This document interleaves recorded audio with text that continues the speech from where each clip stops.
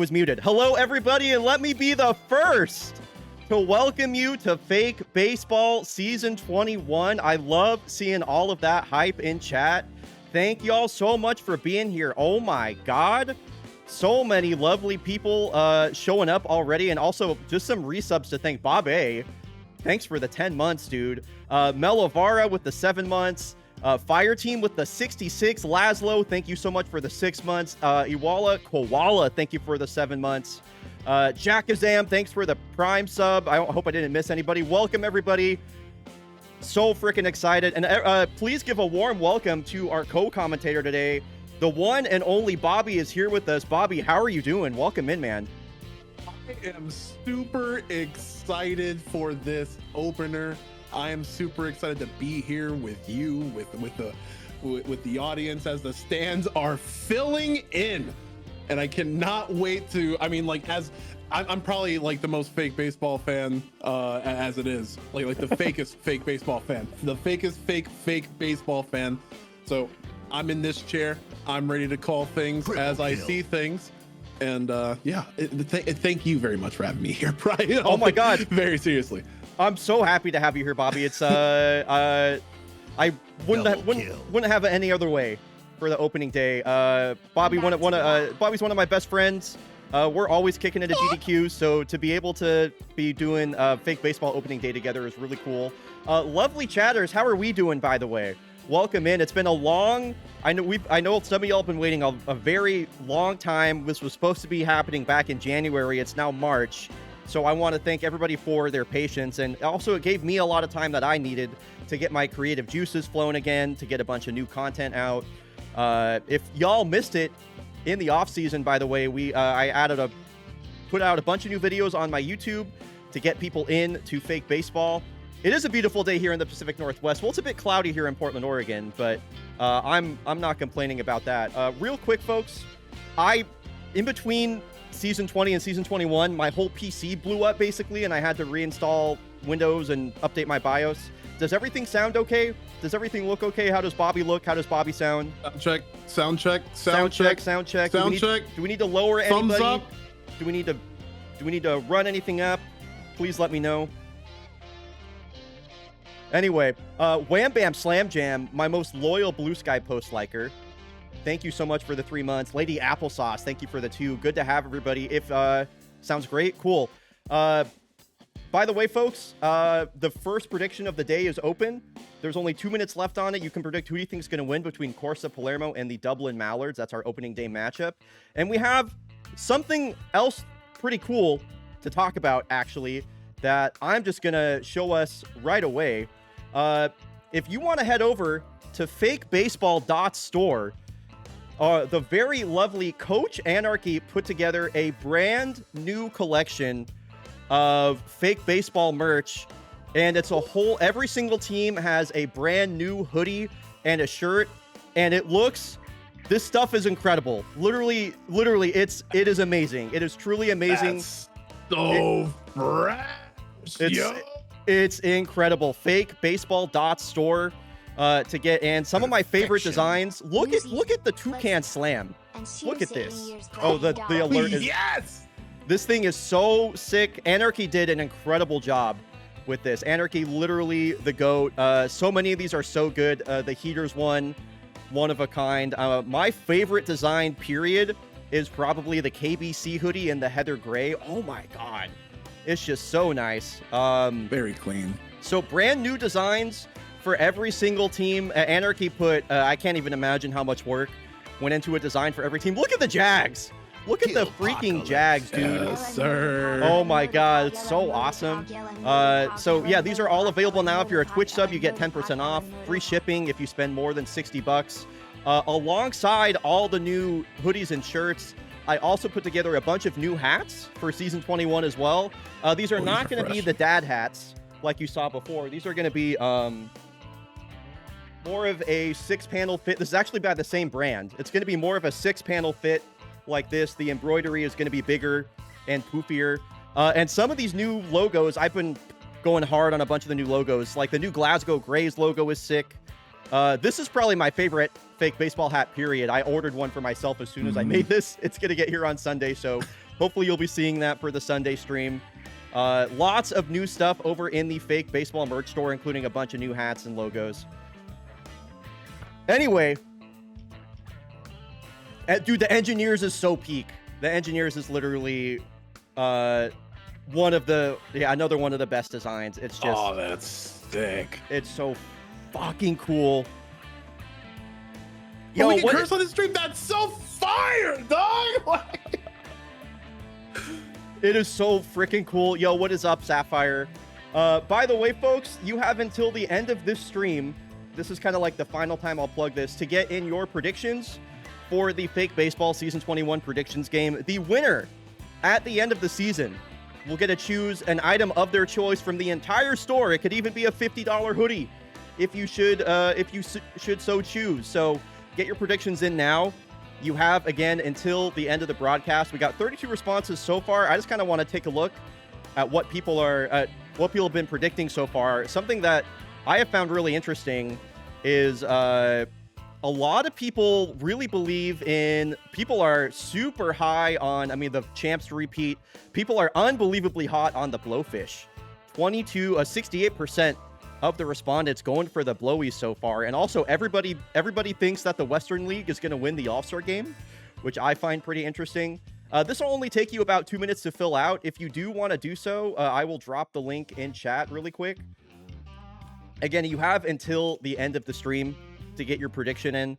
And again, winner at the end of the year gets a fake baseball merch item of their choice. So anyway, folks, we are gonna, as we usually do, we're gonna run 90 seconds of ads just at the start of the stream so that we don't have ads overlaying during the broadcast. Exclamation ad skip to skip the ads, or alternatively, consider subscribing for the ad-free viewing experience. Oh my god! Thank you for the 10 gifted subs, by the way. Anonymous gifter. Appreciate that so much. In that case, I'm gonna run the ads. My god. So I guess we could talk about our opening day matchup a little bit. So coming up, we have, for our season opener, Corsa Palermo versus the Dublin Mallards. These are two completely transformed teams for this season. Talking about them a little bit here. Both of these teams underwent a huge amount of change, most notably with Corsa Palermo bringing in Frankie Yeager, who is one of the best players in baseball. And actually, we have a pretty cool stat about them, too, from Stats Guy Matthew. Frankie Yeager has achieved a 15-15 season. That's 15 homers, 15 stolen bases, roughly equivalent to an MLB 30-30. A record 5 times in seasons 11, 15, 16, 18, and 19, including a 21-24 season in season 16 in which she won MVP. A huge game changer, but also commands a $23 million salary. So they've had to retool the entire team to accommodate for that. And they're facing their divisional rivals in the Dublin Mallards. And we'll be seeing their ace pitcher, Corey Greenman, on the bump today. Another stat from Stats Guy Matthew. Corey Greenman is the only pitcher in the Eastern Hemisphere to win the Triple Crown with 10 wins, a 2.3 ERA, and 125 strikeouts, in which he also won MVP. That was in season 19. Anyway, a pretty amazing matchup coming in. I know, Bob A, this is kind of your first exposure to a lot of stuff here with Fake Baseball. Who are you picking to win this opening game? I feel like a lot of people are incredibly excited to see what Frankie can do for Corsa. And like just for a sort of like LeBron James-esque like prospect, commanding such a high tax to their high salary to their tax, but still commanding very, very consistent efficiency through the games played before getting called up here. So my eyes will be on Corsa for the most part, but still having some really nice additions to fill out the rest of the field. Also some really nice support coming out of the bullpen as well. I'm also my eye is also on Jason David as a sort of kind of like homegrown specialist. Yeah, he's from Cleveland, Ohio, by the way. Cool. We sort of like traded him away. So yeah. I fucking love that. Yo, Tony Mo, thanks for the 37 months. I appreciate that. Thank you again, by the way, for the 10 gifted subs. Welcome in, everybody. I see a lot of great faces in here. What is up? Matthew, welcome in. Franklin. Oh, Earlo, I remember you. Welcome back.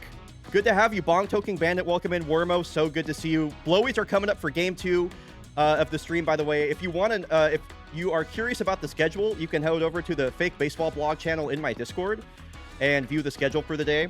Blowfish versus Springboks is coming up game 2. So, without further ado, let's frickin' get the season started. Here we go, folks. It is the opening game. The Corsa Palermo versus the Dublin Mallards. Oh my god. I'm just so glad we're finally going. I've been waiting so goddamn long. Zuchable!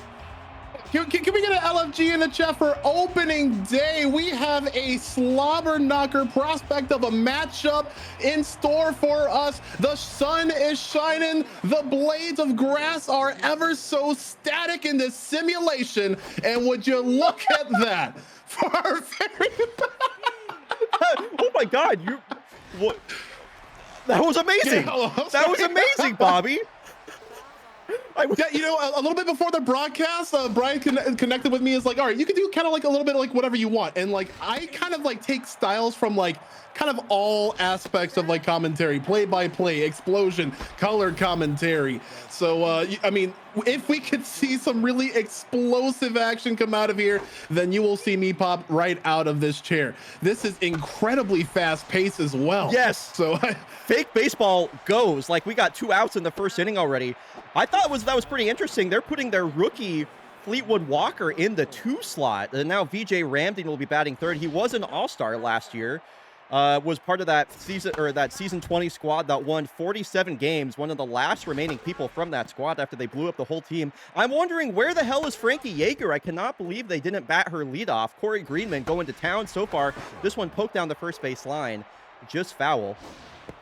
Wow, and taken for a ball that just barely went out of the strike zone. VJ Ramdin a defensive swing on the ball at the top of the zone here. This one poked up the middle, and we got our first hit of the season.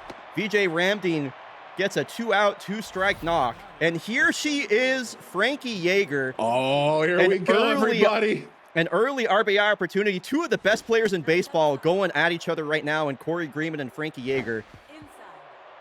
Both future Hall of Famers, without a doubt.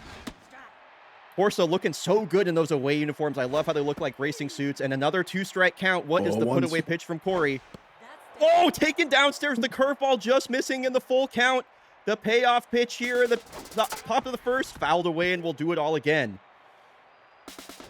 Runner goes. Oh, no! Gets her looking. Just barely clips the outside of the zone. Let's take a look at that instant replay, by the way, of that put-away pitch. This was just barely on the outside black right here.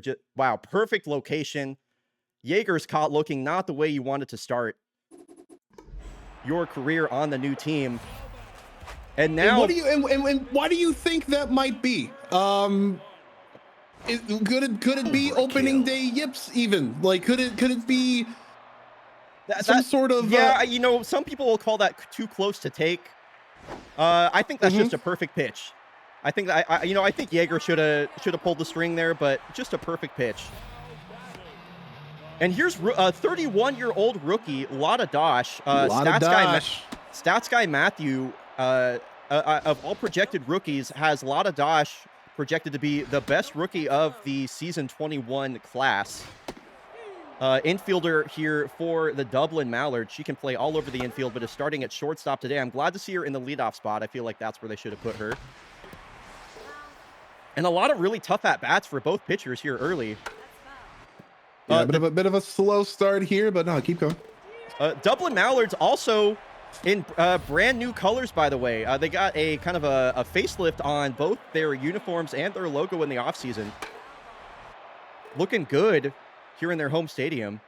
Honestly, really happy with how that turned out. Blend in with a lot of the greenery. Oh my lord, what a solid hit there. Yeah, Zaria Hale getting things started for the Mallards with a hit up the middle, and here he is. Can you feel me? He was the monster signing for the Mallards, replacing a longtime second baseman Olympus Mons. So can you feel me getting his first at bat in the cleanup spot with a runner on first? Not a lot of space, or not a lot of speed at first in Hale, but Ken is really good at hitting balls out of the park. Was a huge part of that blow. If only if it could be the other way. Here we go. You drive out to right field. With a nice popper, and there we go. You feel me with a lap around. Thank you very much for that. You feel me. You feel me. You are felt. Everybody felt that. A monster 2-run blast on 2 outs from Can You Feel Me. The Ducks are on the board first. If you're rooting for the Mallards, hashtag quack in chat. Wow, and Bente Berg is a little rattled as he walks Babu Salah on 4 pitches. The Mallards will keep the line moving and bring up their DH today, Feech Lamana. What a great start to the season for the Mallards versus their divisional rivals, making Corsa pay. And, you know, the big concern with this Corsa squad coming into Season 21 was their pitching staff. Not necessarily Bente Berg, but their pitching in general. So definitely struggling here early with that, as that's another walk, and they'll move a runner into scoring position here for the catcher, Grady Woronski. Yo, Jack Azam, welcome in for the first time.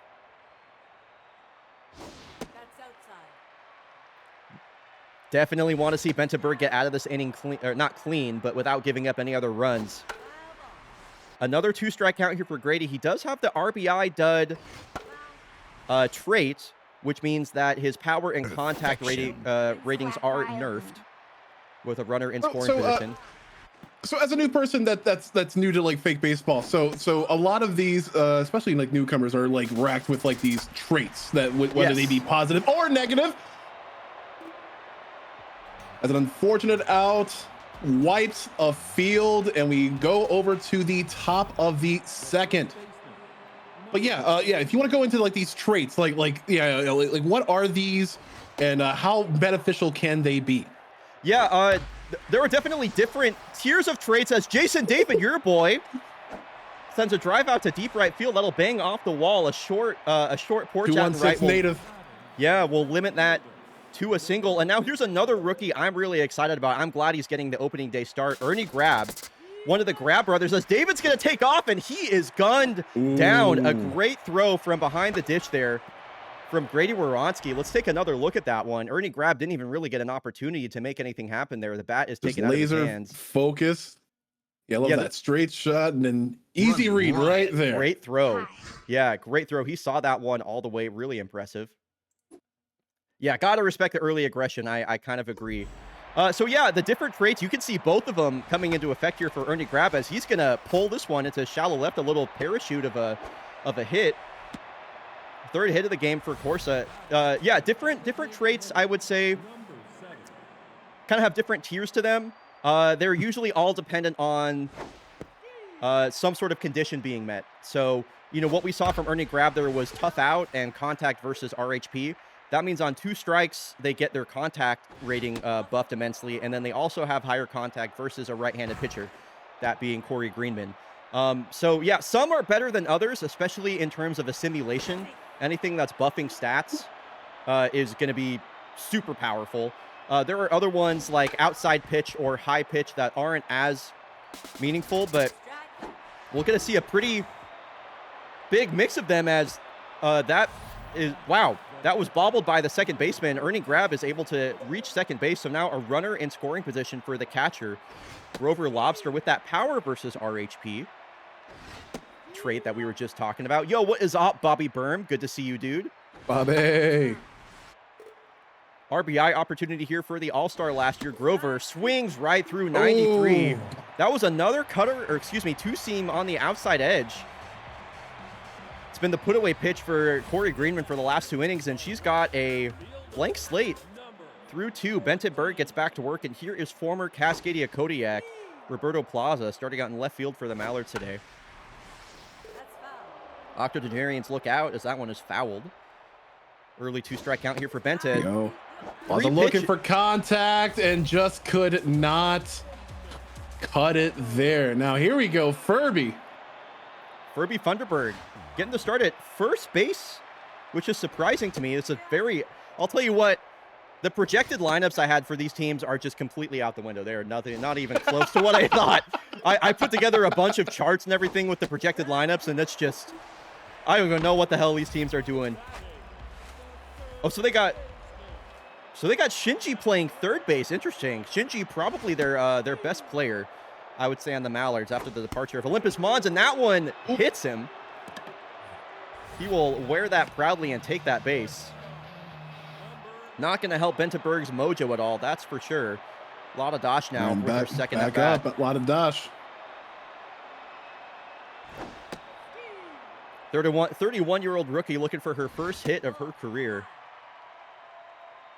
A little bit of speed on first base with Shinji. And another 3-ball count for Bente. He's been really struggling to find the zone. For contact. Oh. Third walk. Issued by Benta so far. Zaria Hale. Gonna be a tall task here for Berg. Left-handed power bat. Swings at the first pitch, just barely missed that. Fouled way back.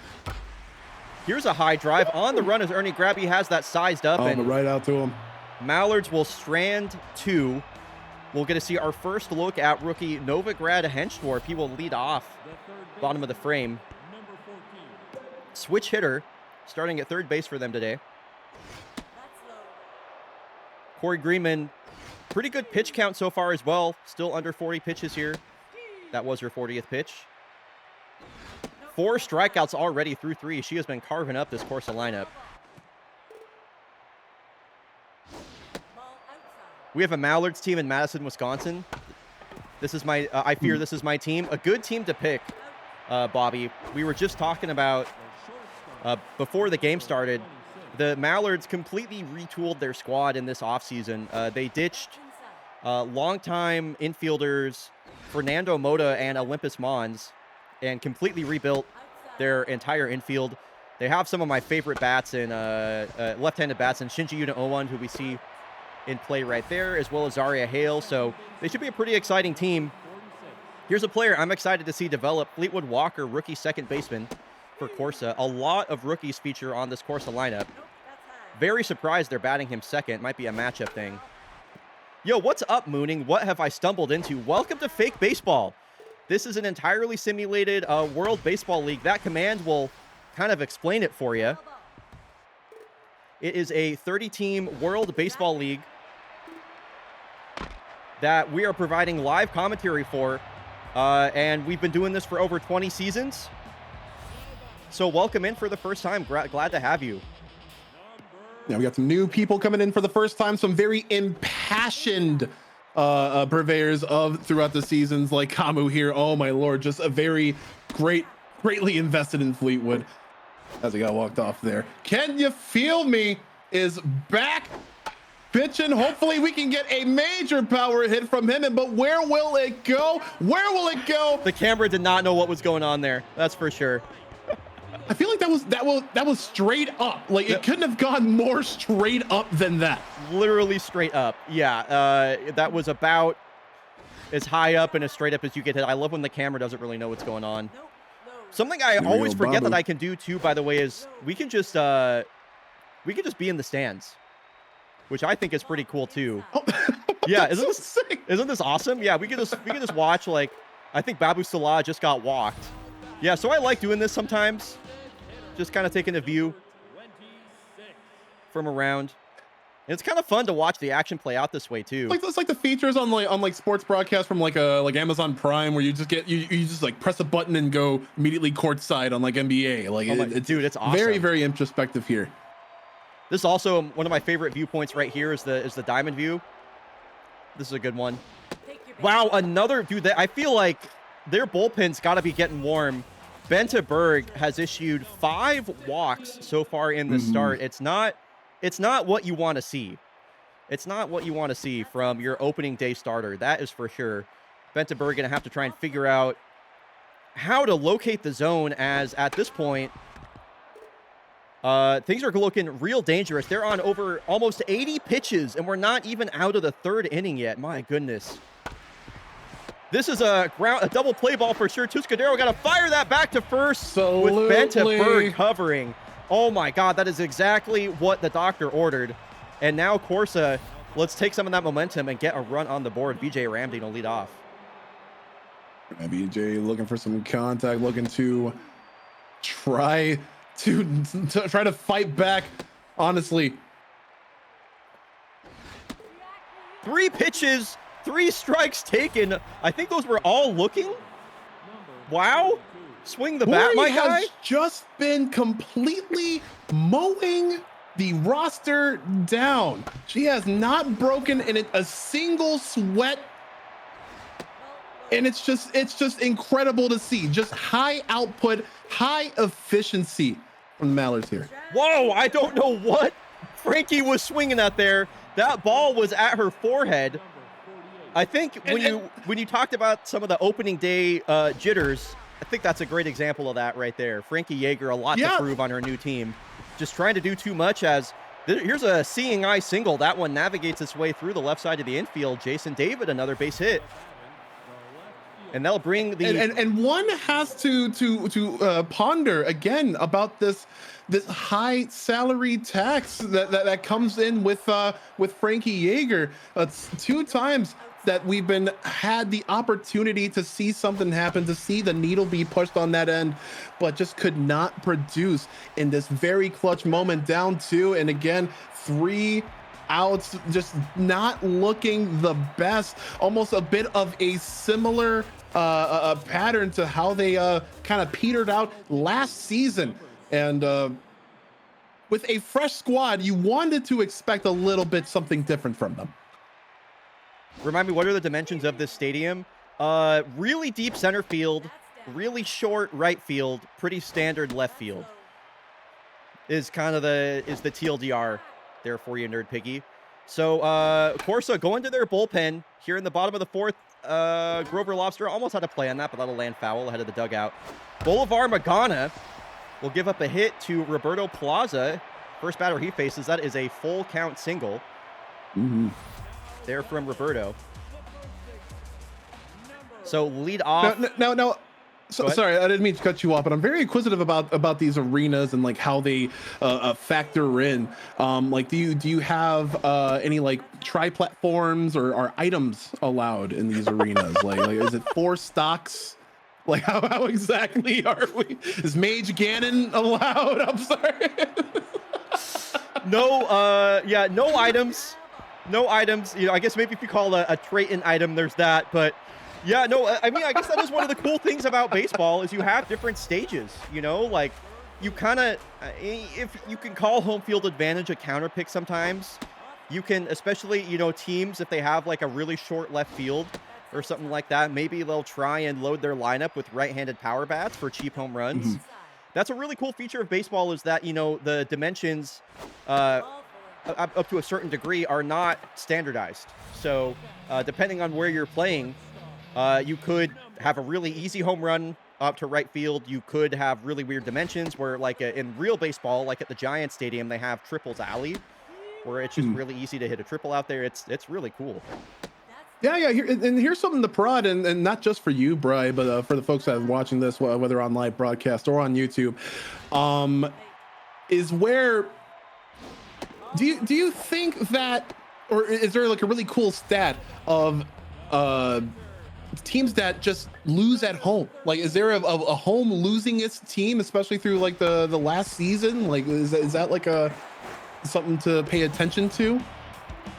That's a great. I don't actually have access to that data in particular, but yeah, there's definitely instances of that in baseball for sure, where teams just have like a really bad record at home.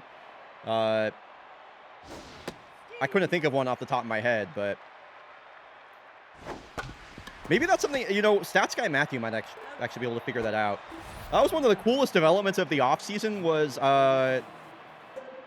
Matthew just, when I put out the crash course on fake baseball video, Matthew was like, hey, how do I get involved with fake baseball? And I was like, oh, well, kind of here's all this stuff if you want to learn more about it. And then, you know, one day he showed up in my Discord and he was like, yeah, so I did a bunch of calculations and I developed WAR for fake baseball, basically, which is wins against replacement, which is a real baseball stat that uses a super complex calculation.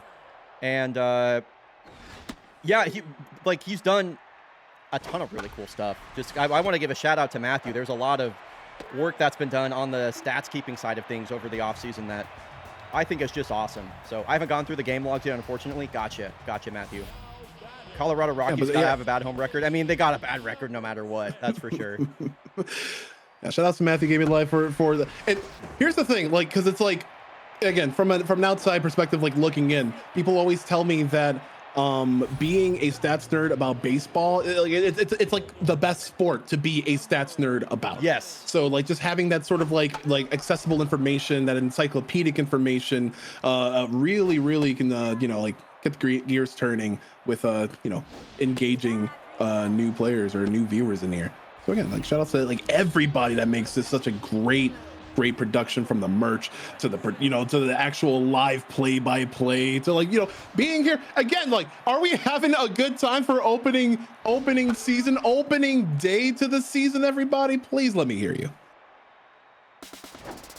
Runner goes, and wow, that looked like a hit and run that was called by.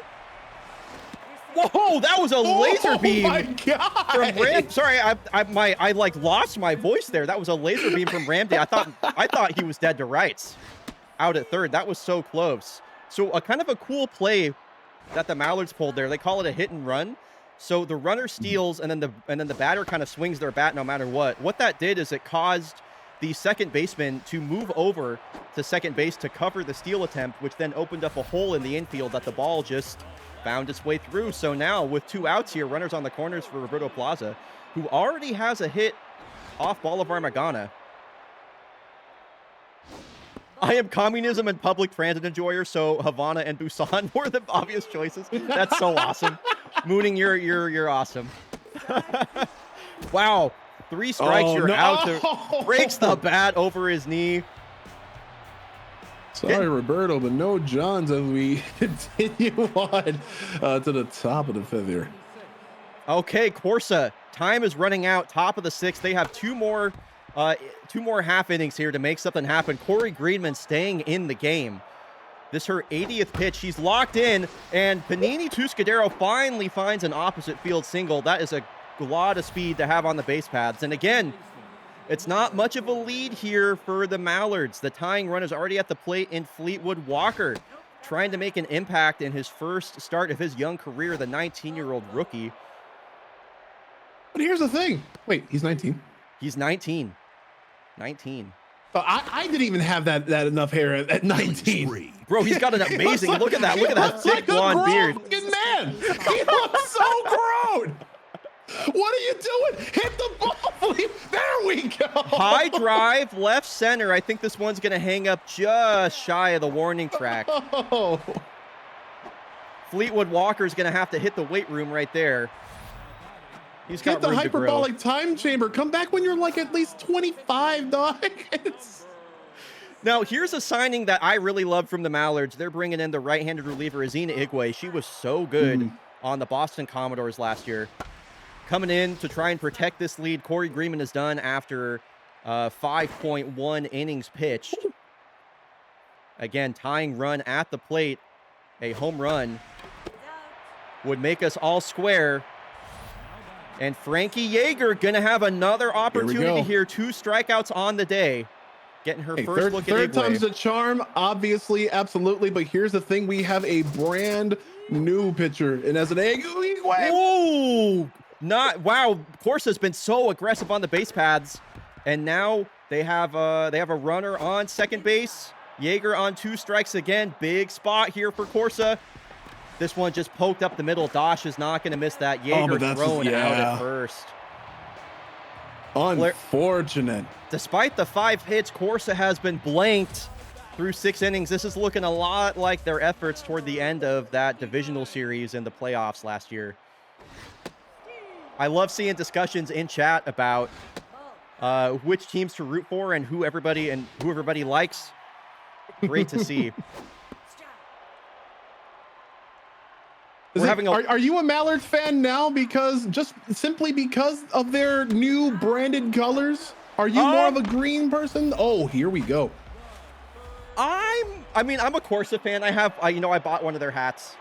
I've always been a Corsa fan. The Mallards have been really good in Europe for a long time, so I kind of soft hate them. They also have some beef with my team, which is the Kodiaks. Olympus Mons played there for a long time, and I fucking hate Olympus Mons. So time heals all wounds. I don't hate them as much anymore. I think they're cool. But let's be clear. This unbiased commentator is definitely rooting for Corsa right now. Yo, what is up, Birdie 39? Commentators are. Again, we have people filling the stands for either team, which is incredible to see. A lot of us trying to make some of those things happen. However, who is this? Zariah. Yeah, Zariah Hale got the first hit of the ball game for the Mallards, trying to get some insurance here for the top of the 7th. Speedy runner on first, 2 outs here.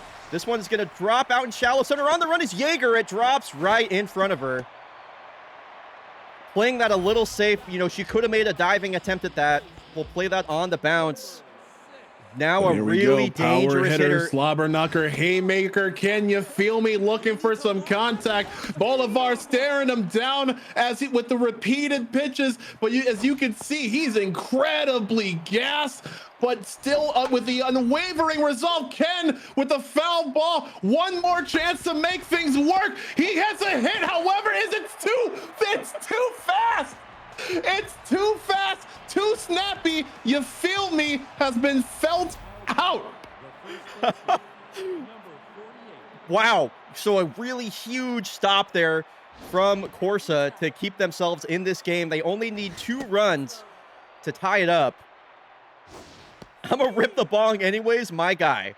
All right, here's your boy, Jason David, 2 for 2 on the day. He was a great veteran signing to this Corsa team in the offseason. Unfortunately, I do not. Oh, high drive, left field. Commentators curse on the run. It's off the wall. Here's the relay from Plaza. It will not be in time. Jason David, a lead-off double here in the top of the 7th. Corsa has been threatening every inning, and now Ernie Grab has a great opportunity to try and tie this game up. Great contact hitter, both with the contact versus RHP and tough out. Another high drive. This one should hang up just shy of the warning track again. Dude, and Jason David's going to try and go to third base, and we'll get that. So runner moves over to third. Now the DH, the lefty, Jay Gray Jagerson, really dangerous power bat. Career high home runs last year. Hit up the middle, and that is going to plate the first run of the game for Corsa. Now the go-ahead run will come to the plate. Jason David advancing to third there comes up big, as now they're only 1 run shy. Ernie Grab could be the beginning of the momentum shift for Corsa, and you love to see it here. However, and the throw is sailed out to center field. Hale tries to get it to third in time. Not in time. Oh my goodness. We need to take a look at that. We need to take a look at that immediately. That is crazy. How about this base running from Corsa, by the way? Jason David takes third, advancing on that fly out. And now Ramon Adkins gets pinch ran for and is in the game at third base. So now with only 1 out, a sacrifice fly would tie this game up. This is some incredible small ball from Corsa. I saw Shredberg in chat asking, why would you take third? That's why you take third. That is why you do it. So now Grover Lobster just needs to put this one in play, get it in the air to tie this game up. Infield playing in, swings through it. That is a huge strikeout for the Mallards. Sacrifice fly is taken out of play. Can the rookie Novigrad Henschdorf make something happen? Any more heroics in store here for the Scuderia? Hard hit, past the glove of Vladadosh, and it's tied. And there it goes. It's tied to 2-2. That is absolutely incredible. This is what dreams are made of. We are not done with this yet. There we We go. gotta change our AA batteries, folks. This is fake baseball. So true. The runner's gonna go again. Another steal attempted, safe again. Now the go-ahead run is on second base. Nickel and dime. Oh, and Tuscadero skies this one. And that will end the inning. My goodness, what a rally. What a rally from Corsa to keep themselves in it. They finally break through. The audience is marking out. The crowd is going wild, especially with this gift sub celebration going on in the chat. Thank y'all very much for your support of the Fake Baseball League. Yo, thank you, Shift, so much for gifting 8 subs, 150 gifted lifetime in the channel. It's so awesome. I will get back to that in a moment. Cooper Caterpillar making his first appearance out of the bullpen. Oh, Babu Salah! A smash to center field, and that will end it. A walk-off, no doubter. Babu Salam. The absolute direct impact. Babu. What a start to the fake baseball season 21, by the way. Deafening. Wow, that's a wow with an exclamation point for me. Holy cow. How about I'm just like, how about an opening fucking game right there? That was sick. Yeah, absolutely. Mallards just absolutely silencing, just putting a dead stop to the momentum. Palermo with a brand new squad could not figure things out. And let us talk about Frankie Yeager with the fumbles throughout her very first 3 opportunities to move the needle here in this season opener. Could not make things happen, and a lot of scrutiny perhaps will be thrown her way, as again a very, very high commanding price tag on one person alone. I want to highlight, by the way, let me make my brush size a little bigger here. I want to highlight Corey Greenman. Corey Greenman just like 5 innings pitched, 7 strikeouts is the big part for me. She was striking out everybody, completely untouchable. Igwe struggled in her relief appearance, but ultimately the Mallards hang on through that Babu Salah walk-off home run. That was just like a what a blast. And another thing to point out too, we talked about the bullpen being the issue for Corsa, and yeah, Cooper Caterpillar gets his Corsa career started with a walk-off blast. Holy shit, everybody. That was what a great game. Great game to start off the season. So, yes, sir. We are going to cool down from that game. If you need to get up, stretch your legs, whatever, go ahead and do so. We are going to run 90 seconds of ads, as we always do in between games. Exclamation ad skip to skip the ads. Alternatively, consider subscribing like so many folks have. I've seen a lot of gift subs coming out. I know I haven't been calling them out, but everybody, thank you so much for the support. This is a labor of love, so I really appreciate seeing some love back. So thank y'all very much. Running the ads, I'll see y'all in 90 seconds. And when we come back, we have the Busan Blowfish taking on the Johannesburg Springboks in a Eastern League Divisional Series rematch. We will see y'all in 90 seconds. Oh. All right, sim to here. Well, let's take a look at some of these sim games. Chicago Dogs win their first game of the season as a new franchise. Nice. Kyoto take that first game of that series versus the Platypi. Knights win their home opener. Sophie Bikes gets a 2-run home run, and the Nemesis will beat the Reapers. So things off to the races so far. Yeah, go Knights. Knights win their first game. By the way, folks, let's just review the schedule for the broadcast, by the way. Let me pull this up on stream really quick. So we do have a schedule today. Normally, I don't make a full game schedule and let folks redeem like teams that they want to see. We're doing things a bit different because it's the opening game. So yeah, game 1, we just saw Corsa versus the Mallards. Busan Blowfish taking on the Springboks. Game 3 is one of my most anticipated games of the day. That'll be the Portland Swifts versus the Boston Commodores. Kodiaks will get started for Game 4. Two fan favorites in Kyoto Baseball Club and Melbourne Fighting Platypi for Game 5. Bryonato's game of the day. Stay tuned for that. You don't want to miss this one. The Nocturnals versus the Chicago Dogs. I really cannot wait for that. The Grays will take on the Kodiaks for Game 7, and then the new-look Jakarta Jags will take on the defending champs to close out the stream. Yo, what is up, Quebecs? Hey, what is up? Gino, thank you so much for the 64 months. Good to see you, my friend. And let's get that prediction going for Game 2. Now, before we actually get into the meat and potatoes of our good old fan favorite Blowies game, Chicago Ducks, big prospects again, a brand new team. What do you expect from them? Just really quickly, you know, them being your guys, but also have there been any great players from other teams that have been filling out the roster for Chicago? For Chicago, yeah, they had a pretty. By the way, folks, prediction is live. Prediction is live for this upcoming game between the Springboks and the Blowfish. Did I make a typo there? No, I did not. That's great. Sorry, one sec. I'm trying to fix my chat. I totally buggered it. What is going on here? Get off my screen. Thank you very much. Yeah, I'm excited to see the Dogs' first game. They did make some pretty big moves in the offseason, especially bringing in Gustav March as their new ace pitcher. I think that's going to be pretty fun. Yeah, that'll be the Chicago Dogs' inaugural game coming up later. This will be an interesting matchup between the Blowfish and the Springboks. These are two teams that are relatively unchanged since the last time that they fought each other. We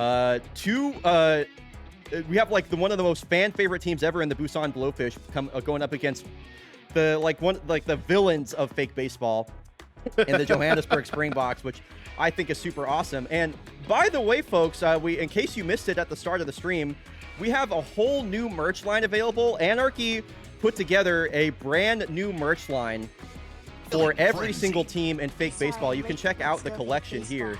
There is just a lot of amazing stuff available. Let's take a look at the tees for the Blowfish and for the Springboks in particular. You can grab these right now over at fakebaseball.store.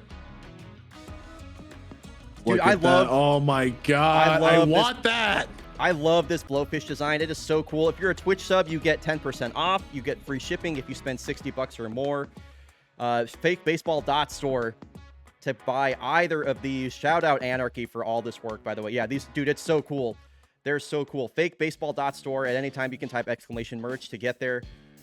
All right, if in chat, I want to hear from you, by the way. If we are rooting for the Blowfish, type hashtag blowing up. If we're rooting for the Springboks, it's hashtag hot boxing. I think Bong Toking Bandit's doing some of that right now, actually. I think I know who Bong Toking Bandit's rooting for. Sorry. Completely unexpected. Hot boxing? Hot boxing, my man. Hot boxing.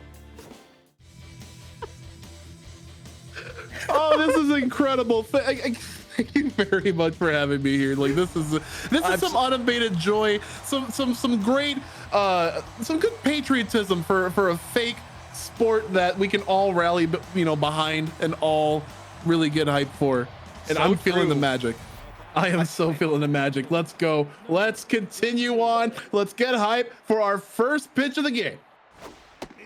Mario Harris on the bump today for the Springboks. This guy has put together one of the greatest pitching seasons of all time in his rookie season. Definitely one of the current a GOAT pitchers alongside people like Celeste LeBlanc and Corey Greenman. Just an outstanding pitcher. Oh, hi, you're seeing my paint.net file that I used to make the opening day, by the way. My bad. Anyway, I forgot to turn off monitor capture. There we go. Now, Alley Cat Crunchwrap. I'm super excited to see him get a full season to play with the Springboks as he will ground out quickly. And we're at 2 outs here in the first really fast. Very, very fast. Mario Harris kind of carving through here. Caden Diligence getting his start in the 3-hole. Today was a big part of that Blowfish run to the postseason last year. What's up, TBCR? TB. And a few ground balls will make that a quick first inning. Mario Harris cruising in this home opener for the Springboks. Remus Freeman will lead us off. Now, this Springboks lineup is legit. It is seriously terrifying. They had 3 different guys with over a 900 OPS last season. Between Remus Freeman, who shoots this one out into right field, he's going to turn on the Jets and push for 2. Here's the throw from Damflock. It's a good one, but it is way late. That'll be an easy double for Freeman. Springboks on the board immediately. Smoke Singleton, also an all-star. They have just some of the most dangerous lefty bats. I love seeing you crack up with all these. It's so awesome. If I can so ask, how are these names made in this league? So there are some of them that are still around that are randomly generated by the game. Some of them are submitted by fans. We actually have you have the ability to rename rookies as they come into the league Nice. at the cost of your Dargy dots, at the cost of your channel points. I'm going to try and hold this up to the camera here. I also have a notes app on my phone that just has a bunch of names that I come up with for fake baseball. So, so some future names that you might see: Sockeye Slammin', Grim Jonathan, Bastard Rapscallion, Sasselfrash Surefooted, Sumo Belson, Two-Tone Tuna Slide, Just Falco. Exactly. So yeah, a lot of these I just come up with. When's the subreddit going up? r/fake baseball shower thoughts. It's funny. They come to me at super random times. Yeah. Sometimes I'll just be playing a game. I'll be playing Death Stranding, and they're like, Sam, here's your new toy. It's a BT Buster, and I'm like, BT Buster. It's a fake baseball name right there. So, anyway, Maureen Layer. Maureen Layer. That's another good one. Chicago Dogs rookie Raph Ruff. So let's take a look at the rookies part of the fake baseball reference real quick. And I'm not sure if Chicago has. Oh, they do. Okay, so Great Para, please don't let me forget. I will be renaming Moose Hound to Raph Ruff at the end of this game. So thank you so much for that. I appreciate it. Moose Hound. Yeah. Moose Hound was another one of those names that was just sitting in my notes app that I just go through all the rookies after they populate and rename all of them. Anyway, back to the match. Destin Agassi. So I'm glad to see him getting DH duties again. He doesn't see a lot of play in the field, but they had him DH almost every game versus right-handed pitching last season. Nice to see him back there again. I didn't see who is on first base. Looks like that could be Jeremy Nash, the third baseman. So runner on first. Full count, 1 out. Composed activated here for Mario Harris. Wow, this one is shot down the first base line, but smothered by Warming Bernabel. Able to knock that down, maybe prevent a run from scoring, maybe prevent extra bases. That is a huge defensive stop. Now. Sludge Grimer? Sludge Grimer, the catcher. I love Sludge Grimer. Put him away, Mario. And Mario just in pretty consistent form here. Just again, not breaking a sweat as we come upon pitch 30. And that one, a curveball away. Grimer goes chasing. They will strand the runner on second. Garland Painter will lead off. Garland Painter, one of my favorite fake baseballers. I just really love high contact bats in this league. Especially anybody that has a 99 contact rating like Garland does. When the Springboks signed him mid-season last year, it just made too much sense. Makes too much sense on the box. Heliocentric Orbital will whip that over to first on a routine play. And now here is Warming Bernabel. By the way, Warming Bernabel is a real name. He is currently a prospect in the Colorado Rockies system. So. Yeah, pretty cool, and I just thought that was such a cool name. I wanted to put him in fake baseball as well. So he'll strike out on a slider way above the zone there. And here is the season 20 MVP, by the way, Chappie Johnson. Chappie Johnson was a part of that trio of 900 OPS players. A diving stop from Nash, who will fire it across the diamond, but not in time. Johnson able to crank up the speed there and leg out an infield single. Runner on first, 2 outs now for the switch hitting Johan Pirelli. Is he the only real baseball player in fake baseball currently? I think so. As Pirelli turns on this one, he'll get a 2-out knock on a 2-0 count. And now Pierre Deperterre will have to navigate the 9-hole batter here. Best opportunity the Springboks have had yet to get a run across the board. Ground ball, charging this one is Crunchwrap, and he will make the throw. Side is retired. Oh, Bernabel signed with the Nationals. Okay, so not in the Rocky system. Thank you. Thank you, Makabudu. I appreciate that. Welcome in, by the way.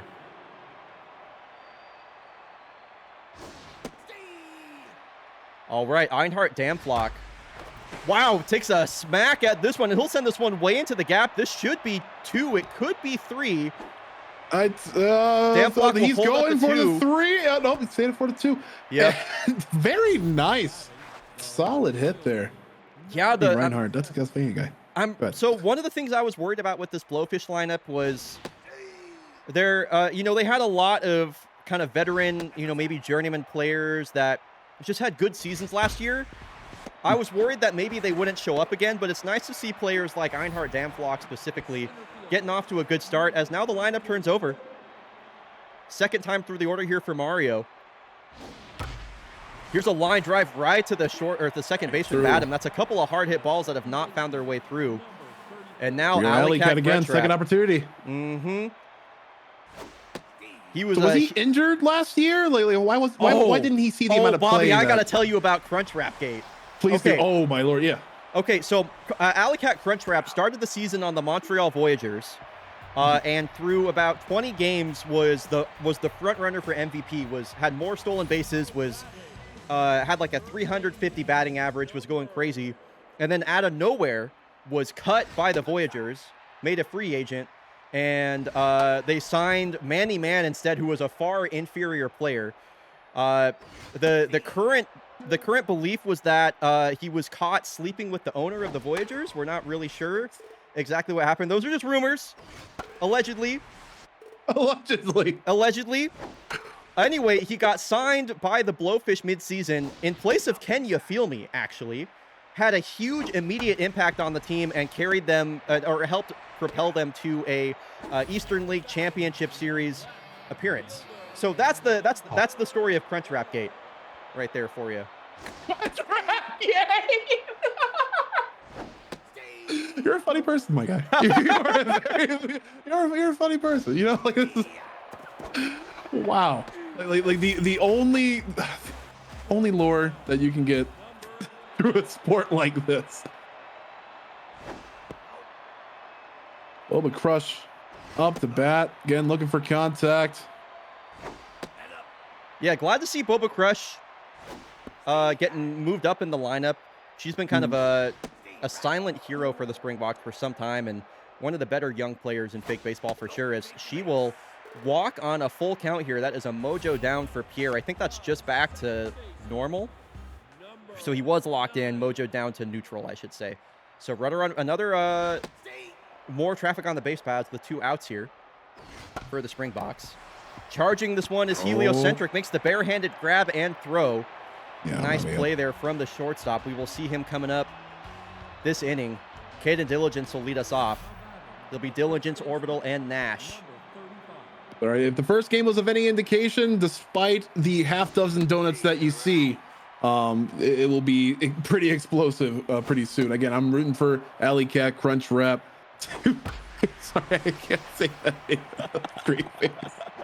Alley Cat Crunchwrap is definitely, like, of all the fake baseball names I've ever come up with, that is like, that's on the Mount Rushmore. Heliocentric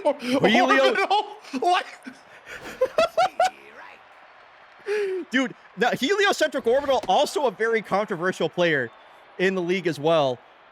He's either like the best player in baseball or the worst, and there's often no in between. You see kind of like, you never know which version of Heliocentric Orbital is going to show up. As this is a double play ball, crush to Badham over to first. That will erase the leadoff hit there, and Jeremy Nash will come to the plate with 2 outs and nobody on. don't trust someone with the name heliocentric. I'm sorry. Like, did you see his player portrait like 15, 30, 20 seconds ago? He looking like Maze from Fable 1 or something. Like, it was so, you don't trust a guy like that. He looks pretty intense. I have to agree. I have to agree with that. Jeremy Nash. Are you sure that's not a maybe it might be Mandela effect. Jeremy Nash, that sounds like a very normal, very common name to have in a baseball league. Yeah, some of the names are normal. They can't all be crazy, right? You know, you got to have your No. I mean, like, there has to be a Jeremy Nash in MLB, right? Very well could be. Yeah, I mean, dude, there's a lot of yeah, especially when you consider minor league systems. There are a lot. There he is again. Player. Mm-hmm. Jeremy Nash is like a basketball player name, for sure. Yeah, 100%.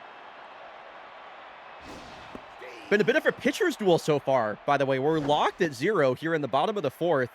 Pierre Deperter going blow for blow with Mario Harris so far, as we're seeing both of the #1 starters here on opening day. Yeah, like I think of Steve Nash, obviously, for sure.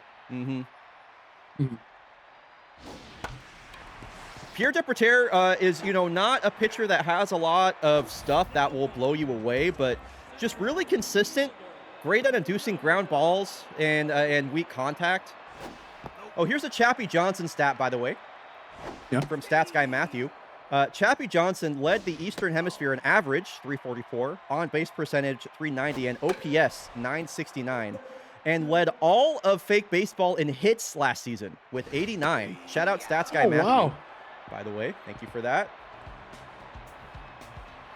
He will go down here, though, as we are all locked up in a bit of a staring contest. Who's going to blink first? Is it going to be Deperter or Mario Harris? Both starting pitchers just cruising right now. Nagasi, a big swing at the first pitch, a heater downstairs. A 5-pitch mix here for Harris. 4-seam, 2-seam, slider, curveball, changeup. Goes fastball, and a couple of breaking balls. Gets Nagasi locked up there. He'll go down looking. His iron eyes. Sludge back up to bat. Now, I feel like this could be like a point of contention to where, like, if you're called Sludge and you have sludge in your eyes, like, is that just a liability at this point? Have we seen anything notable from Sludge in the past seasons? Yeah, he's a good catcher. He's a good catcher. Also, he's just a really good contact bat. Even with the sludge in his eyes, I'm sorry to cut you off, but his name is Sludge Grimer, and you plainly see, like, it's sludge. It's like. How do you see beyond baseball that? Players got some weird rituals, man. You know, it might be one of those things that just works for him. Oh, damn flock gets under this one, slings it out to right. Will it go? It's out of here. Oh! Einhard Damflock. I was trying to think of something to say in German. Das ist Home Run. Mine. Scheiße. Something like that. Damflock will get the scoring started with the blast out to right field. Gets his second hit of the day. Blowy strike first. And now here's Darigold Tillamook, who had such an incredible season 20 playoffs, by the way. Swings the ball in the dirt. Will go down there, Mojo down. But the Blowies do get the Springboks to blink first. It is 1-0 after that Einhard Damflock home run. Love to see people excited in chat. The Blowfish had a huge upset on the Springboks in the season 20 postseason. They won. Oh, here's a drive out to deep left. On the run is Tillamook. Oh, that'll be a leadoff double on 2 strikes for Johan Pirelli. So the Blowfish upset the Springboks. They won the divisional series 4-2. Definitely was not an outcome that I saw coming. The Springboks have just been such a dominant force in the Eastern League for such a long time. And I'm glad that the Blowfish are, you know, when they kept the whole team around, wasn't sure what to expect, but it's nice to see that they've come to play versus one of the best looking teams in the East. I mean, honestly, one of the most solid performing teams of last season as well. Yeah, record for the Blowfish last season, 46-34. Record for the Springboks, 47-33. So 2 very evenly matched teams, and we're seeing that here for sure. Deperter approaching 70 pitches, bullpen getting warm. Diligent's going to flip this over to Pierre, who makes the grab. That's a play in fake baseball where the pitcher makes an error kind of often. So whenever that happens, I'm kind of holding my breath a little bit. Nice to see Pierre hang on right there. Trying to make it 5 innings of scoreless baseball and another more weak contact. This is what I was talking about. He has with a gaily stroll to first. You think he would have a little bit more urgency there in such a pivotal moment. All right, third time through the order now for the Blowfish, Hudson Dakota. Great contact hitter like so many other batters in this lineup. Going to get things started. Has he learned anything through 2 previous at-bats versus Harris? No, this one is popped way up. Remus going to call for that himself. He'll make that grab just shy of the left field grass. Yeah, much like the rivers of Hudson and Dakota, it ebbs and it flows. It could be the last opportunity for the top of this lineup to make an impact here. Alley Cat Crunchwrap trying to break an 0-for streak here. Hard hit, but that one hooks foul. Hanging on. The 2-2 pitch. Really great reads from Alley. Just really want to see some production here. Strong hit. Gets that one timed up. Able to send that one into shallow right. A lot of speed on first base now ahead of Caden Diligence. And they're leaving in Mario Harris. Not a move that I hate, but it does surprise me a little bit here, especially third time through the order. Caden Diligence already with the hit today. Checks in over at first, trying to keep Crunchwrap honest. A good arm behind the dish from Shade Bright, but nobody stole more bases in the first half of the season last year than Alley Cat Crunchwrap, and they're really concerned about him over at first. A couple of checks over there. Bernabel going to get the out at second. Crush fires back, not in time. Diligence able to prevent the double play, and here is heliocentric orbital. Here we go. Can we see an orbital strike right now to extend the lead for the Blowfish? No, this one off the end of his bat. And Freeman will play it on a bounce, and that will end the inning. Oh, unfortunate, but still with one on the board. That's still a bit of momentum that's been built up. And they're leaving in Depreter as well, so both starters going the distance here, pitching into the 6th inning. And more weak contact. I am so impressed with Depreter. Keeping pace with Mario Harris here. Not sure how much longer he can hang on. His mojo is up, though. He's locked in. He gets a small boost. What kind of stat is that, mojo? So it's something that can be effective positively and negatively? Yeah, basically it's like dependent hot on streaks and cold streaks? Exactly. Or like what factors that? Okay. Exactly. And yeah, so mojo, when you have mojo up, it actually buffs all of your stats. And your mojo will be affected more or less depending on how much pressure there is in any given moment. So you see the pressure meter here. That directly relates to how much his stats are being affected by the mojo. Here's a flare out to right, and Damflock will play that on a hop. A 2-out single here for Painter. And that'll bring the go-ahead run to the plate in the first baseman warming Bernabel. Could be the last batter that Depreter faces. We will see. The CPU always does bullpen management in a bit of a weird way. And Bernabel could get a pitch to hit here on 2 strikes. He does, and doesn't pull the trigger. That was 92 down the middle. Now a 3-ball count. Pitching from the stretch is Depreter. The pitch. Fastball left over the plate, and he missed on it. Wow, a late swing decision. And Pierre Depreter strikes out Bernabel on a breaking ball. 6 innings of scoreless baseball from the French starter for the Blowfish. And they are well positioned to win this game right now, Bobby. This is honestly almost a stark contrast to what we've seen in our very first game in this broadcast. But also a pattern of top prospects just not producing. You know, Alley Cat Crunchwrap still making some, some very small gains, but what's up, a bit of support to back that up. Yeah, both the starters are still in. I cannot believe they have Mario Harris. Mario Harris, this is his 90th Mario pitch. Harris is gassed, like absolutely just heaving, but he's still, he's still very, very sharp. Yeah, still able to get weak contact, and 2 outs here quickly. They're going to bring in Braden Alvarado. There we go. 6 2/3 innings pitched for Harris. He was 1 out shy of a complete game. Really impressive stuff. Only gave up 1 run in his start. An excellent start. Offense just hasn't been able to match it so far. Let's have not been able to produce any sort of progression. And if you're rooting for the Blowfish, this is like the Blowies could do it. Yeah, if you're rooting for the Blowfish, this is your final. This is your final chance to get loud in chat. The Blowies are bringing in their closer, Roger McFurlow. If you're rooting for the Springboks, they got one more opportunity to tie this one up as Johnson swings at the first pitch. Sends that one a mile high. Tillamook will make not a great start. Play.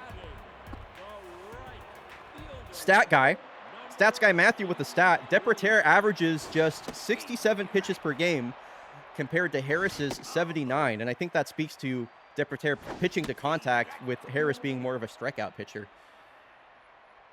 So 1 away quickly here in the bottom of the 7th. Springboks need 1 run to tie it. I'll have to find a way to manufacture a run with the bottom of the lineup here. Here's a high drive. Deep on the run is Dakota, but that is just at the warning track. Pirelli comes up a few feet short of a game-tying home run. And now the last hope here for the Springboks is the catcher, Jade Shadebright.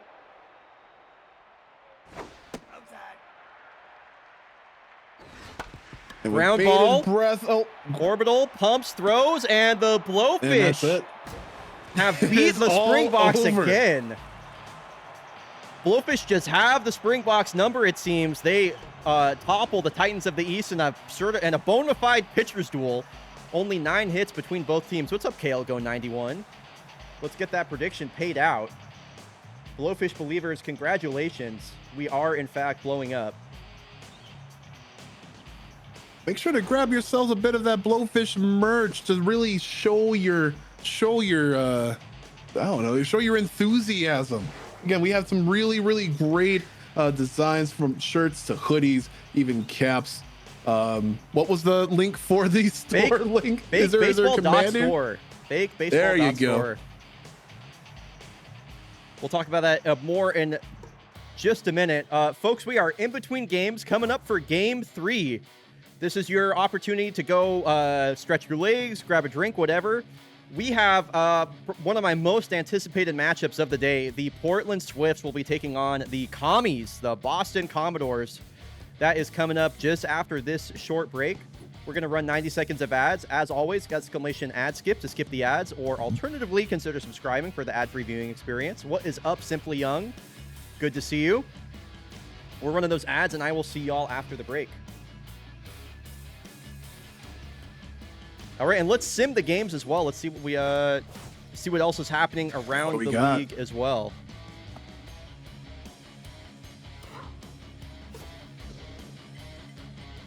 Wow, Jags 5-0 over the Knox. That's a big win. And oh my God, the Voyagers put up 10 on the defending champs. The Grays put up 10 on the favorites. Holy cow, there's some crazy games. The Elephants 4-1 over the Moose. Southern Heat matchup, the Heaters come up on top in extra innings. Lord. Yeah, that went to 11 innings. Thank you, Gormy. Thank you. So let's preview some of these teams coming in here. The Portland Swifts and the Boston Commodores are 2 of the fastest teams in baseball. Really excited to see them go toe-to-toe. And we're going to get our first look at a player that I am really excited about in particular, Slam Tona Washington. Probably my favorite rookie of the season 21 rookie class. Switch hitting first baseman, 75 power, 85 contact, and good speed as well. Cannot wait to see him come to play. They got a lot of speed all the way up and down the lineup. They got backyard baseball certified GOAT Pete Wheeler. They got J. Zax Taylor. CJ Boss will be getting the start. And for the Portland Swifts, some hometown representation here for me. The Portland Swifts. They got former Kodiak and Fernando Mota signed from the Dublin Mallards. Great defensive third baseman. Also, really great contact hitter.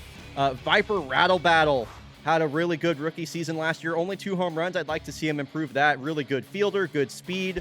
They have a the most complete roster in baseball, in my opinion, the Swifts. They brought in veteran Ralph Herrera, coming off a really good season with the Dakar Yoff Mariners, and the Swifts have the best pitching staff in baseball. We'll be getting to see Somner Leone on the bump. Was a Magnifico Award winner, runner-up last year. 103 innings pitched, 113 strikeouts. Some say he should have won. Some do say that. Let's get the prediction going. By the way, I'm a little late on that. My bad. By the way.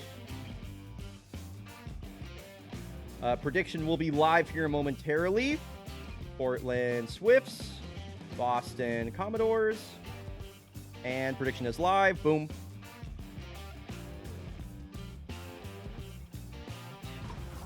All right, folks. How are we doing, by the way? We're 2 games in to season 21. Only 2. It feels like only 5 minutes have gone by so far. Truly. Like, these games are so blazingly fast, but we still get to talk about so much. Like, sorry, I took a big drink of water just now. Yeah, glorped some water, dog. I glorped that. Yeah. Let's check out the designs that Anarchy made for both the Swifts and the Commodores. By the way, this is a whole new merch line that Anarchy designed for season 21. By the way, you can buy any of these by going to fakebaseball.store. There are a ton of really sick designs. You could be the first to buy one. By the way, we haven't had anybody buy one of these yet. Just a heads up. You could be the first. Swifts is one of my favorites. It is so cool. It is so cool. These are all courtesy of Anarchy as Fortnite in chat. Fakebaseball.store. Free shipping if you spend $60 or more. 10% off if you're sub. By the way, 2 of my favorite designs. I love this. I love this Portland Swift design. Dude, they go super hard. They got a hoodie or a t-shirt. Boston Commodores also. I mean, that looks like a real baseball shirt. I think it's sick as hell. Oh shit! Nerd Piggy! Hey. Nerd Piggy, thank you so much for supporting Fake Baseball and buying a Portland Swift shirt. That's so awesome. Let's freaking go, Piggy. I love you. Anyway, also, by the way, if you can gift stuff in chat as well. If you want to maybe buy, you can do a giveaway. You can start your own giveaway in chat at any given time for any of these items. That's so sick. It's really cool. Yeah. Hey, Bobby's birthday is in like a month and a half. Like you gotta get me. You gotta give me that You gotta give me that Panthers shirt, please. You gotta give me that. Oh, get Bobby, get Bobby a Jakarta Jag shirt. That sounds sick as fuck. Yeah. All right, folks, let's hop into the game. By the way, Jaguar, not Panther. I'm sorry. Hey, I mean, it looks they look pretty close. If you are rooting for the Swifts, hashtag Roost City in chat. If you're rooting for the Commies, it is hashtag Anchors Away. I'm very curious to know who wants who to win. This could be a future playoff matchup. I don't really know. But let's get going. Portland Swifts versus the Boston Commodores. We are headed to Boston for their home opener. I'm incredibly excited to see about the pitching prowess of Portland here. Me as well. Stat here from Stats Guy Matthew. Both teams each with 4 players with more than 10 stolen bases last season. The Swifts in Fernando Mota, Viper Rattlebattle, Ralph Herrera, and Cortega Dominguez. The Commodores in Mauricio Atkinson, J-Zax Taylor, Ellen Bryce, and Pete Wheeler. So Fernando Mota in the leadoff spot, the former Kodiak offseason signing for the Swifts, gets his first action. And here, this one's poked up the middle. A diving grab by Swamp Donkey. Not in time, the speedy Fernando Mota. Yeah, really good first impression in his new threads. Yeah, he looks really good in a Swift uniform as well. And he's going to steal Ellen Bryce, a great, Bell Bonham's a great defensive catcher, able to beat her out there. I'm really surprised, actually. So immediately a runner in scoring position, nobody out. CJ Boss on the bump here for the Commies, one of my favorite pitchers in the game. He has that almost maxed out junk rating, has a lot of movement on his pitches, and the Swifts jumping on him early. Captain Bryce, a slow grounder, charging it is Atkinson, and he will sling that across the diamond in time, 1 away. And now here's a player that I am betting on breaking out. Aberration! Chromatic Aberration. I think she's going to have a big season, and she's got a good RBI opportunity here with one out and one on. Frag boosting is not allowed in fake baseball, correct? If somebody figured out how to do it, I would let them. Kavex, I think you accidentally a letter there. It's the commies, not the cummies. Just a heads up. That's a great look from Bobby there. What is wrong with y'all? And now the full count to Aberration. Here's the pitch. Skied. This should just squeak foul. Pete Wheeler having a look, making a leap. Not there. Wow, this is an extended at here from Aberration. Another full count pitch. Chrome Abby just standing strong through it, earning that walk. She deserves it. Yeah, a couple of good at bats here from the Swift so far. Already at 20 pitches as boss. Double steal in at third. Wow, Fernando Mota in at third safely. Dude, y'all, Bell Bottoms is no joke as a catcher, by the way. Bell Bottoms is like a really good defensive catcher. Incredible double steal from the Swift. Look at that. Sorry that the chat is kind of covering it right there, but yeah, man, really impressive to see Mota take third there. Aberration will also get the steal to second. That is some really impressive stuff. Let's go. Swifts making things happen early. Tough out activated for Zacharian on 2 strikes. Got to put the ball in play here.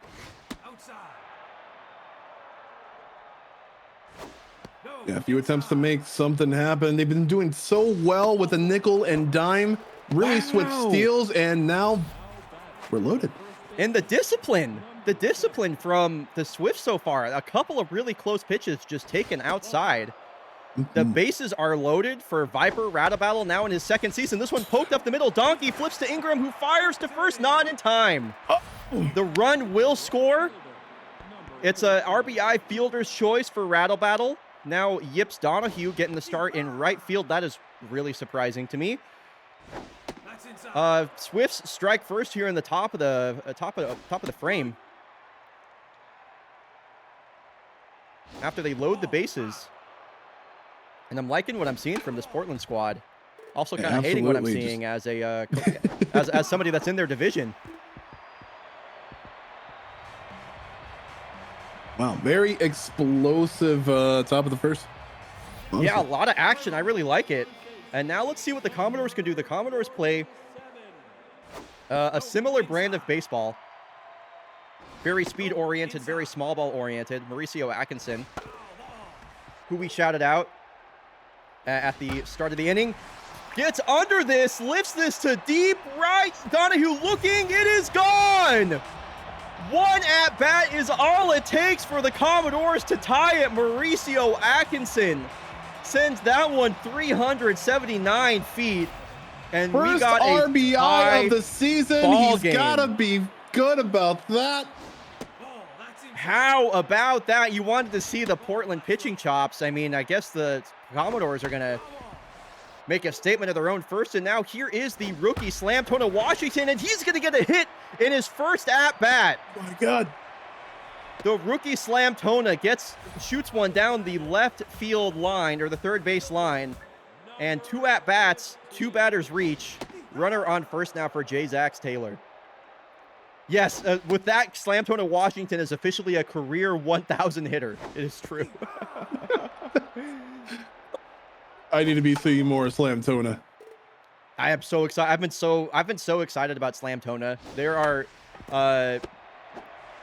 are certain, like, you know, rookies just get randomly generated as each new season starts, and sometimes there's a rookie that pops up and I'm like, oh my God, this guy is going to tear up the league, and there goes Slamtona.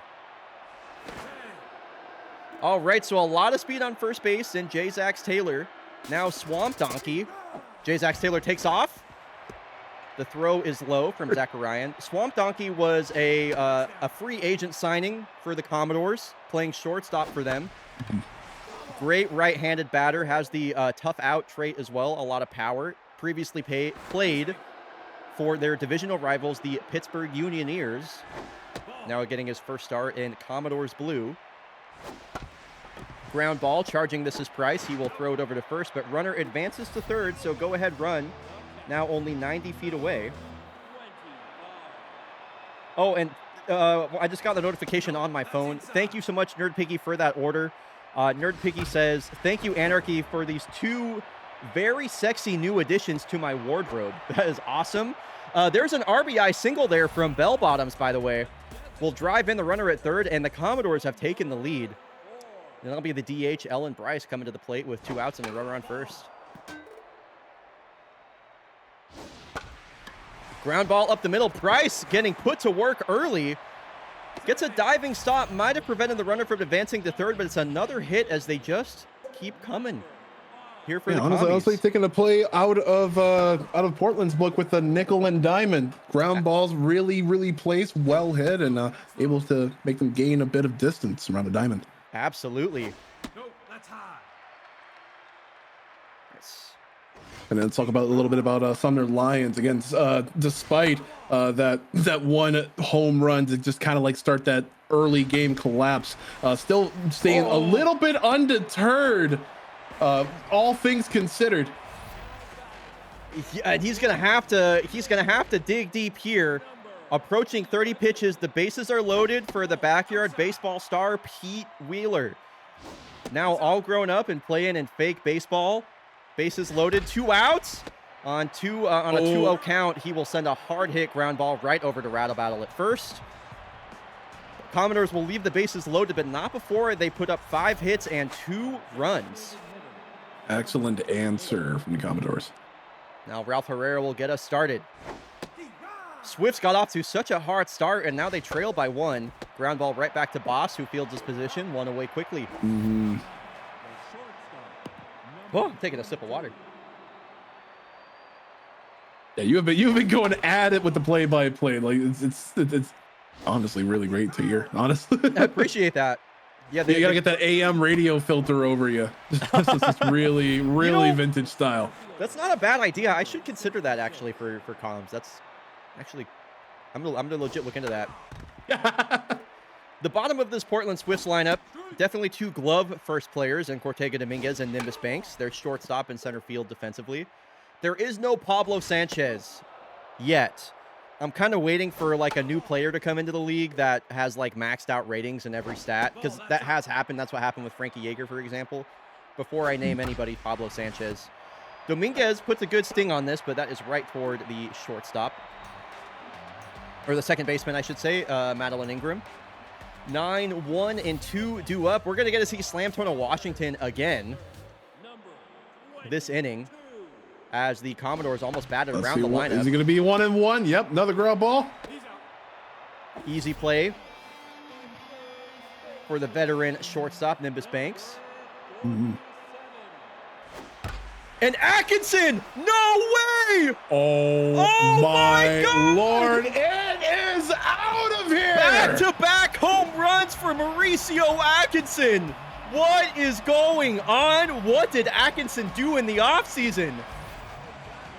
That's that Michael Secret stuff he's got going on. Like, holy baloney. 466 feet, 2 absolute tanks from Mauricio Atkinson. That is incredible stuff. Oh my goodness.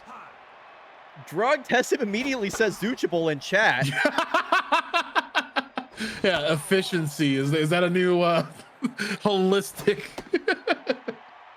Oh my God. Gotta wonder if there's something that Leon is doing that is maybe, you know, is Leon tipping his pitches? Does Atkinson just kind of have a read on him? But boy, Mauricio Atkinson completely owning Sumner Leon so far. So now J-Zax Taylor reached on I believe it was a fielder's choice last time up. Strikes out there, throws his bat in disgust. Another home run that will extend the lead to 2 runs, as it'll be the second time through the order now for the Swifts. Fernando Mota getting back up to the plate, led off the game with a couple of with a base hit and a couple of steals. Also scored back in the first. CJ Boss, a 2-run lead to protect now. Mota goes fishing Mota there. Really wanted it. Really wanted it. Could boiled milk be involved? Gosh, I sure hope not. We got enough of that in the World Series last season. Captain Price checking the corners, but again, without that urgency, you're just not going to be able to persist on there. Definitely needed to be practiced, I think. Wow, and this one off the glove of Donkey. Oh! So 2 consecutive plate appearances in which Chromatic Aberration has reached. Zachariah now representing the tying run at the plate. Walked his last time up. Swift's trying to answer back after 2 Mauricio Atkinson home runs. Oh, you can tell he wants it. Tough out activated on 2 strikes. Wow, you got to pull the trigger. That one clips the outside corner. Zachariah goes down looking. The runner is stranded. And the Commodores will get back to work. Swamp Donkey will lead us off. I think that has to take the cake for names I've seen so far. Swamp Donkey, dog. Oh, my Lord. It's a good one. And Lions just staring him down. 3-ball count here for Leon. And now a full count. Tough out activated for Donkey. Takes a big swing, and this one is just past the glove. A great diving attempt there from Banks, but it's just a hair late and a lead-off hit. Now, the Swifts have a really deep bullpen they could go to should they deem it necessary. Still only here in the bottom of the 3rd. But the Commodores have definitely been seeing Leon well the entire way through. This one, a double play ball. Bryce, the underhand flip to Banks, who fires it over to first to Rattle Battle. He races that leadoff hit quickly, and just like that, mojo back up for Somner as he has settled back into this game. Pitch 51 and counting. Yeah, pitch count definitely a little bit high. Banks charging this tough play, not in time. Ellen Bryce, good hustle right there. Ellen Bryce also has the stealer trait. We might see her try and take off for second here. Though, generally speaking, you don't want your 3rd out to be on the base paths. Here she goes, takes off. The throw from Zachariah had her dead to rights. That was an absolute dart from behind the dish. Nice play there from Tigran, making up for that strikeout in the previous inning. And now here is Viper Rattle Battle. Rattle Battle. 2 home runs and 11 stolen bases in this rookie season.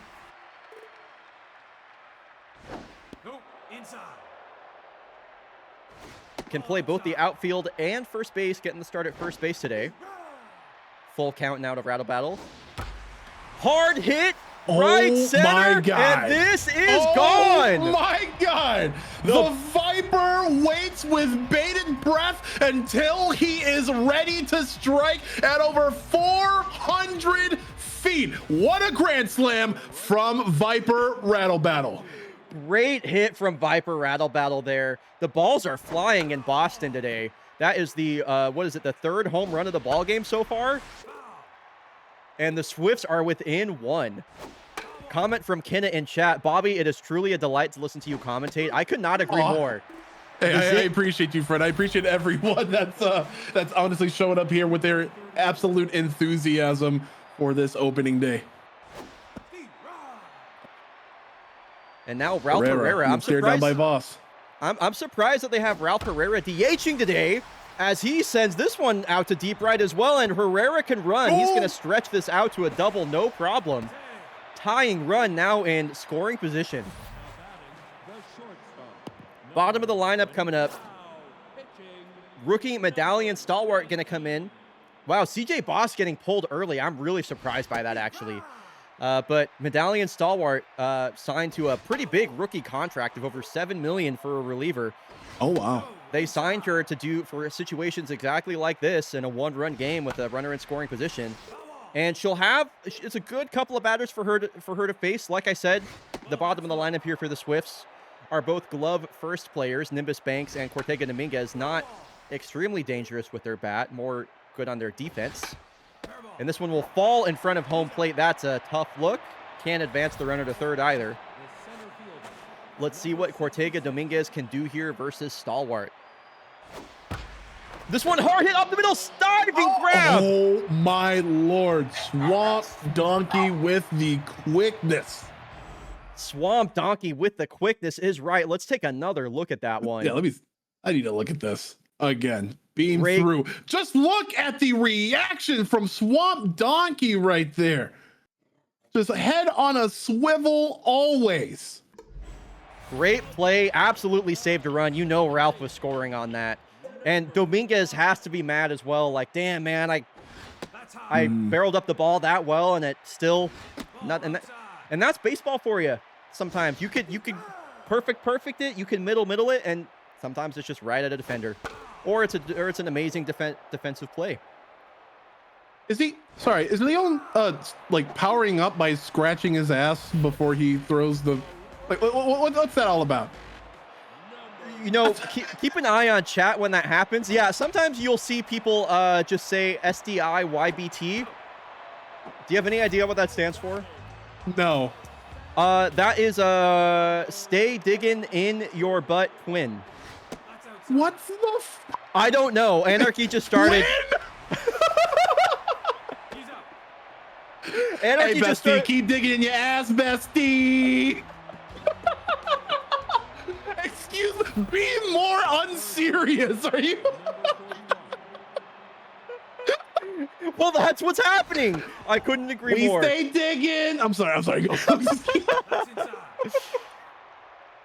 Yeah, there are lots of just great little idle animations like the crotch grab like we saw right there. And one of them is the butt scratch. So I like to call. I love how the audience is just so quick to call it out too. Like, oh, there it goes. Oh, it's so funny. Yeah. Like, I've been watching simulations of this game for so long that, you know, the animations are kind of like white noise to me. You know, I don't really pay attention to them. But, you know, I just kept seeing people in my chats type SDIYBT, and I'm like, what the fuck are y'all talking about? And they're like, stay digging in your butt, Twin. Obviously, they're scratching their ass. And I'm like, I guess they are. I guess they are. And now we have KDIYAB, which I can only imagine is what you just said.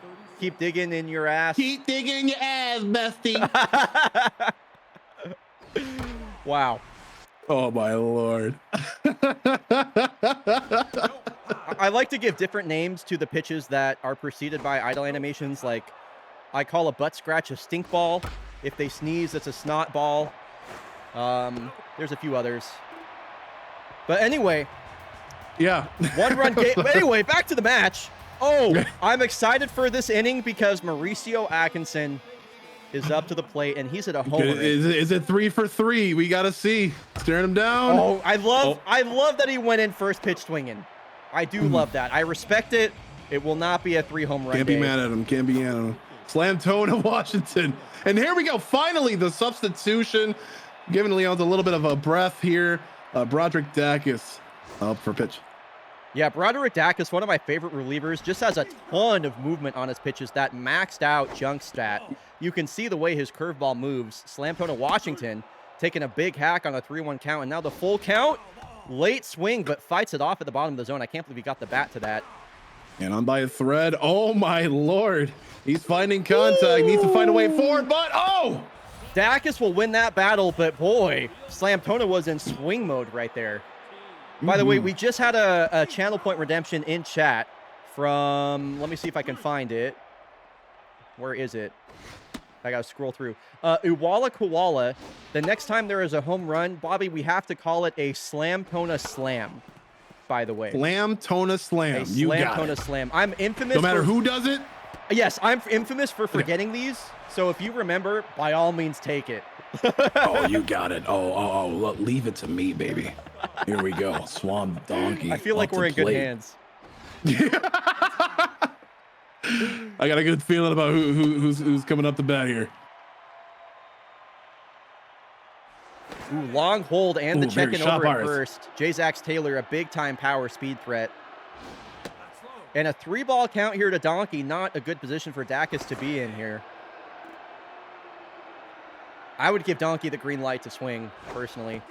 Checks his swing. That's a great, really nice curveball from Dacus. Hard hit up the middle. Ooh. Dominguez chasing this is going to fire it to third. He's got a good arm. It is not He's gonna be in safe time. after that slide. Oh my Lord, Swamp. Great hit from Swamp Donkey. Great base running from the speedy J. Zax Taylor. Takes third base. And another ground ball that just finds its way. Whoa. Oh my goodness. Okay, let's take another look at that, by the way. There's a few things that just happened there. So a ground ball that just finds its way just past the dive and grab of, wow, Rattle Battle was really close on that. I'm gonna take another look at it here. Man, just past the grab of Rattle Battle. Late reaction. Price can't get it done. The run from third scores. It looks like Donkey thought about taking third about halfway through here, turned around. The run goes to third. Moto tries to fire it back, and safe at second is Donkey. Wow, that was a lot of things all at once. 11 hits on the day, by the way, for the Commodores so far. They have been tacking it on. Yeah, really. They have been finding that contact, and they have been finding massive production behind it. Aggressive base running. Yeah, this is what the Commodores did all last season. This is why I really was hoping they would make the postseason.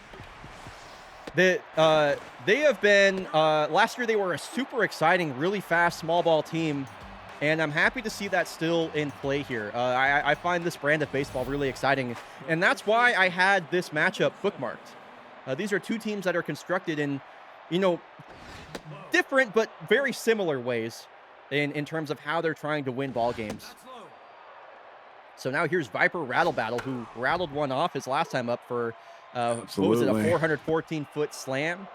Yeah, something like that. Yeah, over 410. And now he's finding some comfort as he's getting walked. Welcome home, Laz. What's up, Laszlo? Hi, Laz. Good to see you. Everyone say hi, Laz. Hi, Laz. That's my horse two playing Everyone say hi to Laz. Now, something that I find really confusing is Yips Donahue is a bench player for the Swifts, so I don't really understand why he's in the starting lineup today, let alone batting sixth. I guess that's why he's in the starting lineup today. But look at that. Ask a question, get an answer. First two runners have reached ahead of Ralph Herrera, one of their free agent signings. He hit a massive double his last time up, and they're going to bring in their closing pitcher, Webb Townsend, one of the more dangerous closers. A two-pitch mix of four-seam and a curveball, but a maxed-out accuracy trait, a really high junk trait, and K-Man, which buffs his velocity and junk traits on two strikes. You were asking about like traits and stuff like that. K-Man is the best trait a pitcher can have. It is super deadly. Oh yeah, he's super deadeye, can employ any sort of mix-up, and it will just be incredibly hard to react and put that force forward accordingly, as Nimbus Banks is just getting not the looks that she's looking for here. Yeah, fighting for her life right here is Banks, and this is an opportunity the Swifts cannot pass up. The two runners on, nobody out. They got to make something happen here.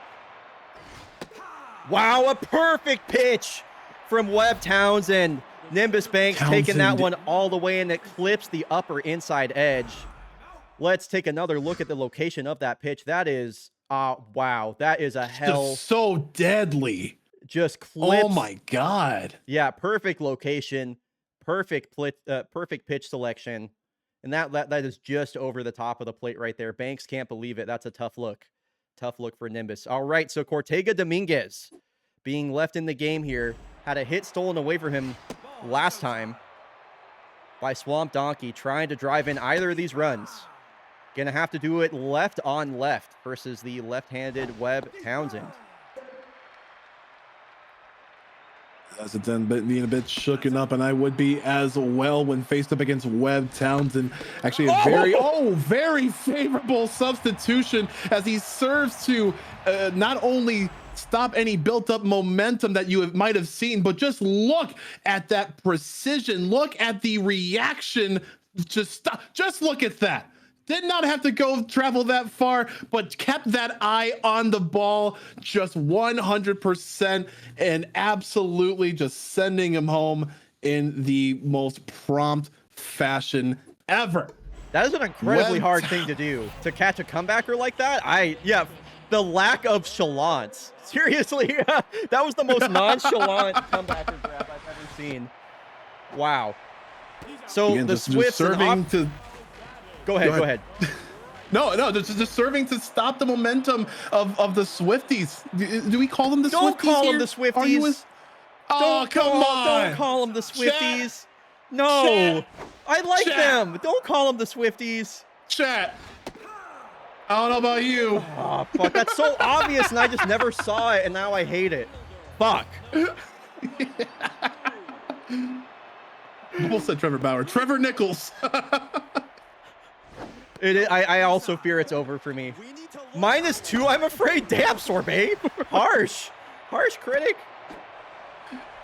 I don't think the chat responded to that well either. I cannot. Oh, okay. You know what? I'm glad to see that there's also a bit of contention in chat. Actually, I do appreciate that. I'm glad that there's some people. A little bit of healthy debate, if you will. A healthy debate. Mauricio Atkinson again. We got our eyes on this guy again, attempting to seal the deal. Really nice ground ball, but however, really quick. Swifties are Swift. God damn it. They're so bad. God fucking damn it. Well, anyway, top of the lineup coming up here versus the closer Webb Townsend. Fernando Mota led off the game with the hit. The Swifts squandered an opportunity back in the top of the sixth. They left 2 runners on after they reached to lead off the inning. And Mota will fly out there. Swifts going to have to dig deep. They have 2 outs to get 2 runs across the plate versus one of the better closers in baseball. Nice hit here. Price pulls this one into left field. Sharply hit, and that will bring the tying run to the plate in Chromatic Aberration, who has reached in all 3 plate appearances today. Home run would tie it. This one is also sent in. Wow, I thought that was going to get through into right field, but no, a diving grab from Madeline Ingram. Moves the runner over to second. Tigran Zacharian. All up to Zacharian now. And he wants it. And waiting for bated breath again. Townsend just looking to make this effort from Portland a very Sisyphean one. Ground ball. Ingram will make the routine play, and the Commodores put up 12 hits. They put up 12 hits in a match that feels like it ended faster than it started. I actually can't believe it's already over. That was so fun. There was action in like every inning. Great game. Great game and a great. I mean, Boston really trying to look this away, and honestly, great start to that, hitting the ground running from Mauricio Atkinson. Just 2 for 2 on his first 2 home runs. Just absolute slobber knockers, absolute grand slammingtons, if you will.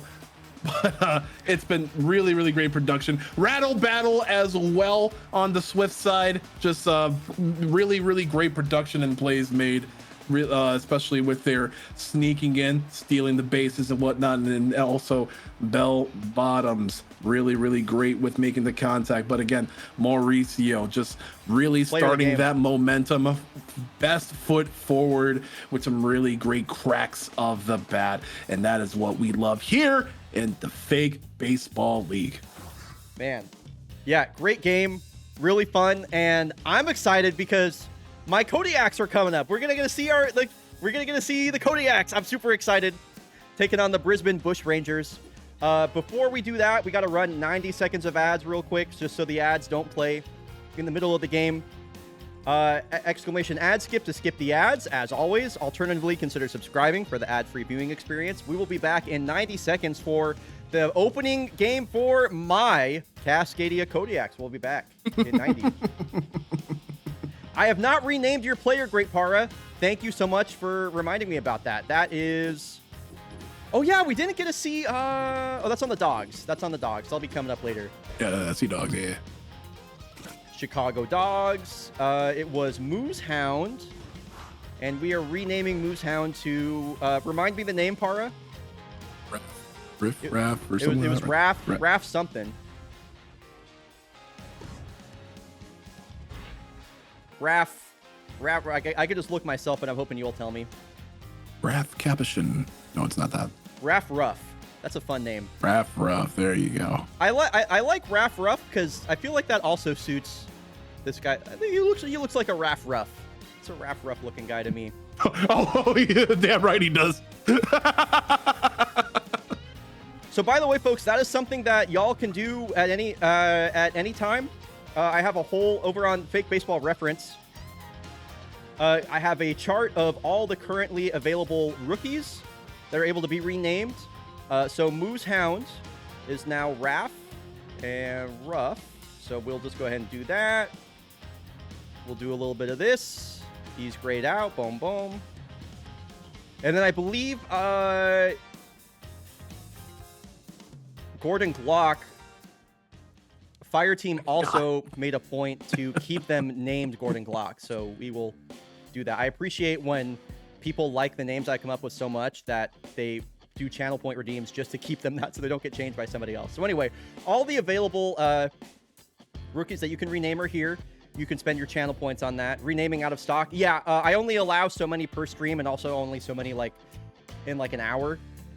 Just because otherwise like all the rookies would be renamed in the first stream. So anyway, coming up, we got the Kodiaks versus the Bush Rangers. This is going to be a pretty interesting matchup, I think, overall. The Bush Rangers, I have picked to be, like, maybe the worst team in baseball this year. I'm not entirely sure.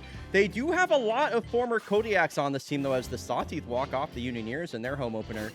They got a lot of former Kodiaks on this team, and most notably Yaka Miazga and Olympus Mons, both former Kodiak players. And Paisley Church is the daughter of Grayson Church, a future Hall of Famer and probably the greatest Kodiak pitcher of all time. So a lot of continuity here between the teams. Gonna be super interested to see how this plays out.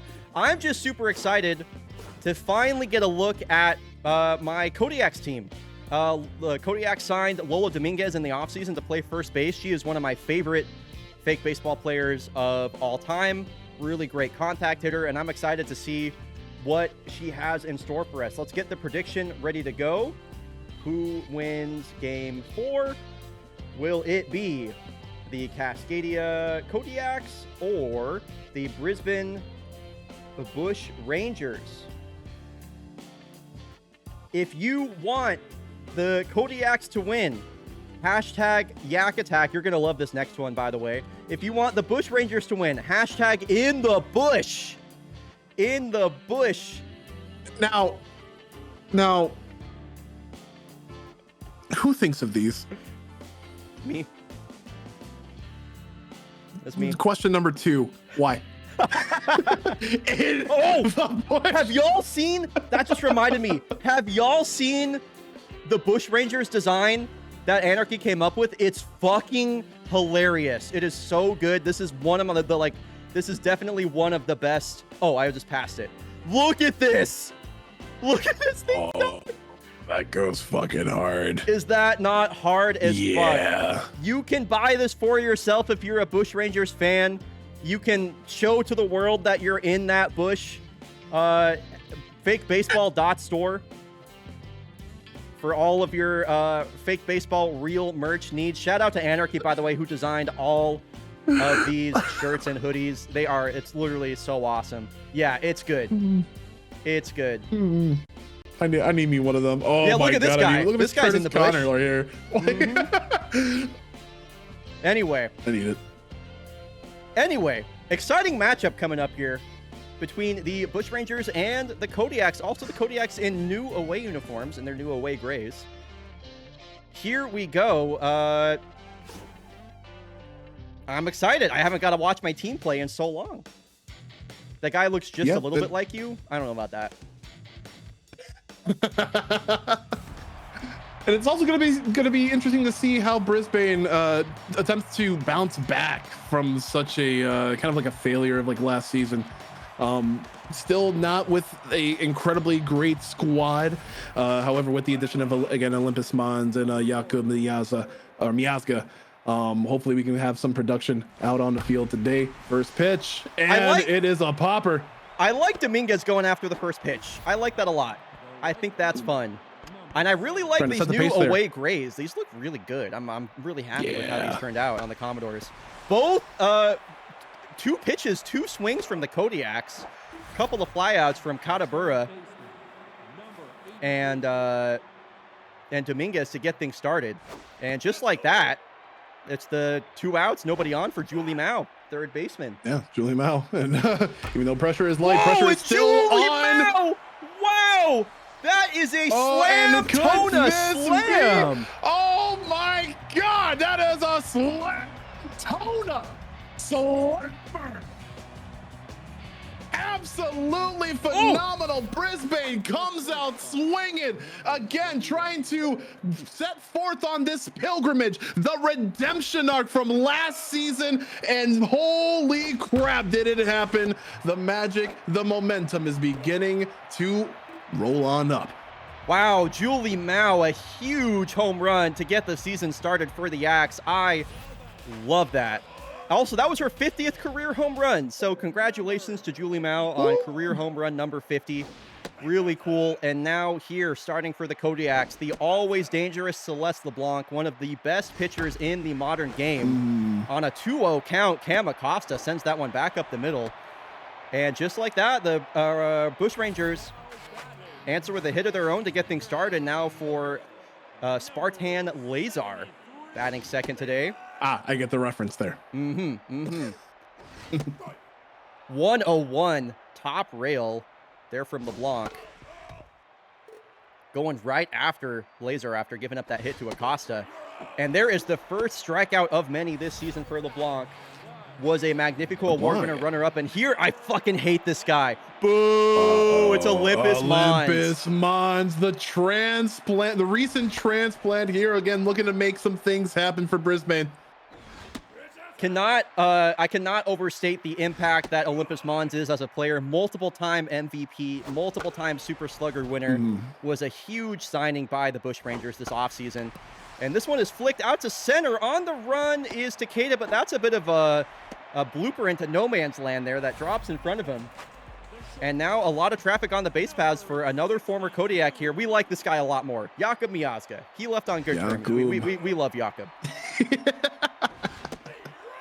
Very dangerous left-handed power bat. I'm curious to see how LeBlanc will approach this. How about 101 at the bottom of the zone? Man, she has the fastball today. Not sure if she has the breaking stuff, though. Here's the 2-2. And oh, my God, 98. Just blowing it by him. And now Hector Hebert. Last hope for the Bush Rangers to tie something up this inning. Boy, her fastball is looking really good, LeBlanc. Off to a good start so far. I don't think that stance works. He looks like he's about to fight in Final Fantasy. I just don't think the reach is there.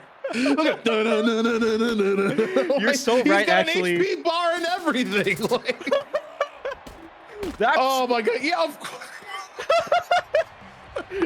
That particular stance has always looked goofy to me, and you pointed out exactly why. That nailed it, actually. That's not any official. That's shakedown. You know, like that's yeah. You know, you give me your lunch money now. Like, ugh. Here we go, Paisley Church. Ooh, couple of big swings here from the Axe so far. This one skied a mile high. The Julie Mao hit the only one so far. And now Antoine Goldsmith. Entering his sophomore season, had a great rookie campaign, switch hitting corner infielder. Like to see what he's got in store now with a season of work under his belt. Paisley Church, a very difficult pitcher to square up, had a great rookie season, and that really high stuff rating will make it hard to barrel up the ball. As it's been all week contact aside from that single home run so far, and now Far Champ Zamboni, the Iceman. Fan favorite team or fan favorite player here. I love Far Champ Zamboni, man. One of my favorite players. Tough at bat here. Gonna have to battle back from 2 strikes versus Lefty Church, and he will swing right through that. By the way, a couple of just some shout outs I want to give to chat really quick. I've seen some really kind comments so far from Mooning specifically, who said I fuck with this heavily, and they just came in the chat like what, an hour ago and asked like what the fuck was going on here. So shout out Mooning for that. Also, Bond Toking Bandit recently said fake baseball needs to be more popular. This whole production is fire. Thank you so much, my man. Another person that I just joined the Discord recently. It's so nice to see new people coming in and enjoying this. Like, thank y'all. Really, really cool. Glad to have everybody here for Fake Baseball Season 21. So that was I kind of missed what happened in the first out of the inning there. Husky Bonatello up now for the Bush Rangers. 4 strikeouts for LeBlanc so far. 4 of her 5 recorded outs have been strikeouts. What's up, Chaotic Good Jay? And Nat, so good to see you. Welcome in, Nat. Great to have you here. What's up, Sticks? This is the only sport I really get excited about. That's something I hear so often, too. I'm really glad that fake baseball appeals to people that don't like sports. I think that's neat. So Kola Johansson and here's the thing about that, and I'm sorry to cut you off, but it's just like, it's just all about the game here. Like what I mean by that, it's like it's you run 90 seconds of ads and I don't get to see any bit of that, which is great. I don't get to see any sort of thing that's not baseball centric when I'm trying to watch baseball, and I think that's something that people can really appreciate about our favorite sport here. Yeah, pure. It's very pure. That's a great way to put it. Oh, strike out looking. Perfectly dotted. Did she retire?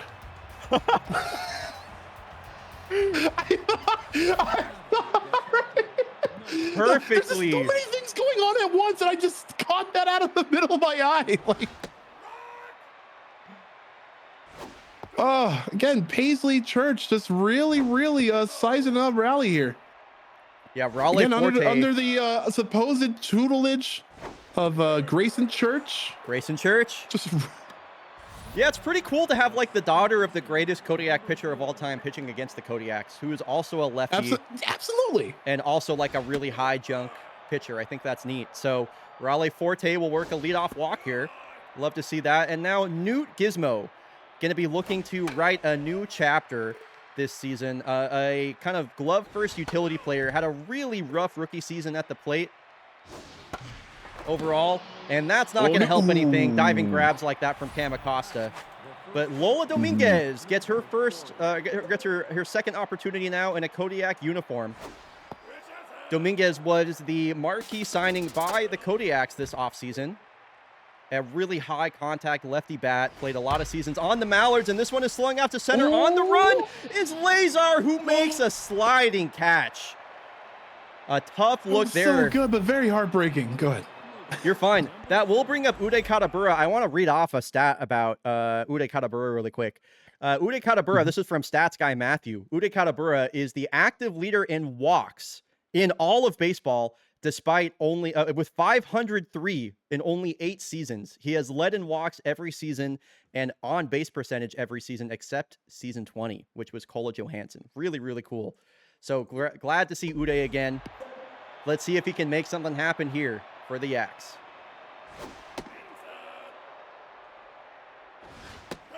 Ooh, taking some big swings early. He flew out on the first pitch. And a 2-2 count here. Church versus Katabura. Oh my gosh, you don't see that too often. Uday Katabura has such a commanding feel of the zone. He doesn't go down looking too often there. So wow, Paisley Church will win that duel, and Celeste LeBlanc is right back to work with a 1-run lead.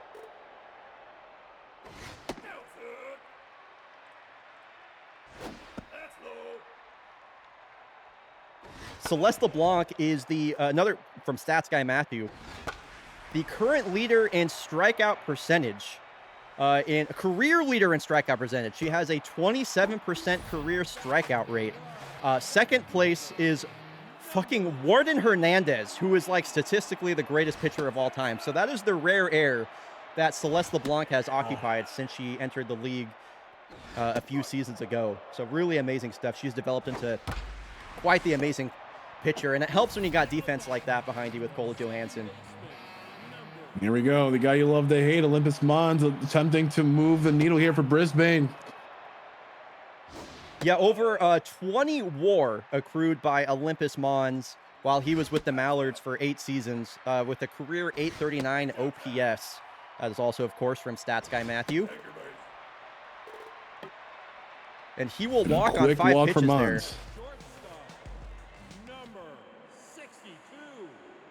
Yeah, actually, that's something I want to work on, Motos, is So I have a special channel in my Discord that Matthew is posting all these stats in.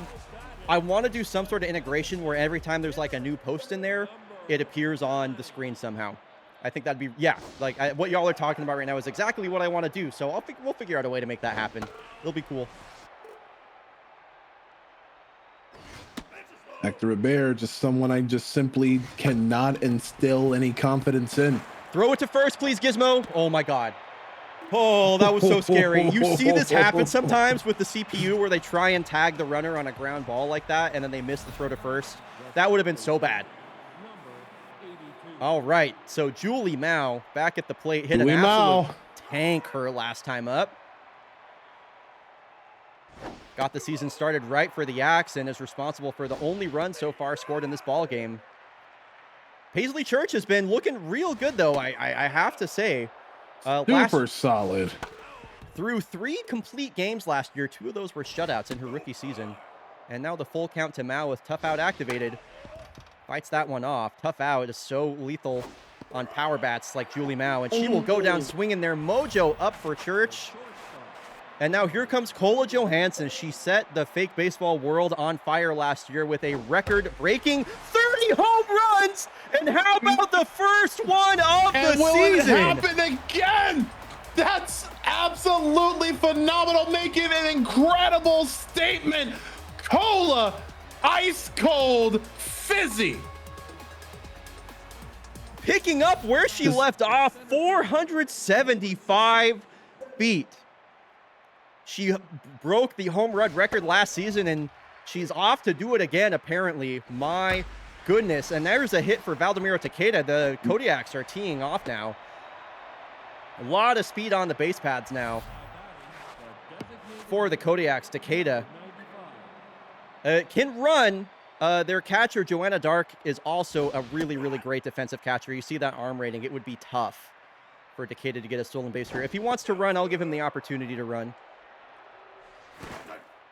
Checking in on him over at first. Oh. Yeah, what's up, Jixania? Good to see you. Beam, welcome in. Popped up.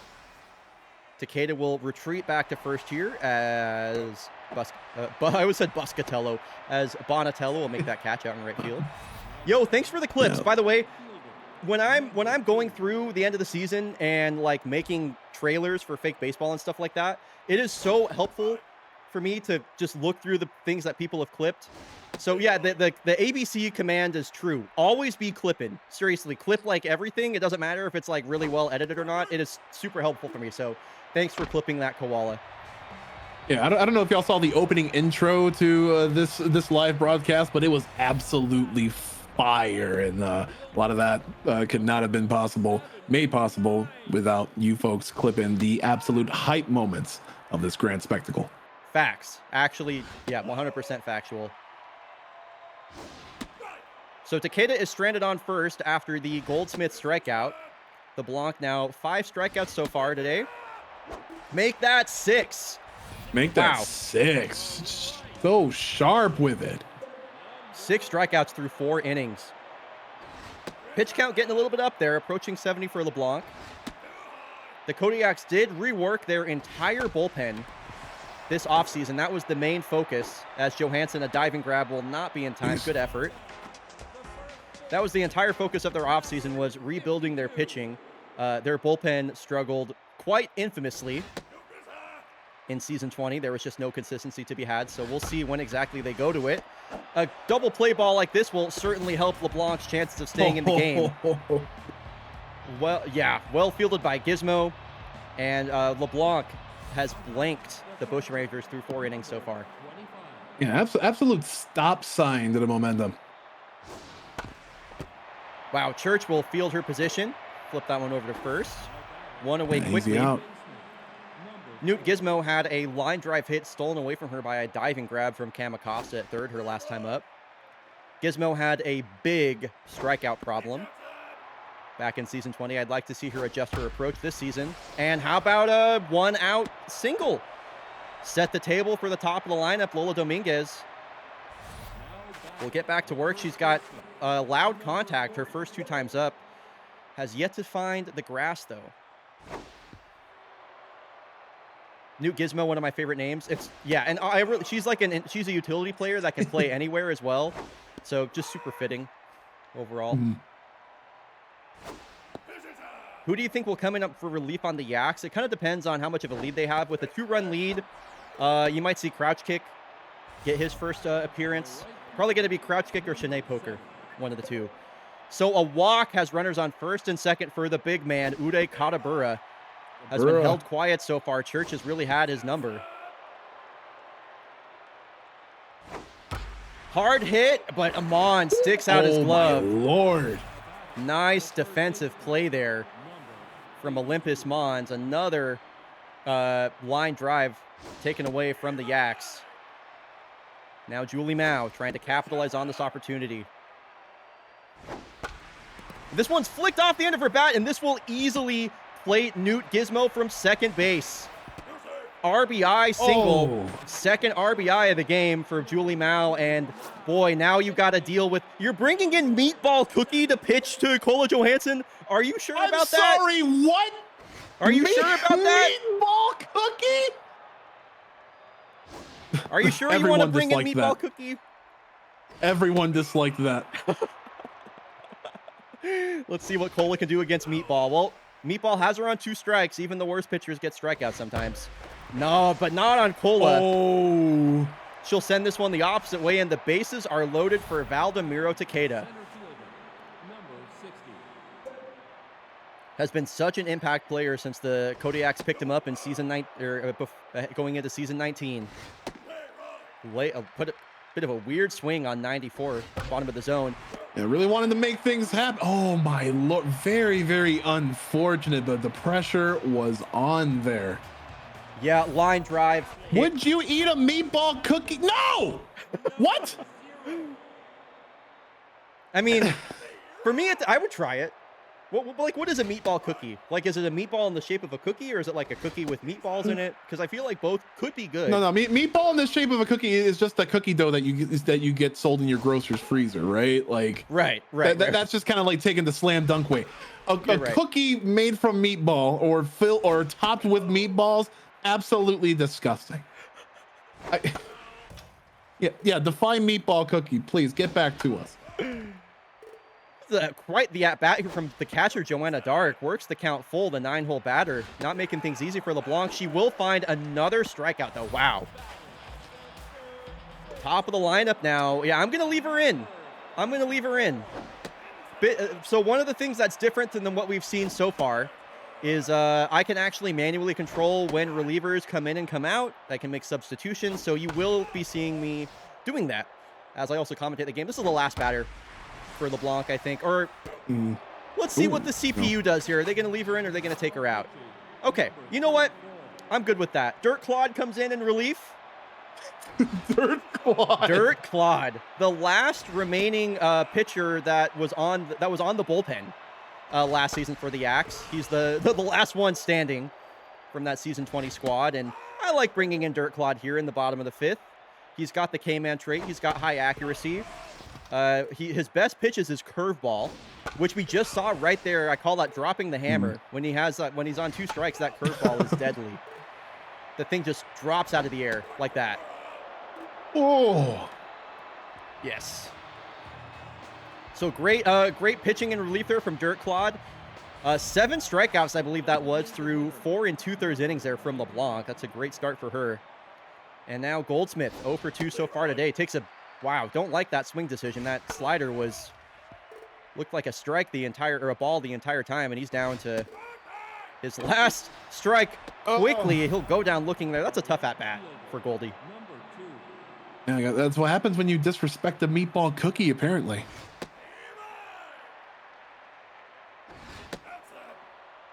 Now Fartam Zamboni getting his first look at a right-hander. today. Oh, here we go. Yeah, keep digging in your ass. Bestie. Man, a lot of hard hit balls just are being like magnetized toward Olympus Mons. He is smothering absolutely everything that is sent his way right now.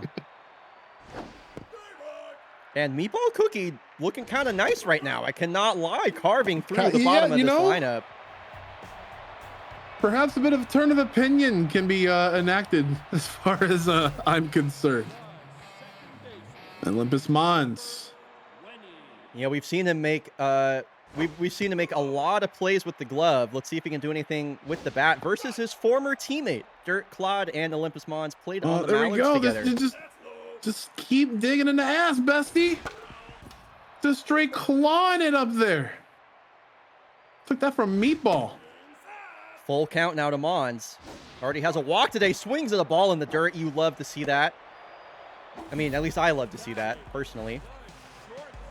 And now Yaka Miazga. Really dangerous part of the lineup here, 3, 4, and 5 for the Bush Rangers. Going right after the curveball on 2 strikes. I like it. Been a good sequence here from Claude so far. Jams him with an inside fastball. Kind of an inside-out swing is sent right back to the second baseman, Gizmo. Here we go, Bear. Again, this is like level 2 street thug. No, it's so funny because it's so accurate. Like, yeah, that's literally... Like, he's not just like, oh my... You load up the Sega Genesis level 2, you fight this fucking guy right here. And Claude will get the fly out to Zamboni. Away, and that's gonna be it. See, this is what I don't get. This is what I don't get. Why don't you just hold the baseball bat better, guy?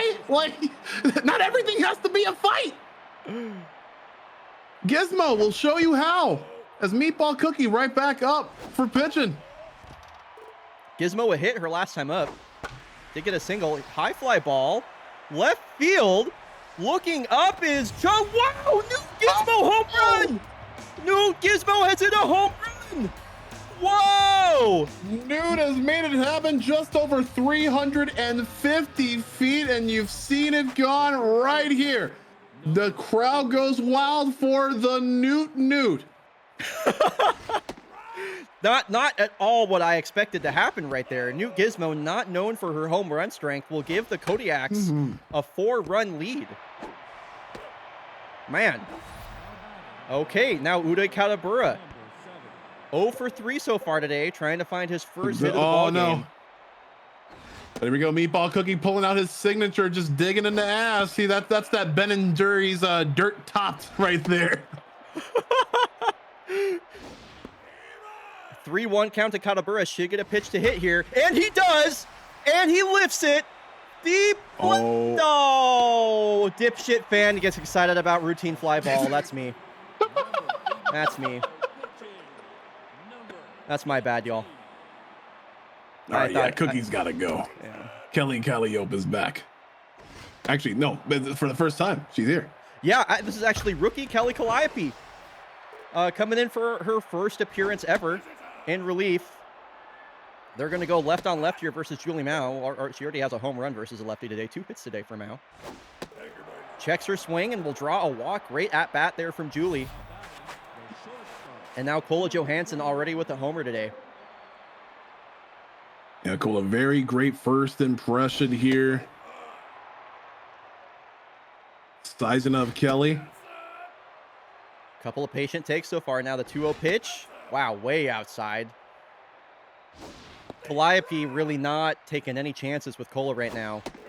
Yeah, just clearly pitching around her. But you get this is the issue with this Kodiak lineup is, okay, you pitch like you didn't want to pitch to Kola Johansson, but now you got to deal with Valdemiro Takeda, who had a 946 OPS last season. And another 2-0 count, really falling behind in the count early is Calliope. This is quite the gauntlet to be thrown into as a rookie versus this part of the Kodiak's order. And this one's hit up the middle. Mao, not a fast runner, is going to go home. No, never mind. She will hold at third. Yeah, Lazar has a bit of a laser arm. And now Goldsmith will get the opportunity here. Wait, what maneuver is that? Oh, okay. I'm sorry. It just looked a bit strange. It just looked a bit strange. Gotcha. Ground ball, charging. This is Miazga, and he will make the throw in time. The Kodiaks leave the bases loaded, but not before Newt Gizmo extends that lead to 4 runs. A pretty comfortable lead now for the Kodiaks, as they will look to close this one out in the bottom of the 7th. I am actually going to make a pitching change as well. Sorry, 1 second. I'm also in my Discord.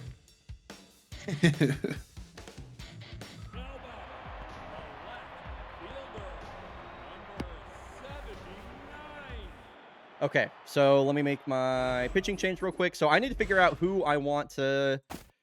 I just want to kind of protect... I want to protect Dirt Claude's stamina, and I kind of want to see... We got a 4-run lead. Let's see. Who do they got coming up? They have Harlan Chung, who's a lefty. Bonatello's a righty. Mezzanine's a righty. Okay, they got 3 righties coming up. Okay, so I am going to bring in Bo Rosas, the veteran. Statistically, one of the greatest relievers of all time. This is his 3rd stint with the team. He has been on many teams throughout his career, but this is the 3rd time he's been on the Kodiaks, actually. Kind of a fun fact. Came up with the Kodiaks back in, I think it was season 6 or season 4. I don't remember which one. Glad to have him back on the team, though. He will be tasked with getting the final outs here as the Kodiaks lead by 4. Yo, what's up, Faceoff? Welcome. Go ahead. No, I mean, welcome your person on in. But also, like, how long do these seasons run? Oh, like how many games or? Yeah. Like, games? They are 80 game seasons in particular, and then usually, well, that's a fair ball. Wow, good effort there from Julie Mao. They run for 80 games. Last season took me about like 2.5 months to get through with all the streams. Okay, so yeah. Face-off, by the way. Oh, there's an ad running, chat. I'm so sorry. I missed this news on that. That's my bad. I'll wait till the ad's over to welcome in Face-off. That does happen sometimes. I do miss those, even though I get the big alert. It happens. It does happen. 2 outs remaining for the Kodiaks to win this game. One of the big reasons I love Bo Rosas is he has the specialist trait. Whoa, bit of a weird bounce there. Dominguez tries to make the grab, able to knock it down. Great play there from Gizmo. I want to take another look at that, actually. That was really interesting. Yeah. Really, really weird play overall. So, weird bounce, yeah. Dominguez able to get a glove to it, and then Gizmo covering, gets the out at first. That was really clean. So one of the reasons that I like Rosas is he has the right-handed specialist trait. He actively debuffs the ratings of opposing batters that are of the same handedness. So he's a right-handed pitcher, right-handed batter. It gets nerfed, and you can see just how deep, how bad these hitting stats are for. That's wild. And Rosas does the job. Gets the. I don't think 4 runs is a save. Gets the win though. The Kodiaks behind a trio of home runs from Julie Mao, Newt Gizmo, and Kola Johansson will win this one handily over the Bush Rangers. A really great start from Celeste LeBlanc. 7 strikeouts, 11 strikeouts on the day for Kodiak pitchers. That is pretty amazing. And yeah, Kola Johansson and Julie Mao. How about it? Face-off, by the way. Welcome in. I saw you in... Welcome, Face-off! Yeah, welcome, Face-off. It's cool to see people that I saw in like my YouTube comments and other places like making it here for opening day. So thanks for being here. Anyway, that was our 4th game of the day. And that was the last game with Bobby on CoComs. Bobby, dude, thank you so much for your time today, man. I had such a blast having you on here. It was phenomenal. I hope I get a chance to sit in for a couple more of these games throughout the season.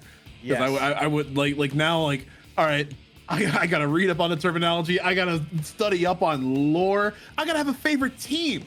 And it might very well be the Jakarta Jaguars. Like the branding is just so slick. But yeah, I guess I'll just take this time to kind of like sign out and all that stuff. Again, it has been super fun here. Hope to get to do it again. If you want to see me on anywhere else in the Twitch space, I work with this guy. Like, I work with this guy. That's You're true. gonna see us in a few months anyway. Yeah. So, Yeah. but other than that, like. Yeah, but other than that, I stream on Twitch as well. I do, you know, like speedruns, fighting games, indie games, rhythm games, a lot of really cool, fun stuff. And hopefully I get to drag this guy along with a couple of the things that we've been talking about before the broadcast went live. So twitch.tv/Bobby. But otherwise, I'll be here looking into spaces. I'll be keeping the stream up. I do really want to see how the final 4 matches of opening day pan out here. And you are in the best hands when it comes to a great producer in bryonato. Thank you so much, Bobby. It was awesome having you here, dude. And I will definitely have you back on. Anyway, yeah, please drop Bobby a follow. If a mod can link Bobby's stream for me, I'd really appreciate that. Just a great dude. One of my favorite people. Thank you, Bobby, and I'll catch you next time, man. We'll see. Have a good time, chat. Baseball! That was awesome. All right, folks. And now it's just the 2 of us. Thank you, everybody, for being here. I hope you've liked it so far. We're only halfway through. We're only halfway done. We're only halfway done, if you can believe it. I'm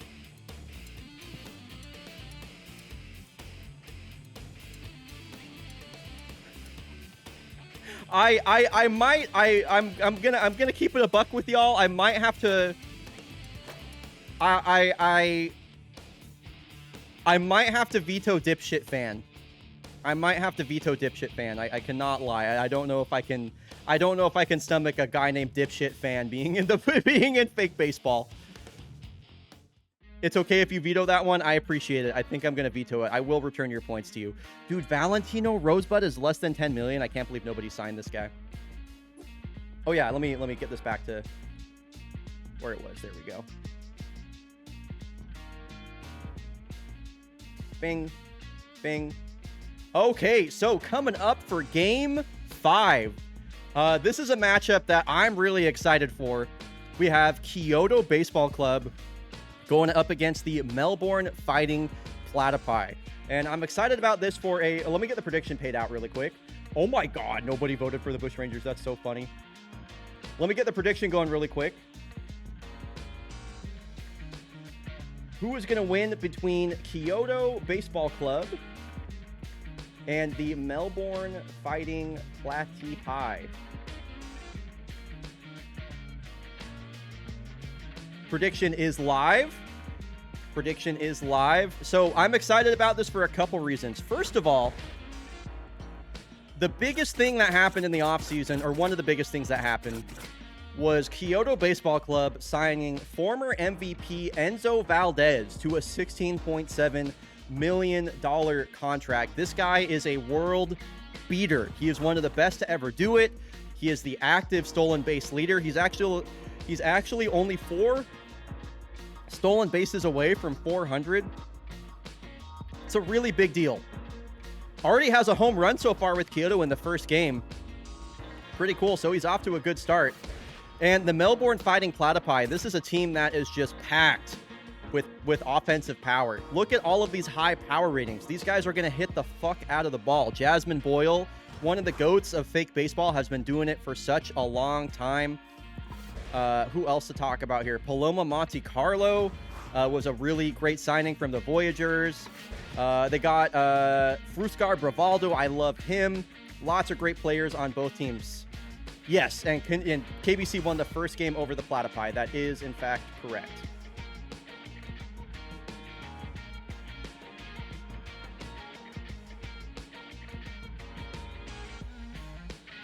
All right, and we got, let me sim the games up to that point really quick.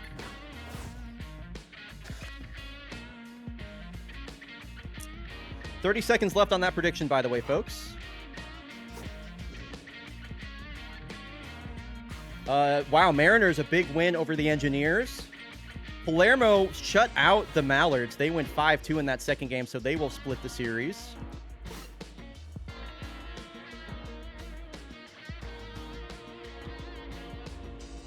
Wow. So yeah, Enzo Valdez is the active leader in stolen bases and runs scored. He's led the Eastern League in stolen bases 8 times. Amazing.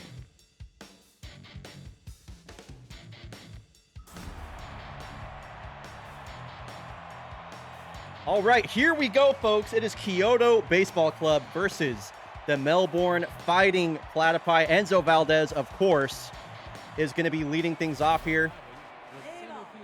And here he is. Hit a home run in game 1, and boy, he looks really good in that Kyoto blue, black, green, and white, I have to be honest. Kimber Choi getting the start for the Platypi. Yeah, let's see. Who are we rooting for, by the way? I would love to hear from you in chat. If you're rooting for Kyoto, hashtag join the club. If you're rooting for Kyoto. If you're rooting for the Platypi, hashtag Platy Power. Let me hear from you in chat. Who are we rooting for? Oh, and Enzo Valdez is going to get caught stealing. Was looking for number 397. He will be caught stealing there. A pretty good mix so far. That leadoff hit is erased. Now for slasher hash slinging.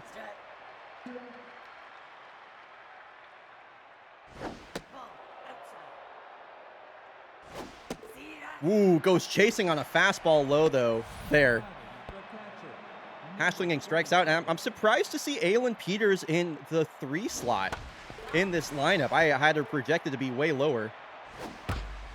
Hard hit. Mackenzie Sacred ranging to her right will make that grab, and side is retired in order despite the leadoff hit. Bruscar Bravado will be leading us off.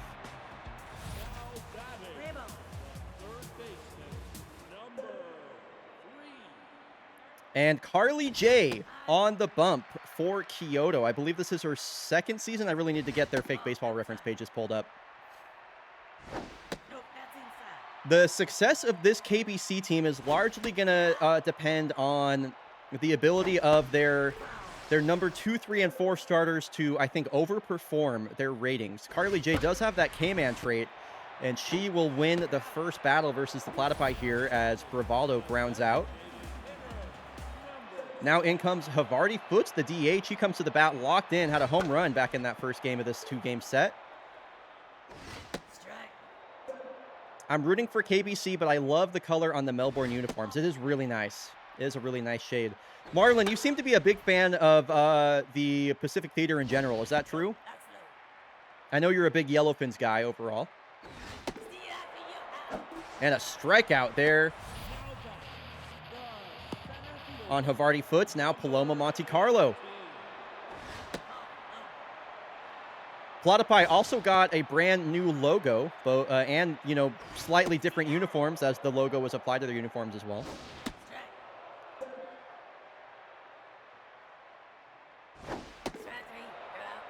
Wow, and that's a great inning from Carly J. A ground out and a couple of strikeouts. Kaylani Love will lead us off. One of my favorite players in fake baseball. Kaylani Love.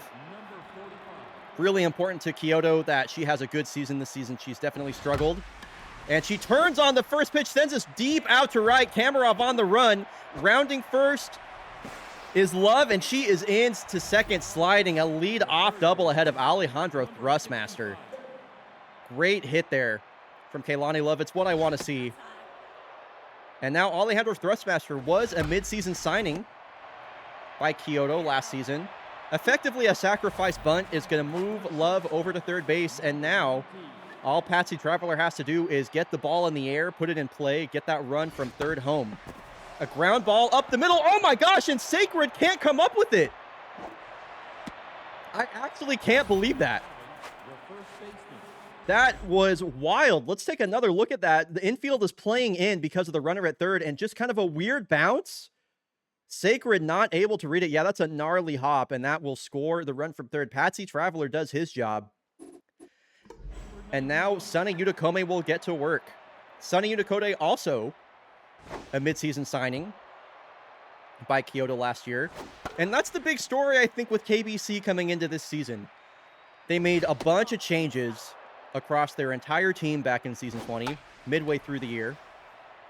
And they were, you know, they were just kind of that, like, one extra player away from being a contender. They finished 41-39, third place in the division. And they went out and signed Enzo Valdez, and now they get a full season of work from guys like Thrustmaster, from Utakome, from Teeny Extreme. So I'm excited to see what they do with it, and I believe in them, personally. I believe in them. It's going to be a tough Pacific Theater, as it always is. As Wave Dash, swinging out of her shoes, will strike out there. Desmond Richard will lead us off. Richard, Kamarov, and Lundegard do up.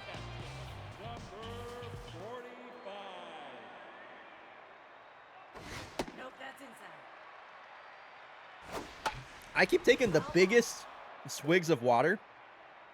I don't know why I keep doing that. I'm just fucking thirsty, I guess. You know what I'm gonna have? I'm having another drink of water.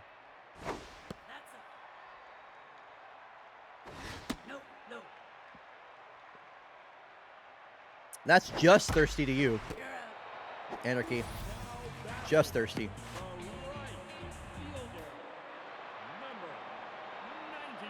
Pro sitting in the hydration station. Wow. First pitch swinging.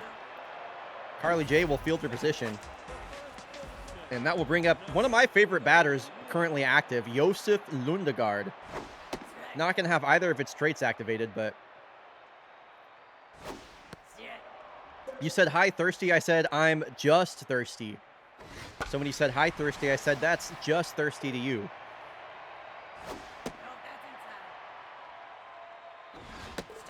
Wow, Carly J looking dominant at the plate right now. The Platypi cannot come up with a win right now. Or a win at the plate, I should say. By the way, I want to show off. You know what? I'll show it off after the game, actually. Oscar Kubicek, 9-hole batter, will get things started. 3 hits allowed so far in 2 innings from Kimber Choi. Hi, Laz Lotus. Kubicek starting in left field. Got a hit in 3 appearances in the first game. What's up, more cows? Oh, ouch. Enzo Valdez led off the game with a base hit on a 3-0 count. And then was caught stealing. Ground ball, and it just kind of... Nobody's able to cover it from the Platypi. Another hit there for Enzo. Let's see if he tries to steal again. He was caught last time. First pitch swinging his slasher. He'll foul that one straight back. Runner goes. High throw. And that is stolen base number 397 for Enzo Valdez, immediately having an impact on this Kyoto team. He is only 3 stolen bases away from the first ever batter to be to reach 400 stolen bases. That is the active stolen base leader in baseball. And they're thinking he might steal third. Here's the full count to Slasher. And this should easily score Enzo. He's going to round third. Here's the throw from Kamarov. It is late, and Enzo scores from second. That infield single turns into a double, turns into an RBI real quick. And that is the impact that Enzo Valdez has on this team, and that's why I'm so high on him. That's why I'm so high on Kyoto. Ricky Henderson is a good comp, for sure, face-off, for sure. He changes the entire complexion of this squad.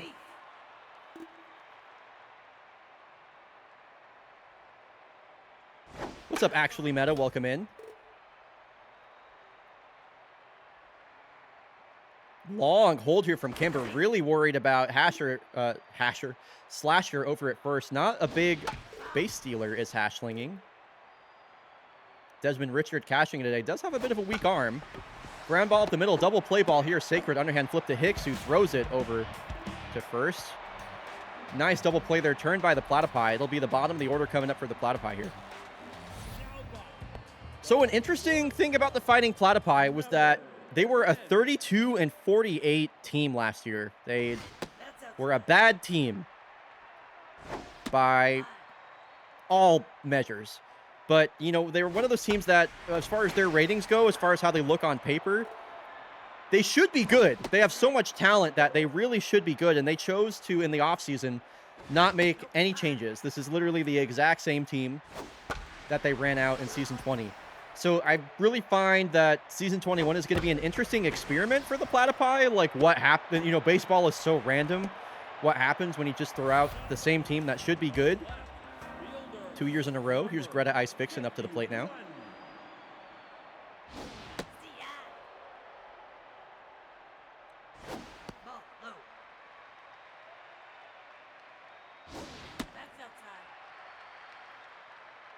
Nice to see a leadoff hit here for the Platypi. This one is sent way up. The camera cannot decide where the ball is. Peters will make that catch.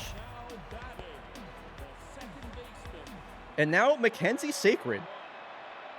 Mackenzie Sacred has been on the Platypi. This is from Stats Guy Matthew. Been on the Platypi for 2 seasons with a 116 OPS plus.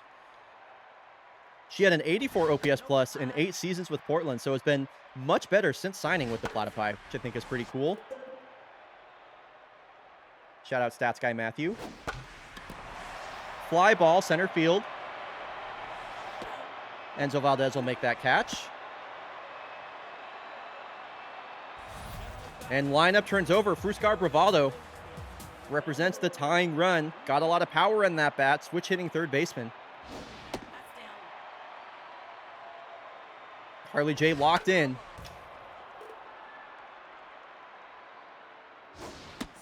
Big swing at a high two-seam. K-Man activated now for Carly. And swings at a ball in the dirt. Peters will field that and get the out over at first. Carly J is just slicing and dicing right now. Looking real good on the bump.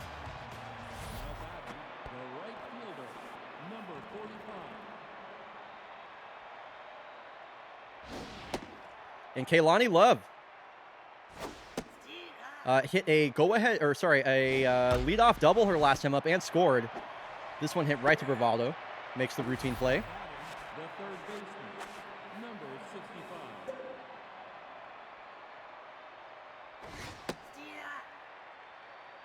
Liking what I'm seeing from both teams so far, honestly. Especially from KBC. Nice play there from Mackenzie Sacred over at second. 2 outs quickly now for Patsy Traveler. There are a couple of players on both these teams that I kind of have my eye on, especially if they ever become free agents. Fruscar Bravado and Patsy Traveler in particular. Just really good, toolsy defenders that are also switch hitters. Cool players. So Platypi trying to make something happen in front of their home crowd. They lost the first game of the set versus KBC.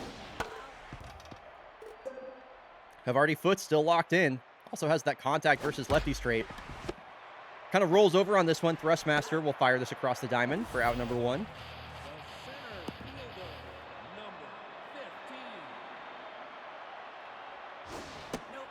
Paloma Monte Carlo trying to bounce back this year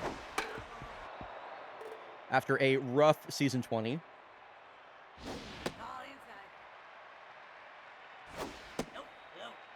How's the hitters count here? Here's the 3-1. Was taking that one all the way. Full count now to Monte Carlo. Another hard hit ground ball, but this one's to the opposite corner, and Utakome will take that himself.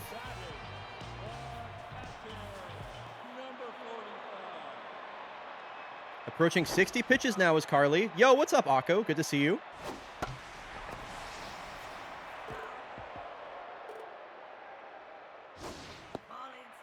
Richard is one of those players that, you know, he has a 93 power rating and a 90 contact rating.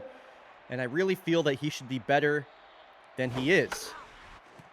Full count here on 2 outs, really making this tough for Carly. It's a good at-bat so far from Desmond. Is this like the 8th pitch of the at-bat? 3rd consecutive foul ball. Richard staying alive. That's a great at-bat to bring the tying run to the plate. Makarov Kamarov has a really good look here. Carly J, a little bit gassed as we approach 70 pitches, and he slings this one deep out to right field. Desmond is not a fast runner, so he will not score, but that does put 2 runners in scoring position. 2 outs, runners on second and third, and most importantly, RBI man is activated for Josef Lundegaard. Both his power and contact ratings are buffed with runners in scoring position. Also an opposite-handed batter to Carly J. Best opportunity the Platypi have had so far. And the bases have been walked, loaded. Still 2 outs, though. Yvonne Hicks already with a hit today. Also has power versus lefties. This is, again, a really good opportunity for the Platypi, and it's 2-0 count. Should get a pitch to hit. She takes it down the middle. What are we doing? Hard hit, and this one is right at the shortstop, Traveler. That is tough for the Platypi. Big opportunity squandered. They leave the bases loaded. A couple of good at-bats. They can't come up with anything. Bottom of the lineup due up here for KBC. Platypi fans in chat are disgusted. I can't blame you either. I want this Platypi team to be good so bad.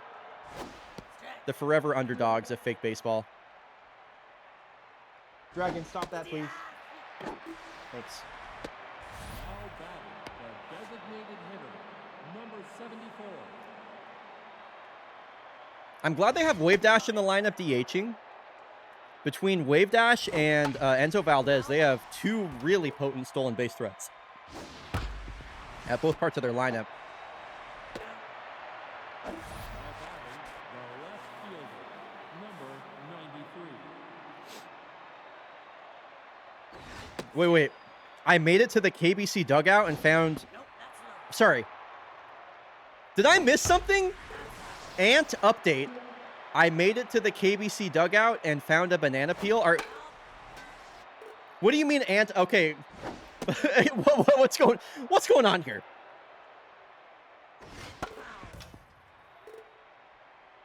I'm an ant in the field? Whoa! That's awesome.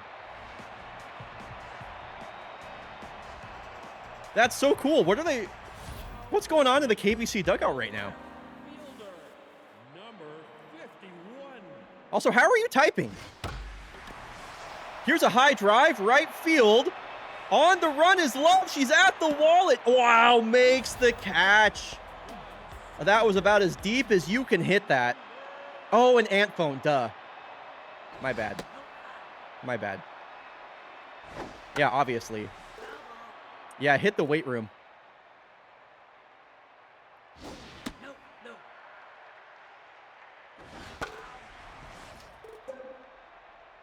Carly J over 80 pitches now. There have been some really amazing starting pitching performances. And this is one of them. Yo, what's up, Silent? Good to see you, my friend. Welcome back. And that is going to do it for Carly J. A great start. That'll bring up Baba Isu. Wow, and Fruskar Bravado going to turn on, I think that was Fruskar, going to turn on the first pitch he sees from the reliever. It's a tough start for Baba. Tying run once again at the plate for the Platypi. And Havarti puts his foot into this. Will it go all the way? Oh my God, that's two flyouts at the wall. Oh, two wall scrapers for the Platypi. They have just been so close so many times to getting something on the board. Top of the order up now for Kyoto. You found a cheeseburger? Dude, this ant is eating good right now. Banana peel and now a cheeseburger. I love the ant updates from the dugout. That's so fun. Things I never thought I'd see.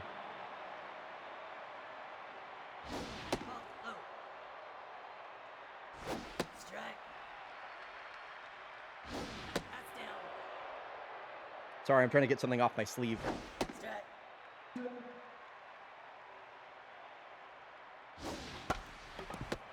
Kimber Joy will field her position for the second out. Bring up Aylin Peters, still looking for her first hit.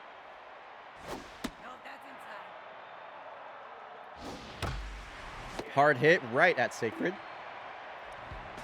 All right, two chances left here for the Platypi as we head into the final innings of this game. Heart of the lineup coming up. Paloma Monte Carlo will lead us off. Baba Isu, a 4-pitch mix, slider, curveball, 4-seam, and a 2-seam. A lot of movement on his pitches and really good at locating as well. Gets some weak contact there as Hashlingen gets the routine play for out number 1. Desmond Richard had just a monster at-bat his last time up, worked a walk. was stranded on third as the Platypi stranded, bases loaded. We won 4-0 Gormy Gorm. Home runs from Julie Mao, Newt Gizmo, and Cola Johansson.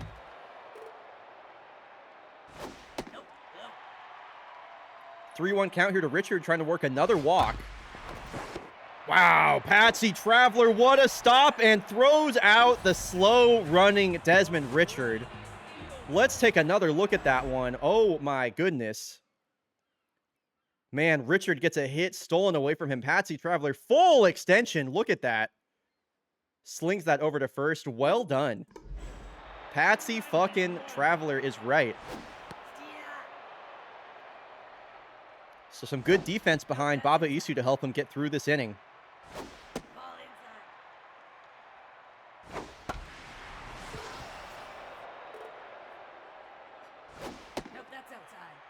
Yeah, she's on 80 home run pace for me. Here's a drive out to deep center. I don't think the yard's containing this one. And the Platypi have come back within 1 run. 426 feet to dead center. Makarov, Kamarov. They need to see production out of him, and they are in this game. Finally, a run allowed by this Kyoto pitching staff. Lundegaard puts one down over toward third base, and Thrustmaster can't come up with it. And now Yvonne Hicks, representing the go-ahead run, is at the plate trying to set up a save opportunity here for the Platypi. They've definitely been poking and prodding, and here goes Yvonne Hicks to put the Platypi into the lead. Inning after inning, they were scratching and clawing, and they finally break through. Yvonne Hicks with a 2-run go-ahead blast. Got absolutely all of that one. Wow. Yvonne Hicks. Up to the second deck as well. And now the Platypi are going to have an opportunity to close this game out. Will we see a Kyle Thomas appearance? I sure hope so.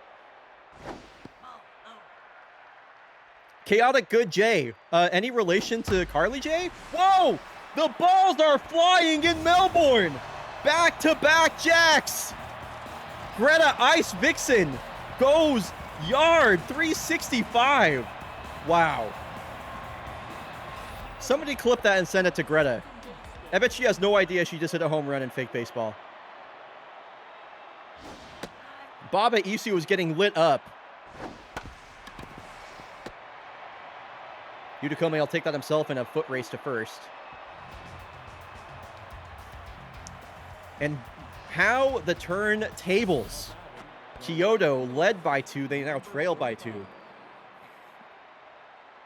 Kaylani Love will lead us off. They're leaving in Kimber Choi.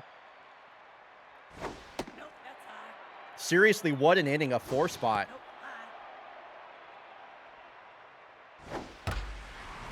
Line drive center field, but Paloma Monte Carlo barely has to move. Damn, and the Platypi fans talking shit in chat. Jeez. Jeez. I kind of love it. I cannot lie. 2 outs.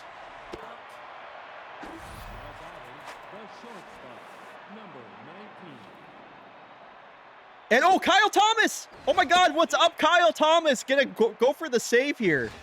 Versus Kyoto, got down to their last strike. The pitch. 3 pitches, 3 strikes, and the save for the Kyle Thomas. An unbelievable comeback victory for the Melbourne Fighting Platypi.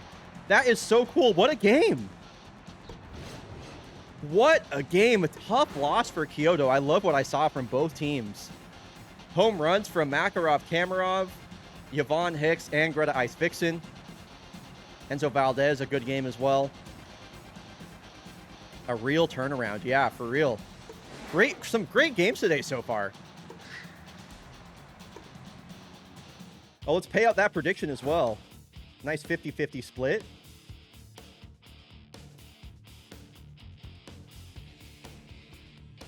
Folks, are we ready, by the way? Because we have something pretty special coming up. The next game due up is the Nagoya Nocturnals versus the Chicago Dogs, which means it's time for Bryonato's Game of the Day! Woo. So that's coming up. Game of the day coming up right after this. We'll be back in 90 seconds. Gonna run 90 seconds of ads. And yeah, Bryonato's Game of the Day coming right at you. Nagoya Nocturnals versus Chicago Dogs. That was some sick PowerPoint word art. Thank you so much. I had so much fun making that. it was literally such a blast. I've been wanting to do that for a while.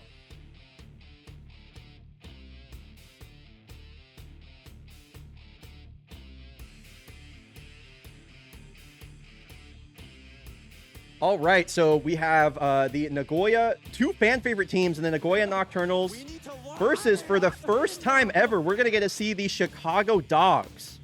This will be the first time we're getting a look at the Chicago Dogs, and let's take a look at, let's simulate the games up to that point really quick. Oh, yo! Wow, Sorbet, thanks for gifting 5 subs! Anarchy, Actually Meta, The Great Dangus, X-Foam, and Detective Ace. Grats on your gift subs, y'all. Thank you so much, y'all. I really appreciate that, Sorbet. Let's get the game simmed really quick. Thanks for all the support today, folks.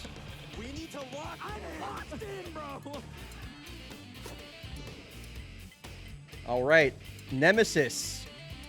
Whoa, up. High-scoring game. The Reapers put up 14 on the Nemesis in a game that goes to extras. That's crazy. Bomberos split the series with the Unioneers. Voyagers 2-0 over the Moose. Wow, the Knights are 2-0 so far. All right, this matchup. I've been waiting for this matchup for so long. Are merch raffles still a thing? Oh, yeah. We're actually going to talk about that really quick, too. Oh, prediction is live, by the way. Prediction is live. Check this out, y'all. If you're just getting here, by the way, Anarchy and I collaborated, and she put together a whole slew of new fake baseball merch. The baseball may be fake, but the merch is real. Now every team has their own hoodie and shirt. It is really, really cool. You can get all of these right now over at the Fake Baseball store. And I have to say, look at this Kyoto Baseball Club hoodie in Heather Gray. This thing is so fucking sick. I love this thing. So if you're a KBC fan, check that one out. No, Anarchy literally killed it so hard. Let's look at the we got the Dogs and the Nocturnals. We got the Doghouse. Got the Doghouse. If you want to grab a Doghouse shirt, you can do so over at the Fake Baseball store. If you're a Twitch sub, you get 10% off. Free shipping if you spend $60 or more. There's also a lot of other cool things. I made all new hats for Season 21. They're snapbacks as well. So it's a much different fit than the previous ones, also with new designs. Additionally, there is even the Fake Baseball Season 21 commemorative cap. This is a special edition cap that you can get for Season 21. It has an embroidered Fake Baseball logo with Fake Baseball and Season 21 embroidered on either side. So lots of cool stuff available there. It's available in in a bunch of colors as well. So fakebaseball.store. The commemorative cap is my must buy. That's really cool. I'm glad you like it. I'm glad if I win season predictions, I'm getting that hat. That's right, folks. By the way, you have until the stream is over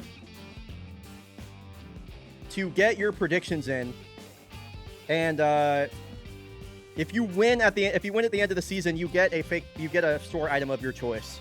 Yeah, and another cool thing about this is you can gift stuff to Twitch chat at any given time. That's another really cool feature. So anyway, fakebaseball.store. Lots of cool new stuff available for all 30 teams. With all that being said, let's hop into, one more time, Bryonato's Game of the Day! Okay, there we go. Community train incoming? What is this? This is a rare community train? I don't know what that is. Oh, cool! Okay, we have a giveaway right now. If you want to win a fake baseball commemorative cap, you can type !enter. Thank you, Quiet, something like this? for gifting this to chat. !enter to win this hat. Thank you so much, Quiet, for doing that. I really appreciate it.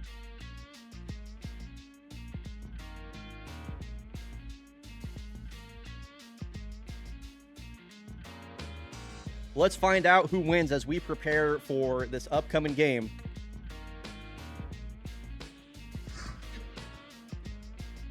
It didn't only pick the color, so I assume the winner gets to choose. I think so. I think so. What's up, Han?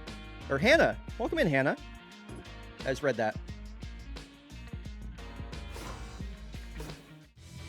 !enter to win, or to, not to win, to enter the giveaway. So excited to find out who wins. All right, here we go. Brian, the great Para, congratulations. Congratulations, Para. All right, we're getting our first look at the Chicago Dogs. Dogs fans, get loud. We're in the doghouse for the first time, for the first start ever for Rob Schneider and the Chicago Dogs. If you want the Dogs to win, hashtag Doghouse. If you want the Nocturnals to win, hashtag I give a hoot. The Dogs in their inaugural season and their first game here at home, here in Chicago, for the first time ever. Rob Schneider, the season 20 Western League Championship Series MVP, getting the start here today. Steelmeister sends a flare out to left on the run as Desmond. She'll make the catch. And now a player that the Knox desperately need to be better this year, it's Ami Mario. The Chicago Dogs, of course, the team formerly known as the Victoria Foresters, who finished runners-up in the World Series last year, losing in 7 games to Golondrinas Valencia, who we will see at the end of the stream. And that's a quick 1-2-3 inning. And Para, it's just like Great Para's day. The guy that you just renamed, you're going to get a C. I have to say, I wasn't really sure how these Dogs uniforms were going to look in-game. They look fucking awesome. They look awesome. As Crack Shots Bumoni gets right back to work. That we saw him do a lot of that in the playoffs. And he is right back to where he started last season with a leadoff single. And now the rookie, Raph Ruff. Spumoni runs. Here's the throw. It is not in time. A single now turns quickly into a double with that stolen base. Rookie Raph Ruff playing out in right field. Big time contact and power bat. Still looking for his first hit of his rookie career. This one's popped up. Spumoni needs to get back to second base quickly. Sorry, guys. I'm like constantly fiddling with the camera. I can't seem to figure out where I want it right now.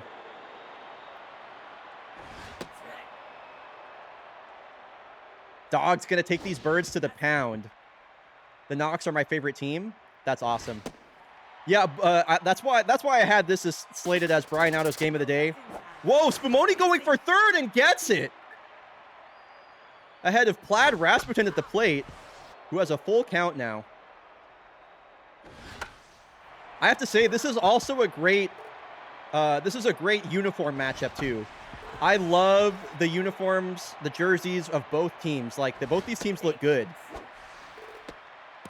This is like a great fake baseball advertisement as far as how these teams look right now. Like, this is a sick vibe matchup right now. So runners on the corners now ahead of Mercedes Palomar.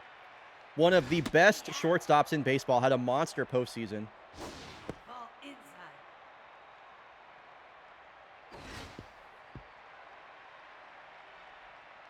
3-1 count to Palomar. Ground ball. If they can turn a double play, they'll prevent the run from scoring, and they do! Wow, a really clutch double play turned by the Nocturnals.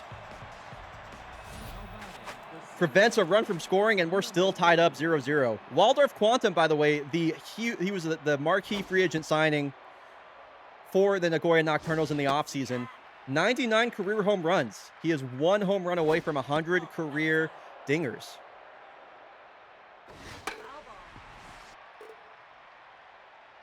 Rob Schneider looked really good in that first inning of work. Quantum trying to bounce back after a bit of a rough year with the Swifts. Gets a new start here with the Nocturnals.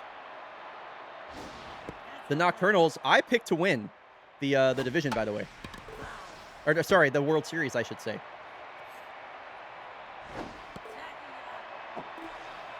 Quantum will strike out there, still looking for his first hit of the season. And here is Pastel Harper, one of my favorite fake baseballers of all time.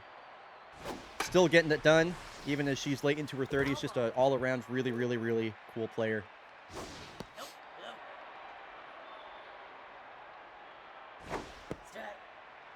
There we go. That's where I want it.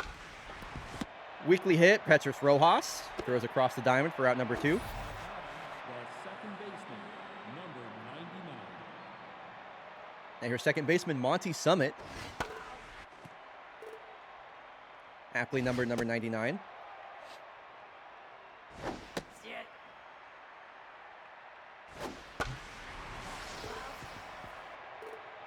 I don't, dude, Vibes based predictions are more than welcome.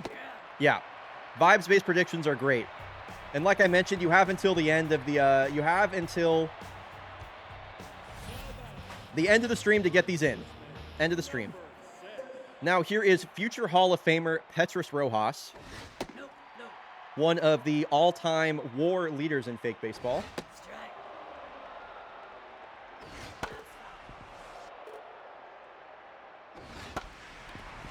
Kind of a seeing eye single. Wow. What the fuck? That was an incredible play from Skip Saranthony. I need to go back and look at that. He made that look so easy. Look at the speed on Skip Saranthony here. This is a really hard play to make. And look at how much ground he covers. Gets it. Wow. Whoa, dude. I'm going to watch that again. No, literally. Trebuchet ass throw. That's an amazing play from Skip. You just got to tip your cat to that. Cat? You got to tip your cap to that.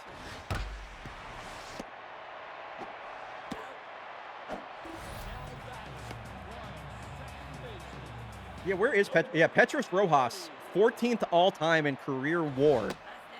By the way, kind of a cool fact.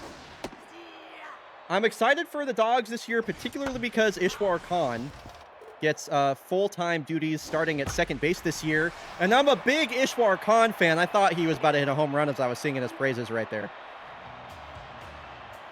That'll just be a weak fly out and left. And now we get to see rookie Monza Montoya getting his first at-bat of the season.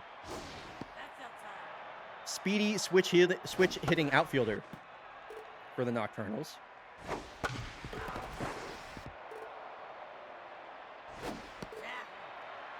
Tough start to his career as he strikes out there. And we just saw him make that amazing play last inning. Here is Skip Saranthony.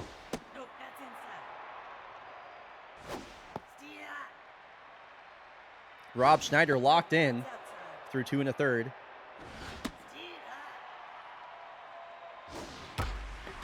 This one's hit out to the gap. Chasing this one down is Desmond.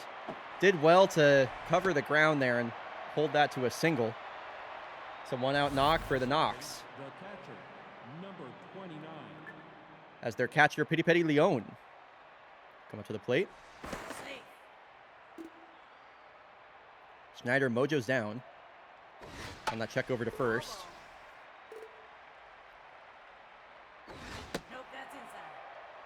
Forget who the top of their lineup is. The Nocturnals. That's not Mario. Curious who's due up after this. Yeah, that happens for me. A failed pickoff attempt is a really small mojo decrease. Another ball hit out to the gap. Desmond on the run again. And this is almost identical to the last play, actually. Those were 2 singles that played out in basically the same way. Saranthony able to get to third on that. Runners on the corners, 1 out for Braylon Pacheco, off-season signing by the Knox. Played last year with the Commodores. And this one is smashed out to right field on a line drive, and the Nocturnals will take the lead here in the Dogs' home opener. They continue to rally here with 1 out. Now for the DH, Griffin Steelmeister.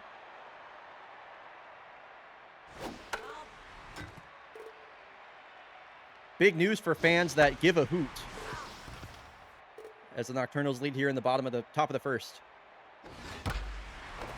Diving grab by Palomar gets the lead runner out at third. Definitely prevents a run from scoring.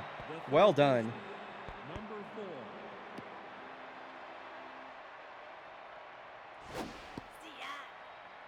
Para, thanks for redeeming that Season 21 commemorative cap. When you get that hat, by the way, will you post a picture of it in the Fake Baseball channel in my Discord? Pretty please.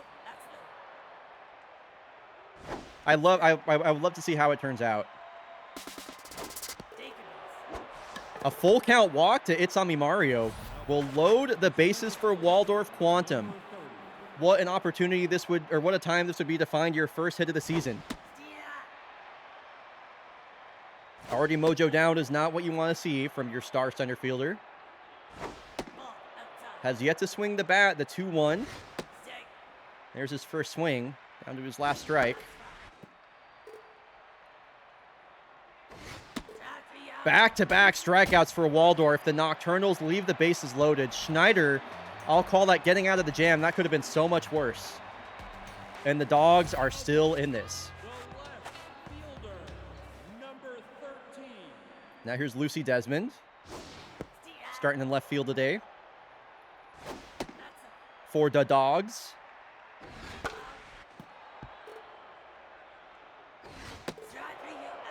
Wow, both pitchers just going blow for blow. Strikeout on Desmond will bring up Dmitry Petrovic. So both catchers in the lineup, both Raf Ruff and Petrovic.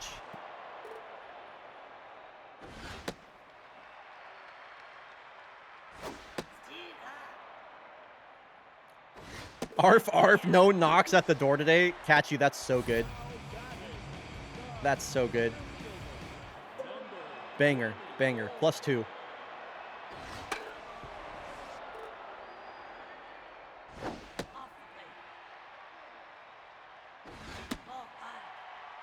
Spumoni led the game off with the base hit his last time up, and this one will be a foul out as Harper will make this grab. Dude, I yearn for Portillo's. I really do. I'm planning on making a trip back to Chicago either before or after SGDQ, so maybe I can make that happen again.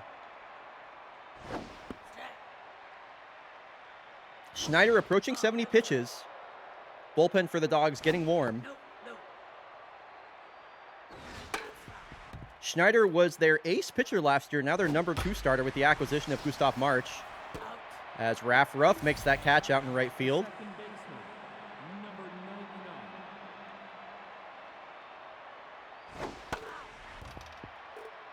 Wham Bam Slam Jam. I know I said hi to you earlier, but great to have you here. Monty Summit lifts this one out to deep right center. It bangs off the highest part of the wall. There'll be a 1-out double for Summit. He was just a few feet shy of a home run.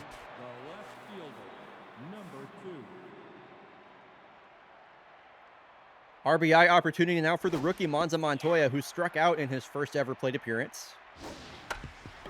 Ground ball down the third base line. Rojas fires across the diamond to narrowly beat out Monza Montoya at first. Monza's a fast runner too, so that's a great play. And now here's a familiar face. Bane Sayavan will come in. Left-handed reliever for the Dogs. We saw a lot of him in the postseason last year with the Foresters.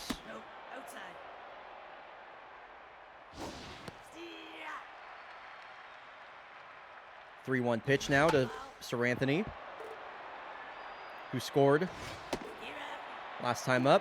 He will strike out here, so it's still a 1-run game as we head into the bottom of the fourth. Raf Ruff, Plaid, Rasputin, and Mercedes. Man, This Chicago Dogs lineup is crazy. This is a really, really, really good lineup. Every time I look at it, I'm just like, holy cow, man. That's a really nasty 2, 3, and 4 to be coming up in your lineup right here.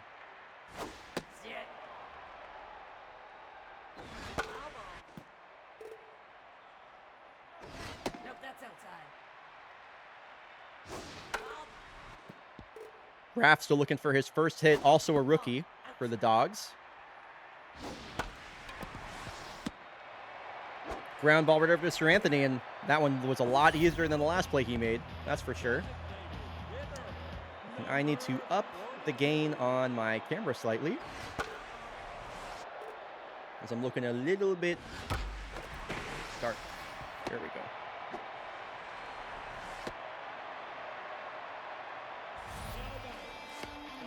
There we go. Boom, boom, boom. 1 out, 1 on now ahead of Mercedes Palomar after that Plaid Rasputin base hit. Big swing there from Palomar. Was hunting a fastball. Got a curveball instead. And this is a pretty nasty sequence from Gangrene right now.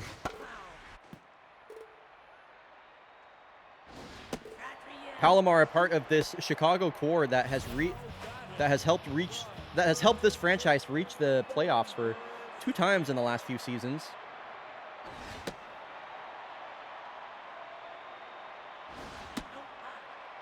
Two-0 count here to the always dangerous Petrus Rojas. A walk would move the tying run into scoring position. Tough take down low. Well-located cutter. Rojas trying to fight that one off on the 3-1 count. Ground ball. Summit makes the pick, makes the play. Dogs held scoreless in front of their home crowd here through 4 innings. I get the feeling that they're gonna break through at some point though. 9-1 and 2 due up here for the Knox.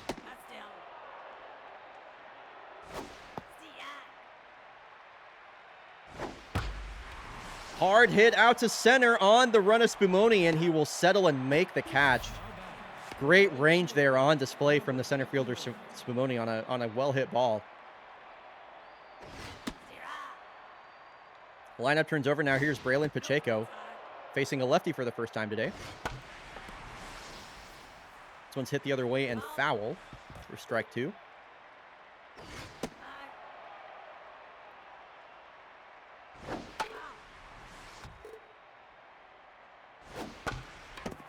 Ground ball up the middle, picked by Sayavong. It's a great play from the pitcher. We love to see a pitcher fielding their position. Now Griffin Steelmeister with 2 outs and the bases loaded. Also looking for his first hit.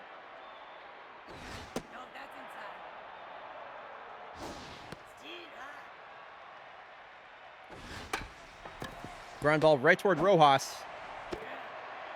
Makes the routine play. Back half of the game coming up here, bottom of the 5th. It'll be Testarossa, Kahn, and Desmond. Number 62. Gangrene approaching 70 pitches, still locked in. No signs of activity in the Nocturnal bullpen right now.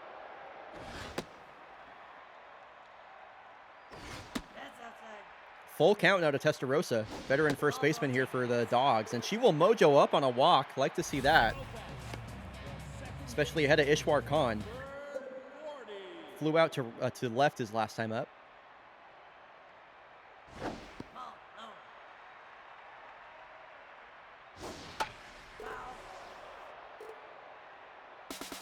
Runner goes. Khan swings through it, and Testarossa is gunned down at second. Dogs were trying to do a hit and run right there, and that might as well be a strike him out, throw him out. As Ivory Gangrene taunts Ishwar Khan. We'll see if he remembers that. Now here's left fielder Lucy Desmond.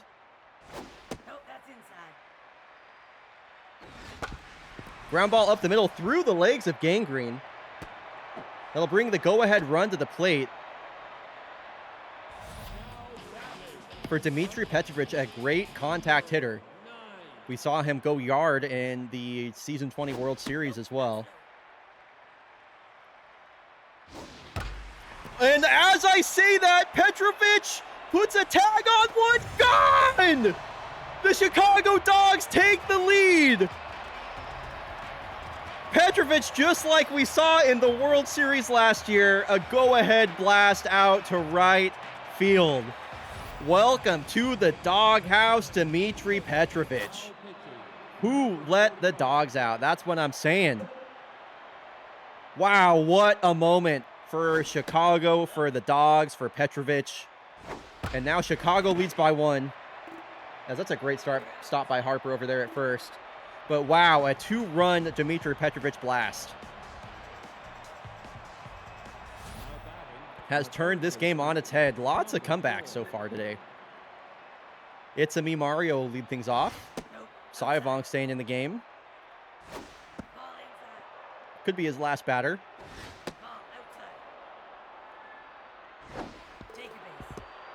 Gives up a 4-pitch walk to Mario, so a lot of speed on the base pads now. Ahead of Waldorf Quantum. The Steeler trait as well. And here comes Iron Man Rafa California. One of the best relievers in baseball. Got blown up his last time up, it seems.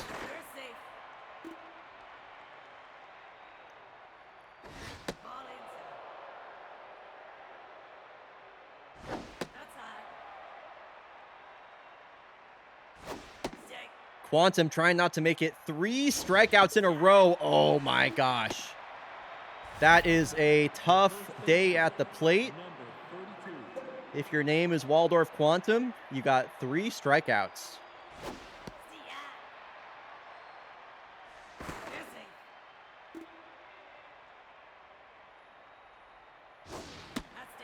California really concerned about Mario over at first. Harper represents the go-ahead run. Mario, the tying run. Dogs trying to hang on. Ooh, a bit of a pop fly down the right field line into no man's land. This will put Harper into second base and Mario into third. The go-ahead run is in scoring position here for Monty Summit. The tying run only 90 feet away.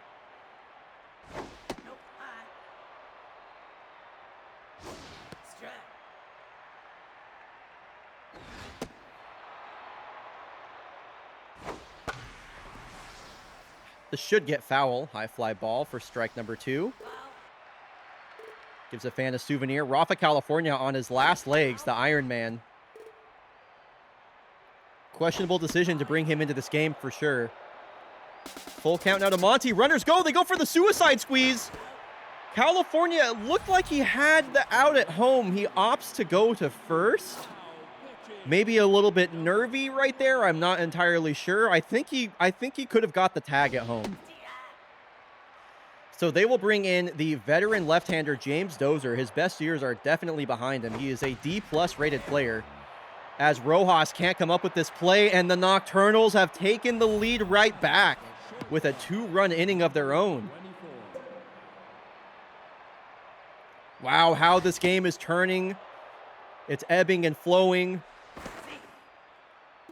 Oh, that's a callback right there, Koala. Knocking on heaven's door. I love that. And this is what I expect out of James Dozier. Just no control at this point. Wow, spiking pitches in the, or spiking pickoff attempts in the dirt. It's not what you want.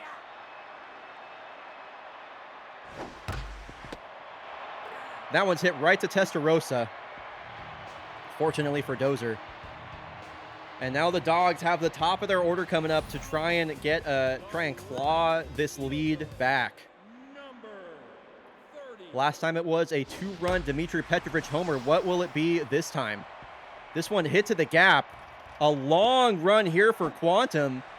And Raph Ruff, not a fast runner, able to easily get into second base there.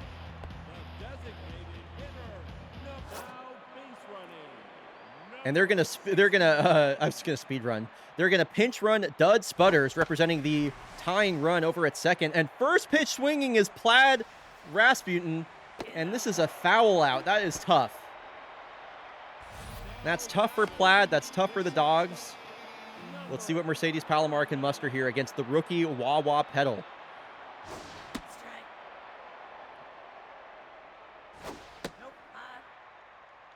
Four-seam, two-seam slider curveball for the rookie as this one is poked into right field. Dud Sputters is going to, wow, is going to hold at third, respecting the arm of Braylon Pacheco. Does have a good arm out there in right field. Runners on the corners now. Tying run 90 feet away. Big spot here for the Dogs and for Petrus Rojas. Runners go. Fouled away. Runner goes again. What are we doing? That is... Why would you do that? I can't believe that. I actually can't believe that. You just gave up a sacrifice fly. Oh, tough play for Mario, but in time. Wow. Can't believe that. That's a huge whiff. Yeah, that's a huge. I can't. Yeah, you took the sacrifice fly out of play. I actually can't believe that. So Ribby Double checking in at right field now.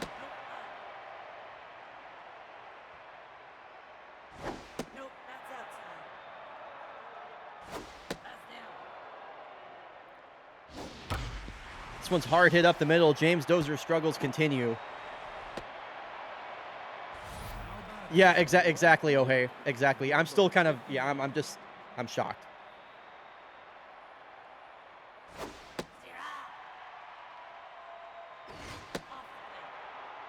If you were Chicago's manager, your beef would be with the base coach? No, I think your beef would be Italian. It's probably an Italian beef.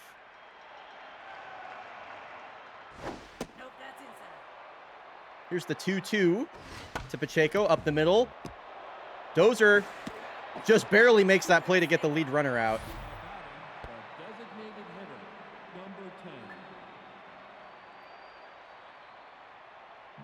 Dozer not inspiring confidence in this relief appearance so far, I have to say. I have to say.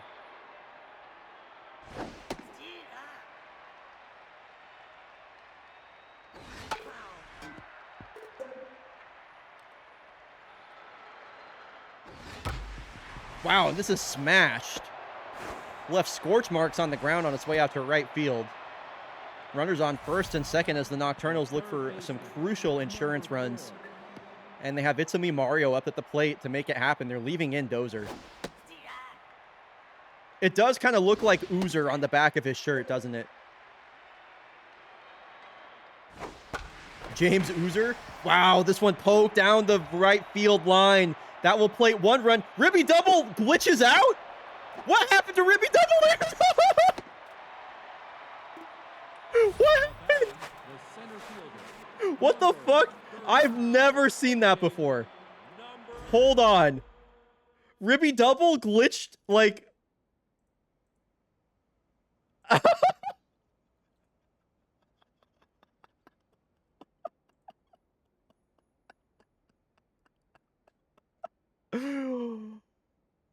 That's crazy. Juan Soto ass fielding, true. I bet fucking 10K on ARF. I think I'm gonna barf. Oh my god. Why do Chicago team? This is kind of a Chicago team thing, isn't it? I'm a Bears fan, so I get that. I've never seen the CPU do that before. You know what? I'm going with that actually, Para. Ribby Double smacked her head on the wall and lost sight of the ball. True. True. I agree with that, actually. Where's Steve Bartman? Yeah, wow, it's really all coming undone here for the Dogs as they now trail by 3, and it could be 4 with a runner. Damn, he just beamed him with that. Boy, howdy. What is going on with Chicago right now? Runners on the corners. Pastel Harper at the plate. Petrus Rojas is diving over the top of balls. What happened here? My goodness. Waldorf quantum sprained ankle. I guess the ball hit him in the ankle. Thanks for the clip, Nerd Piggy. Always be clipping. The Dogs cannot buy an out right now. This is a season 20 Cascadia Kodiaks-esque collapse right now. All right, fuck it. Where's the Malort? Dude, actually, though.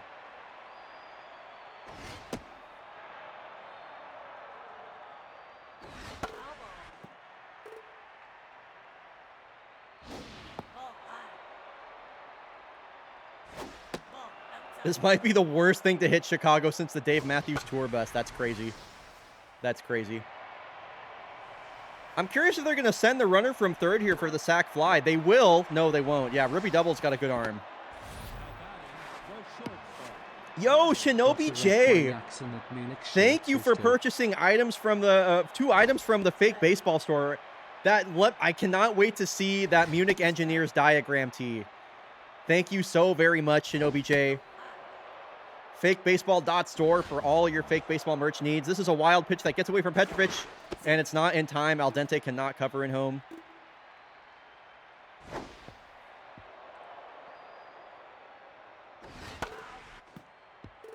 My favorite, dude. Yeah, that's one of Anarchy's best designs. I think is that engineer shirt. It's so good. It's so good. This is painful. They're having to bring in their fucking starter because they don't have any more relievers left. And it's the second game of the season, by the way.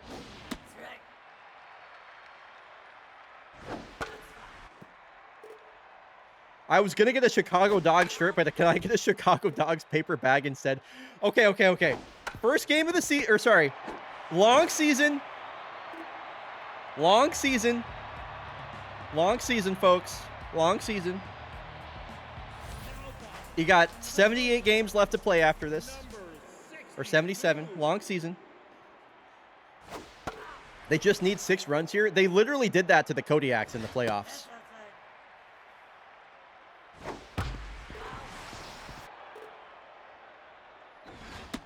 Bad game for the new Chicago team, true. Why did the Dogs learn how to play from the wrong Chicago team? Also true. Well, I feel like every good rally starts with a leadoff walk. So that's a good at-bat there from Testarossa. Now for Ishwar Khan facing the rookie Wawa Pedal. That's outside.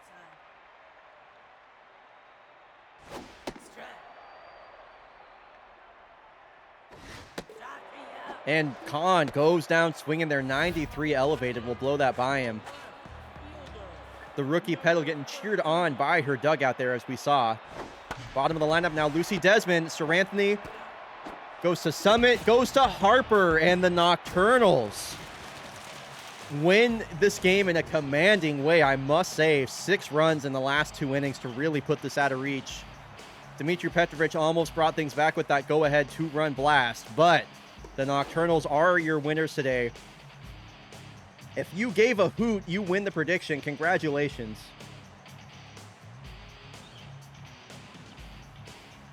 That was a good bryonatos game of the day. For the first bryonatos game of the day, I'm pretty happy about that overall, I think. All right, folks, we're going to run 90 seconds of ads. And when we're back, Pascal Noir and the Chicago Dogs, Pascal Noir and the Cascadia Kodiaks will take on the Glasgow Grays for the Kodiaks home opener. Oh, you already did the redeem shift, so just let me know. Let me know like what player you want me to rename, and I can do that. You guys want to see something cool? Let me show. I need to get up really quick. Hold on.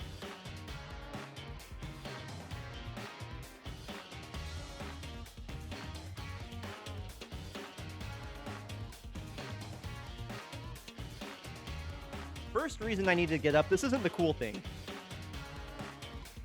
This isn't the cool thing, but my tamales are here. First of all, I got my tamale delivery. That's pretty good.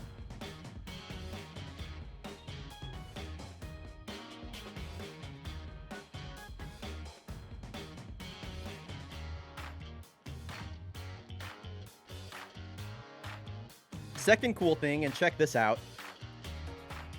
So I've been getting really into pinball lately, and yesterday I went to a local pinball bar here in Portland called Wedgehead, and they host a weekly tournament that they call Howdy Partner, which is like a co-op pinball tournament.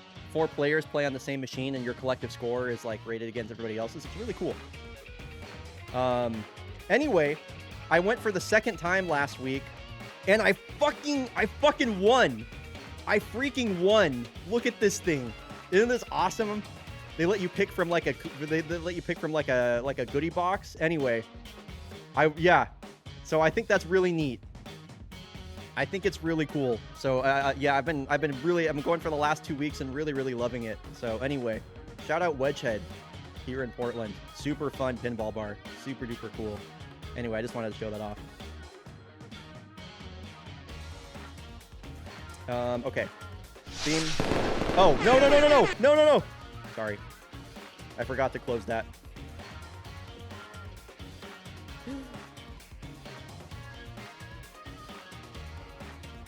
I missed. Oh, here, let me run the ads really quick. We're running 90 seconds of ads. Graves versus Kodiak's coming up, by the way. I missed Melavara placing merch.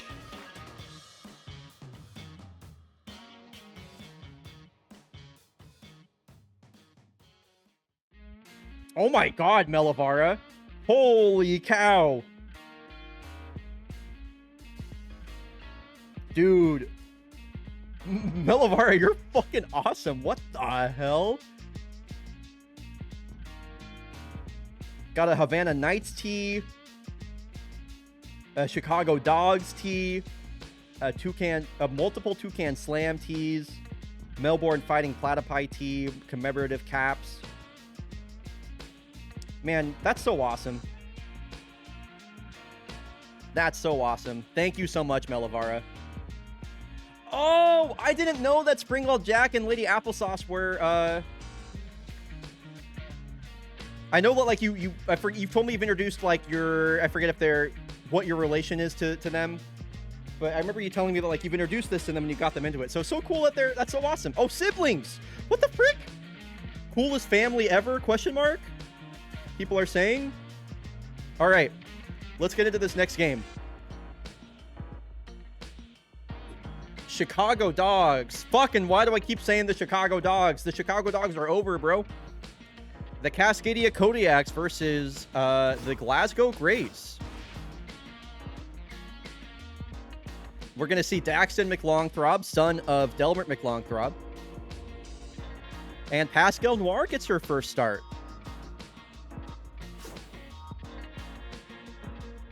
Oh, Goozy Oozer on which team? Which player on which team? On the Jags. Who are renaming? You're renaming Chutney Beavertail to Goozy Oozer?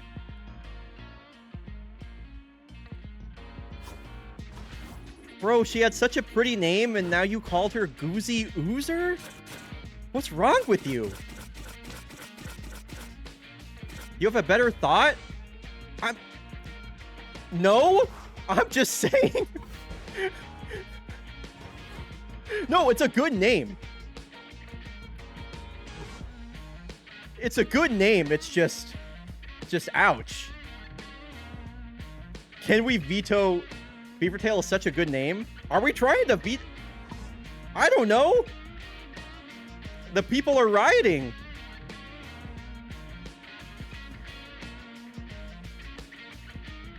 Are there other ones?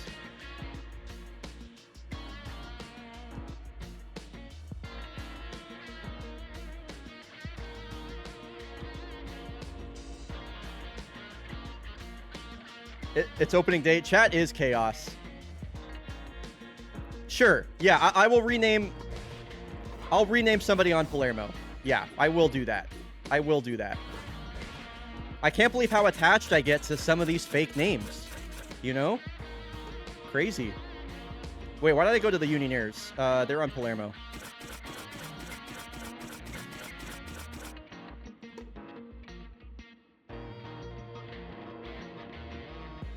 Chetney Beaverdale has to go back in the list for later use. I'm actually going to stop doing that. If they get renamed, like, that's it. Because I have enough fake baseball names that I don't need to keep. Because it's kind of confusing to me, too. Like Medallion Stalwart was a name that got renamed last year that I reused. And I'm like, well, this is confusing. Yeah, me too, Shift. I kind of appreciate it, too, because I didn't want to do that. But I wasn't about to veto you twice. Oozer.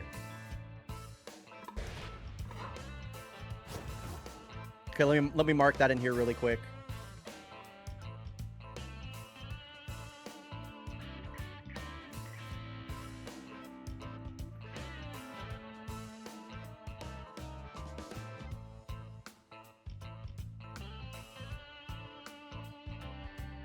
Naming them. It's true. It's true.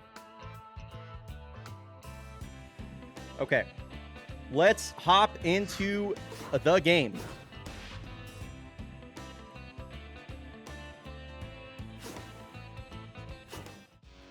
All right, it's the Kodiak's home opener.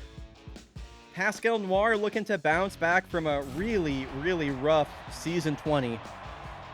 A lot of hope is placed on her and this Kodiak squad, but the Grays, with their brand new hat logos, by the way, which I really love, and Ma Soul, one of the few S-rated players in the game, will lead things off. Pascal Noir, really hard throwing left-hander, 4-seam, 2-seam cutter, and a curveball. Had some really big player developments last season, in which your velocity went up over 17 points. Hoping to get things started on the right foot here in a brand new season. And a strikeout on the first batter she faces is a great way to get things started. Now ahead of Florence Hope.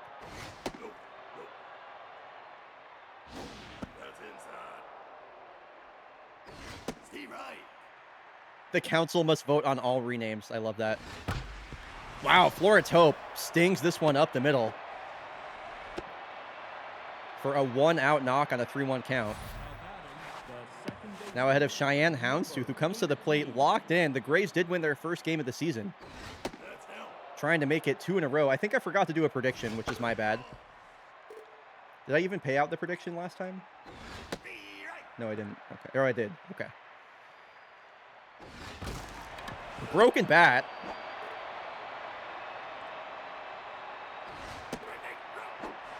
Two strikeouts for Pascal to get things started, and this will be a tall order for Pascal here. Camilo Buffums also coming to the plate locked in. Very, very dangerous bat. And another 3-ball count here. We've seen this is the second one we've seen. She'll walk her on 4 pitches. Not looking all too different from the season 20. From the season 20 Pascal right now, I must say. I know we're early goings, but don't like what I'm seeing immediately. And okay, thank you for not doing another immediate 3-ball count, Pascal. Ground ball right back to her. Ricochets over to Newt, who throws over to first in time. Great team play there. Nicely done from Newt Gizmo. Whew, I was scared. All right, Lola Dominguez still looking for her first hit as a Kodiak. What's she got? Now against Daxton McLongthrob, also into his second season. Just pounding strikes quickly versus Dominguez, trying to climb the ladder.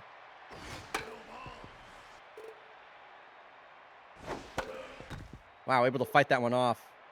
Using that outside pitch off the end of her bat. Twice now, staying alive on 2 strikes. Pitch number 8 of the at-bat. Taken upstairs. Cannot lay off the 97-mile-an-hour heater. Nice bit of pitching there from Daxton McLongthrob. Brings up Uday Katabura. I like the stadium. You're going to see a bunch of games here. This is the Kodiak's home stadium, so you will be seeing a lot of games. Another first pitch swing in there for Katabura. Second game in a row he's done that. He'll fly out. Julie Mao hit in her first at-bat of the season, hit a home run back versus the Bush Rangers. This one is hit right over to Memphis Ross. That will retire the side in order. Nice start there from the young gun, Daxton McLongthrob. Now Harley Moyer with the big smile on her face steps up to the plate. Are there any Grace fans in chat, by the way? Is there anybody in here that's trying to type hashtag Beards of Prey? As Moyer sends this one deep into left field. The ballpark will make that a single. Well, good play there from Zambodi. Now Bober Jackson Jr. Yeah, Daxton is starting this game, Blaz.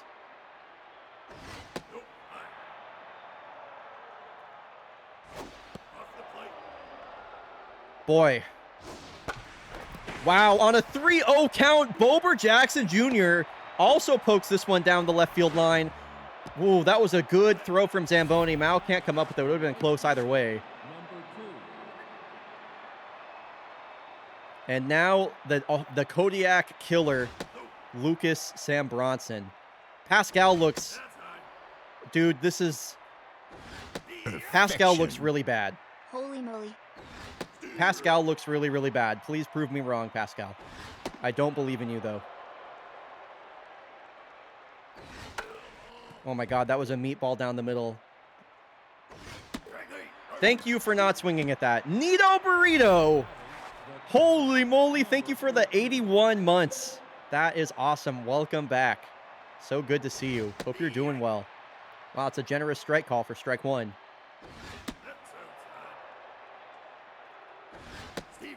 It's been a lot of traffic on the base paths in both innings here for Pascal.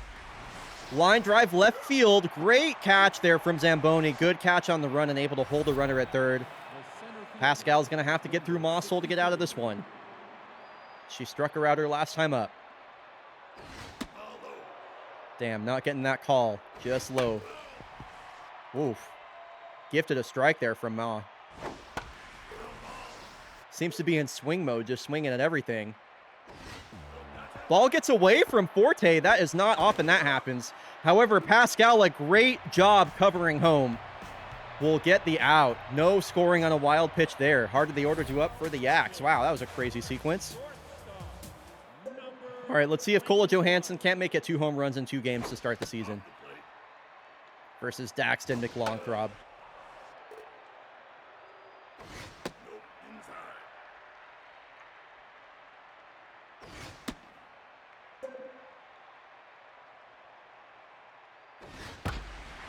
Hard hit, but right at Houndstooth over at second. 1 away.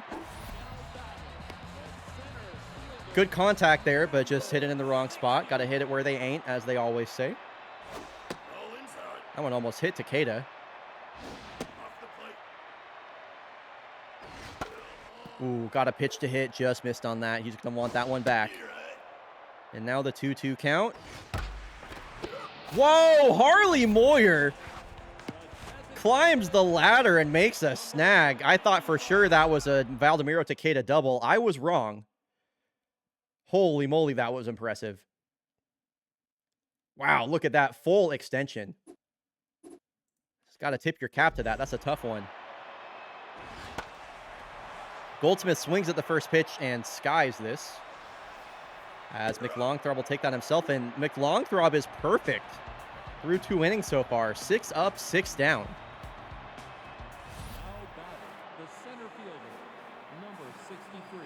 Okay, so Mossel and Noir will go toe-to-toe again. After Sol had the bat taken out of her hands at the end of the last inning on that wild pitch. And Noir going right after.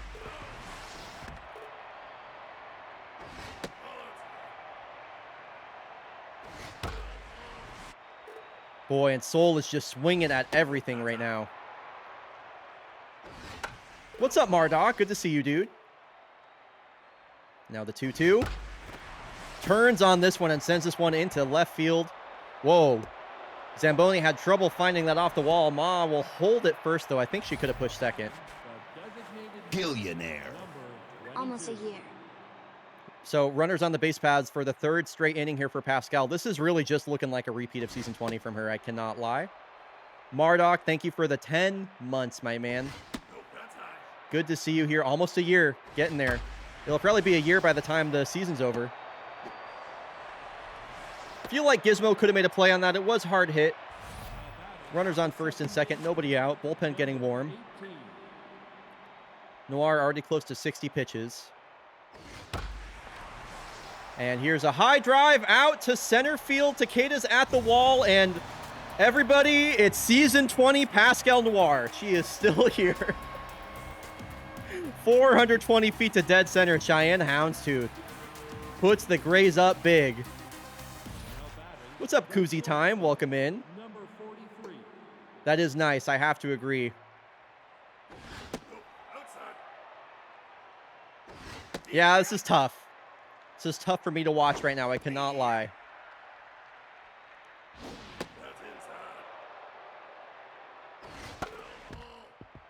Girl, we can't still be doing this. That's what I'm freaking saying. High fly ball, right field. Katabura settles, has this one squared up.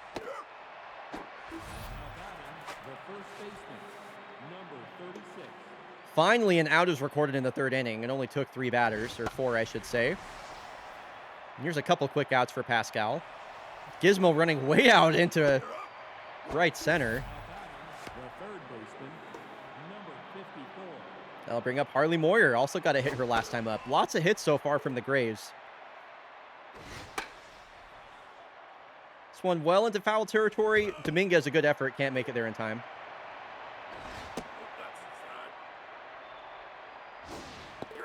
Whoa, great curveball. Really pretty curveball there from Pascal to get the strikeout looking. Been all Glasgow so far. Kodiak still looking for their first frickin' hit. Daxton McLongthrob locked in. Only 24 pitches so far.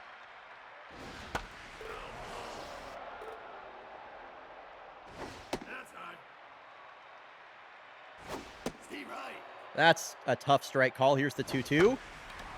This one should get foul. And it will.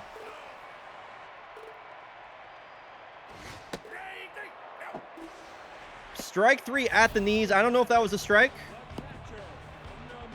Don't know if that was a strike, but it was called one. Mojo down there from Zamboni. This one is hit back to McLongthrob, who collects it and gets the throw in time to steal a hit away from Forte. Welcome back, Saf. Newt Gizmo's locked in. She hit a home run in the previous game. I think actually her last at-bat was a home run.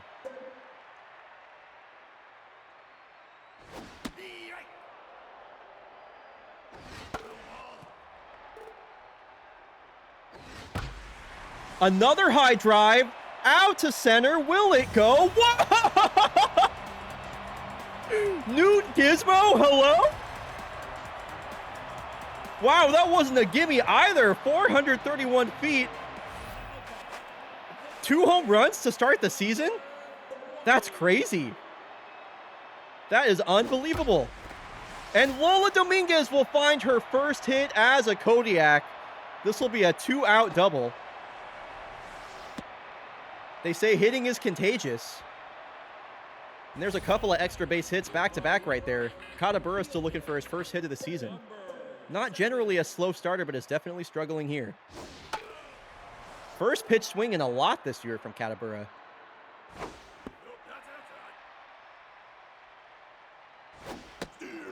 Whoa. Did not like that at all. Weird swing from Uday. I fully expected him to crush that. Full count now to the big man. And the payoff. Oh! That exploded off the bat, and that might as well have left the stadium. Oh my God. Oh my God. Oh my God. Oh my God.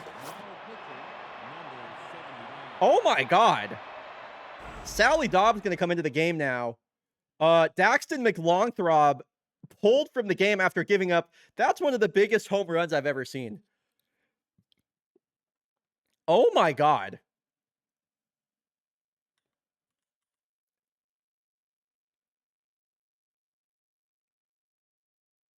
Wow.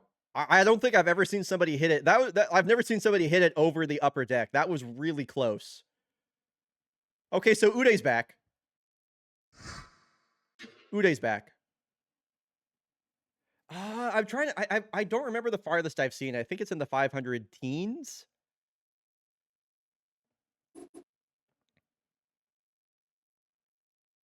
Yeah, welcome back, Uday. We got a tie ball game. Tie game. Stats guy is wrong big time.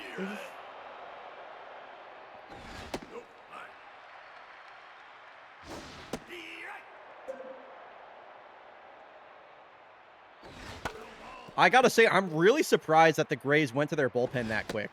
That's a super short leash for Daxton. It'll be interesting to see how they navigate the rest of the game. So we got a brand new ball game. I need a home run derby with Newt and Uday. That's a little bit coughing baby versus hydrogen bomb, but you know. Oh, okay. And Pascal Noir's day is done. Shanae Poker going to get her first appearance. One of the 3 signings in the bullpen for this Kodiak team. Gives up a hit to Bober Jackson Jr. 2 hits of the day. 2 hits on the day so far for Bober.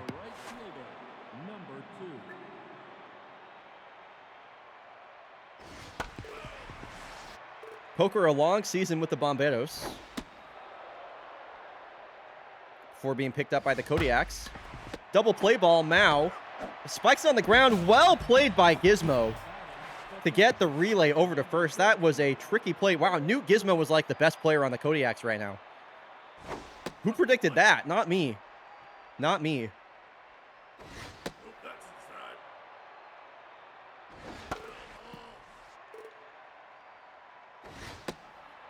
Three ball count now here from Poker. And she will walk. Was that Florence Hope? Harley Moyer? I don't know. There's like 3 people on this team that all look the same.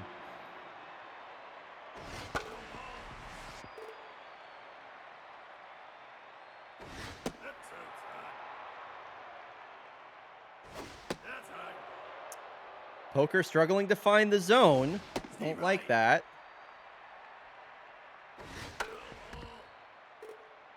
Lot of pitches so far this inning. This has not been an efficient inning for Poker by any means. This one is smashed out to the gap. Zamboni will try and reach out his glove and make the play. He won't. Takeda fielded that really well off the wall. As now we got runners on the corners. For the DH, Florence Hope, who already has 2 hits today. Hard hit, Dominguez. Nice grab. Nice grab. 8 hits for the Grays. Jeez. Scaring me. All right, Cola Johansson. Her second at-bat of the day. Oh, my God. Almost destroyed that pitch. Dobbs has her on 2 strikes.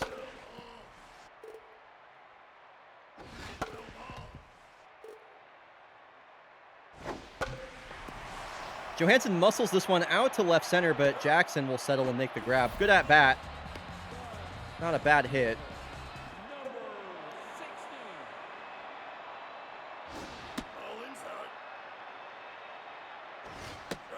I'm curious if Takeda being moved down the lineup will take some pressure off him.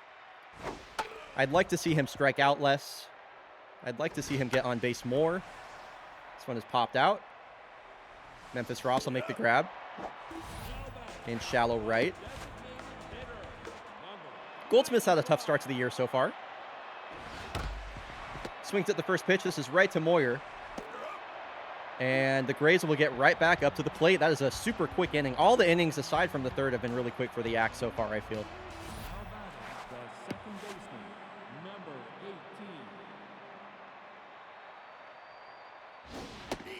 Cheyenne Houndstooth hit that 2-run home or 3-run home runner last time up. Dude, I hate when all the announcements stack up like this. It's really annoying. There you go, Shanae.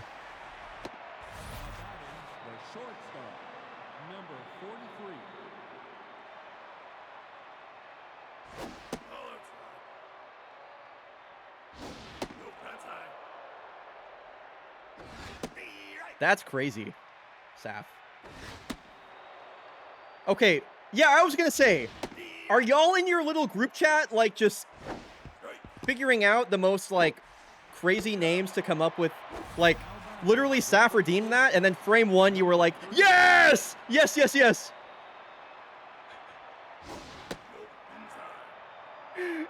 Me and Saf co-op, amazing. Amazing. I love the collaborative effort that we're seeing for the player renames. It's really cool.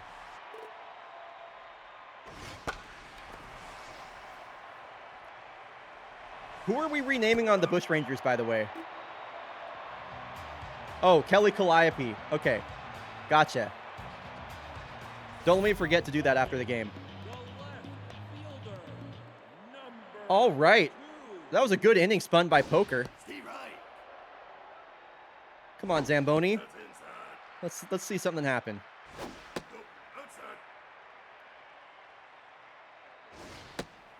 Got a 3-ball count here. Dobbs is on her last legs. All right, we'll take a walk. Let's go, Zambo. Lead-off walk here. They're going to bring in Carter Reed, the starter reliever. This guy is one of the more weird pitchers in baseball.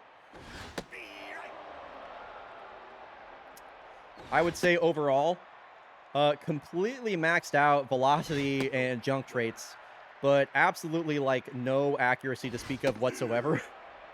So, you know, when he's in the zone, he's like really, really effective, but also, you know, he can get a little bit wild. Oh, wow. Forte almost turned on that. That would have been really cool. Yeah, also a submarine pitcher. Just a super weird pitcher.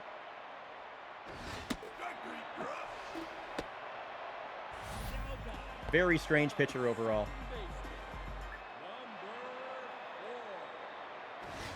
Would I say he's effectively wild? He's definitely close for sure. Yes, we do. I downloaded a plugin recently that I can just draw anywhere at any time. I really want Gizmo to hit the ball right there. She needs a pitch right there to hit the ball. Or take a walk. That works too. Yo, what's up, Court? World's greatest podcast mentioned. That is a great podcast. I believe Kodiak's catcher, Chris Hannell, has appeared on that podcast before. Well, ball gets away. Both runners will advance, and the go-ahead run is on third base.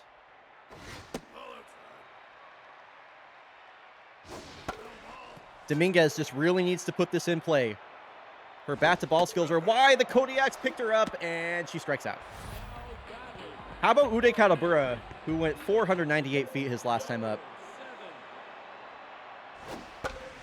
He'll send this one out into left field, and that's going to plate one run. Will it plate two? Here's the throw from Bober. Not in time. Whoa, great base running there from Newt Gizmo, who scores just in time. I thought for sure she was dead to rights. Look at how close that was. Wow, put the ball in play and good things happen. That's a great throw from Bober. Wow, what a close play. What a close play. Oh my goodness. The Kodiaks now lead 5-3. They have come back. The classic Katabura clutch. Yo, what's up, Deep Blue Cat? I had absolutely no idea it was opening day. Well, let me be the first to welcome you to opening day. That's a nice surprise. You just hop on Twitch and all of a sudden it's fake baseball opening day. Like, that rules. That's awesome. Dude, Uday has driven in all 5 runs for the Kodiaks so far, by the way. Or no, 4 of the 5 runs for the Kodiaks. And Kola Johansson is just keeping the party going right now. Bases are loaded. As I love to say, the bags are packed with yaks.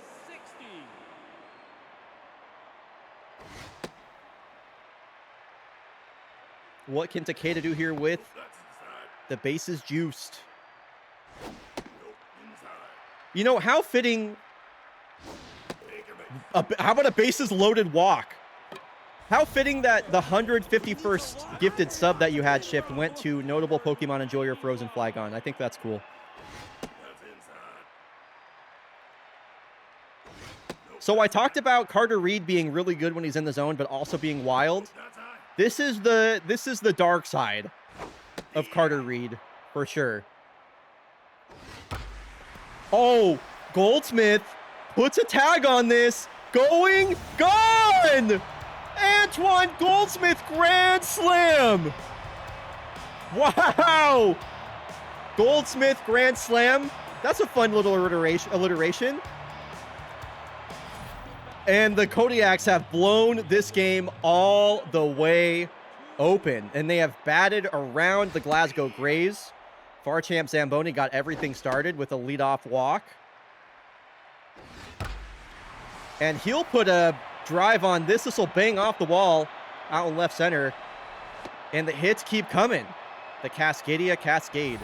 Oh, speaking of the Cascade, dude, Portland just got a professional women's softball team in the new softball league that just got formed. Like the NWSL, I think it's called. Something like that. And Portland got a team called the Portland Cascade. So I'm planning on their season starts up in June. I'm going to go to a bunch of their games, I think. Motos. Thank you so much for gifting 10 subs. No, come on, Shanae. That's what I was talking about. That happens all the time. Thanks for gifting 10 subs, Motos. I really appreciate that. Congratulations to everybody that got gifted a sub. The support has been really overwhelming today, folks. Thank you so much.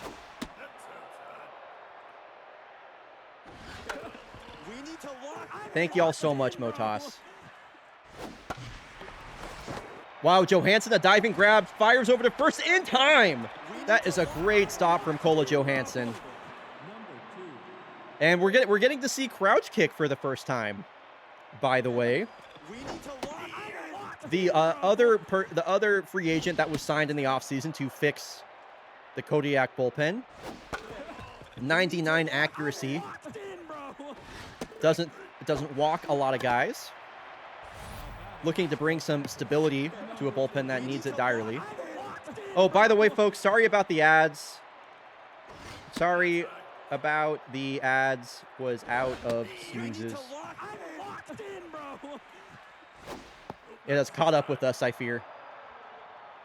I've been taking my time with these games, so. Here's a stat from Stats Guy Matthew. Last season, Carter Reed had a 3.59 ERA, but a 4.7 FIP. So the underlying metrics says he might actually stink. And then he gives up 6 runs. Yeah, yep. That makes sense.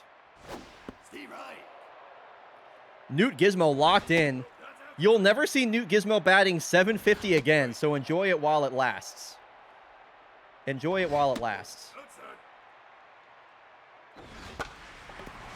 Fly ball. Jackson makes the grab out and left. Yes, yes. Matthew is the fake baseball stats correspondent. That is correct. And Dominguez gets under one, out to the short right field porch, and it's gone. Another home run for the Axe, and Dominguez gets her first in Kodiak green. 372, her first RBI of the season. Welcome to the team, Lola. Welcome to the team. They're going to bring in Elijah Fields now.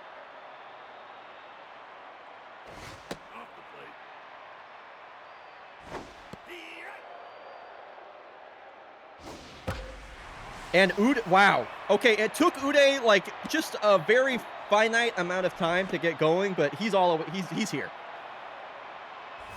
He's here. Good job, Kola. I mean, Uday. Kola's up next. He's in mid-season form. Yep. Elijah Fields is a left-handed specialist, so she's gonna debuff the stats of Julie Mao. Oh, never mind, it's gone. Couldn't draw on it fast enough. All right, now Kola Johansson. Uday Katabura is the final boss of fake baseball for sure. He's just the all-time GOAT. An 11-3 lead right now for the Axe. He could rip me in half.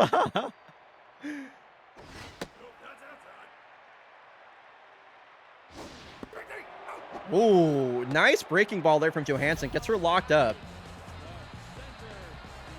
Takeda, maybe the last batter we'll see for the Kodiaks.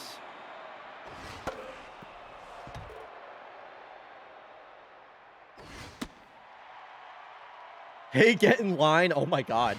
That's so funny. Come on, Takeda, put it in play, my man.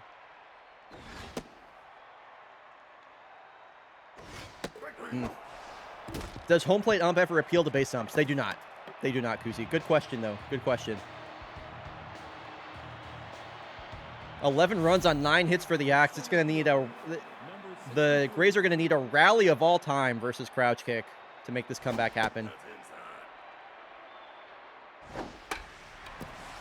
Off the end of her bat, Gizmo the backhanded grab and throw. One away. Kodiaks will be off to a 2-0 start. Should they get the win here?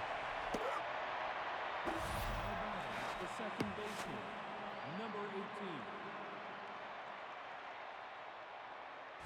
18. Wow, I like the movement on that slider from Crouch Kick. He's going to give up a homer here. I don't like that, but I do like what I've seen from Crouch Kick so far. I have to agree, Shift. Yeah, for sure. Here's how the Grays can still win. No, true, Melavara. They just need to do that 7 more times. Now batting, the shortstop, number 43.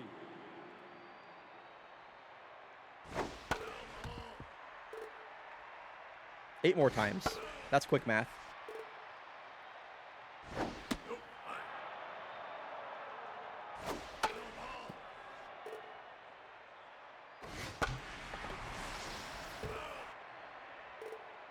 Oh, you're kind of right. Oh, you're kind of right. That's funny, oh hey. All right, Kodiaks will win this one handily.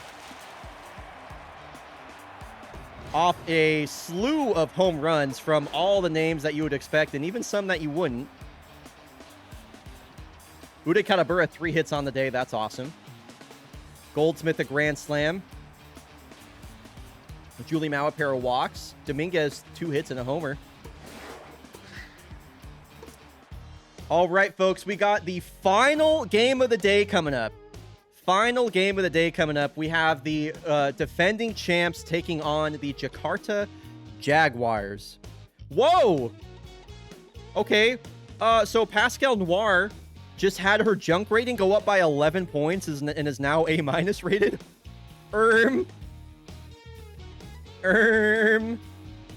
That's crazy. Nobody's done any signings yet, which is surprising to me. Whoever gets Valentino Rosebud at 9.8 million, that's a steal. Like, even I'm looking at that like,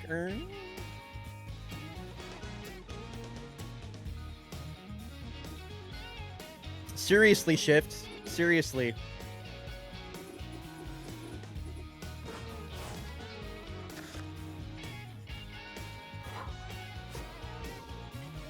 All right. Spectres blow out the Sawteeth.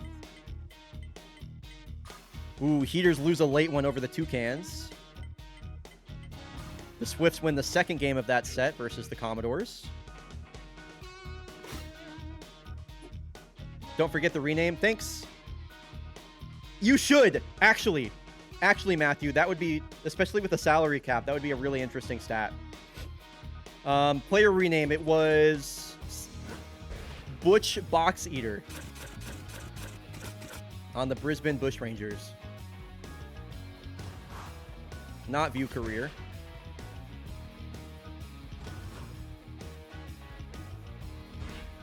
Sorry. The way that my eyes... Here, you know what? I downloaded this plugin. I might as well use it. Oh, you can't even see it because my face cam's covering it. The way that my eyes immediately just went to head... Like, I'm like Butch Box Eater. I was like, head. Head. I don't know. Like.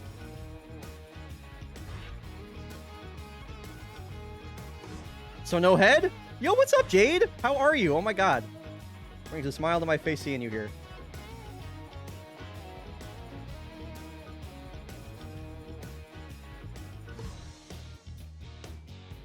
I have to give kudos for this name. It's pretty amazing. Welcome to the league, Butch Box Eater.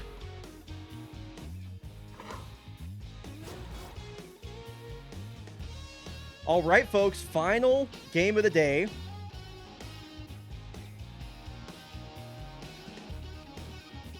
Oh, you're totally fine, Jade. You're totally fine. Folks, I'm going to run... I know, like, an ad just played midway through that last game. I'm going to run ads really quick right before this game starts, only so that the ad doesn't play during the final freaking game, because that pisses me off. I'm going to start the prediction, by the way. Going to start the prediction that will go live before the ad starts. Will it be the Jakarta Jaguars or Golondrinas Valencia? Not Golondrains. Prediction is live now to get your Dargy Dots in. So while the ad is playing, let's talk about these teams. Exclamation ad skip to skip the ad.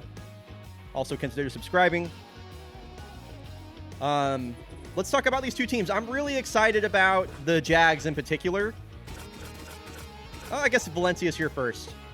So Valencia, this is a pretty interesting matchup because the Golondrinas went out and signed Billie Jean Blackwood, who was on the Jags for the last few seasons and was really good too, was one of the MVP runners-up last year. So I think this is a pretty interesting matchup in that way. They've kept a lot of their same core around. They do have a really interesting rookie and brother of Ernie Grab, Richie Grab. Switch hitting shortstop, third baseman. Has yet to get a plate appearance yet. Xander Jordan they still got. Athenia Patagonia was a big addition to their bullpen. And then, of course, we have the Jakarta Jaguars. This is a team I'm super stoked about. Their pitching staff is really nasty. Tugboat Suplex is a guy that I am going to be watching out for. One of my most anticipated rookies of this season. Chutney Beavertail, same thing. Ibrahim Abate. I forget who it was, but somebody predicted Ibrahim Abate to win the MVP this year, and I really like that. He's just one of my favorite players. He's so good. He's so consistent, dude. Career 843 OPS guy.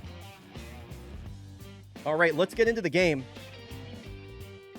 Let's get the game going. This is the final game of the stream, folks. I hope you've enjoyed Fake Baseball opening day.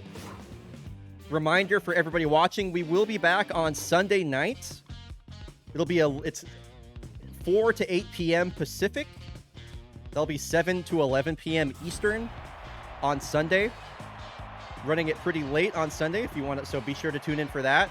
And here we go. We're getting our first look at the new look Jakarta Jaguars and the defending champs, Golondrinas de Valencia. They've kept the majority of their team intact here.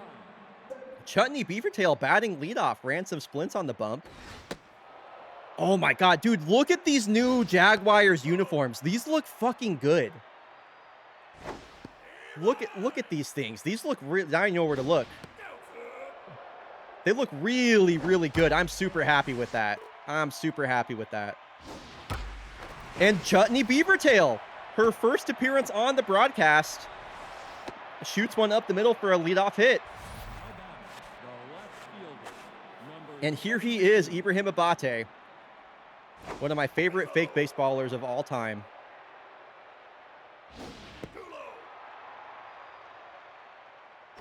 Thank you. Thanks, Sorbet. Runner goes. Oh, no.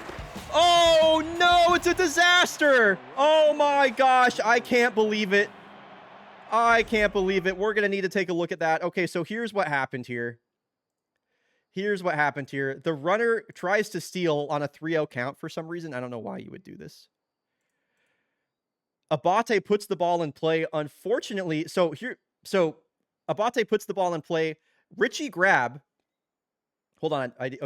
Richie Grab is running over to second base to cover second base right now, and he's just perfectly positioned. Just happens to be perfectly positioned for this ball. And also, Chutney Beavertail is already running. Chutney Beavertail is on the way to second, so she's already about halfway there. And then, of course, we all know what happens. Man, that's close. Doob.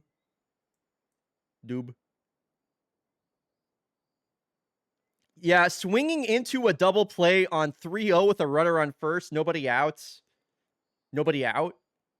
is painful. That is it's really painful. This is the drawing on stream we wanted. Yes, that's exactly how I wanted to use it, actually. I'm so glad I downloaded that plugin for that exact scenario. So that's cool. That frame tells me otherwise. I mean, okay, we can find the actual frame. She's out. She's out. Oh, no. It's not Bryona's game of the day. Sorry. Those hotkeys are right next to each other. My bad.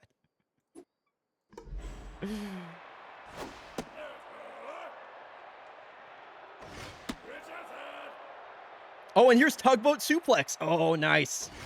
Okay, I really like Tugboat Suplex. I'm excited for him. Didn't get it done this at-bat, but excited for his rookie season overall.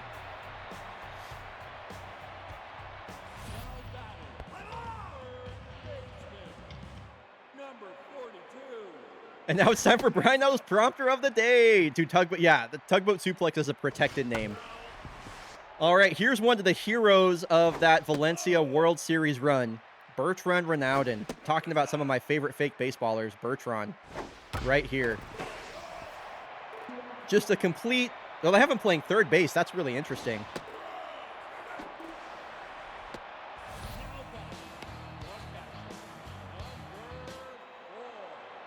Now Yim Chimney switching in catcher, batting second.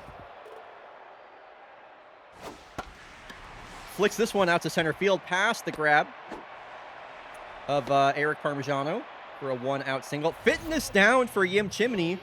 What is the injury report on Yim Chimney? What are we hearing? Yambag Jones coming in the game. A tweaked groin. Another one has come for the tweaked groin. So Yambag Jones, somebody get Derek, MK, has checked into the game.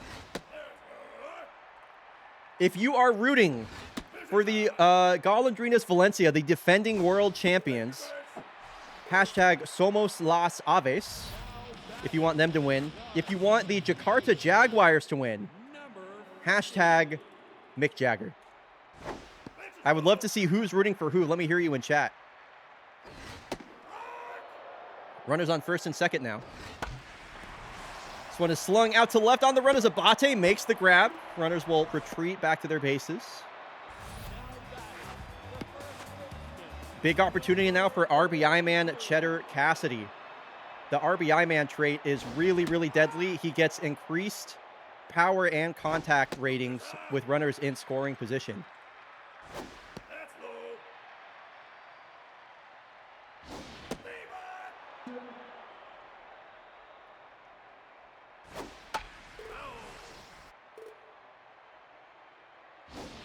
Teacher the cursor, sorry. Sorry.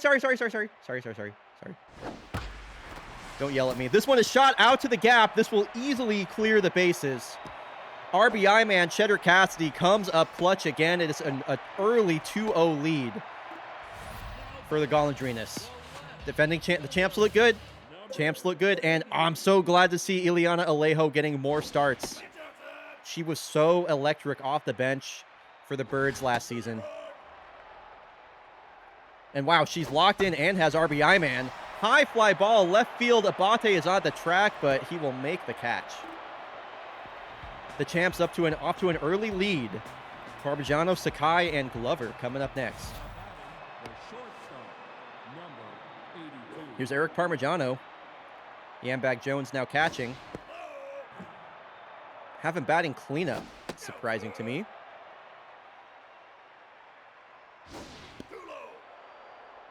Looks at 3 straight balls. Taking that one all the way. All right, a leadoff walk for Parmigiano. Head of center fielder Hiroyuki Sakai. Good. Oh, and wow, Parmigiano takes off. And what a great pitch to run on, too. Running on the curveball meant that there was a much lower velocity pitch. Able to get that steal easily as Sakai goes down looking. Runner in scoring position now for the catcher, Jerry Glover.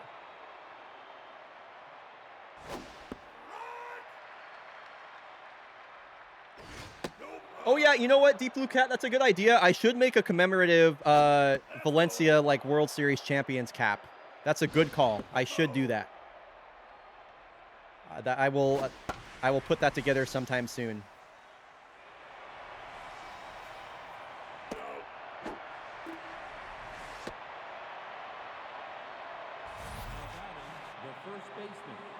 So 2 outs quickly here ahead of Eddie Kitt, first baseman for the Jags. Really trying to get that runner on second home. This one just bloops or holds up just enough for Sierra.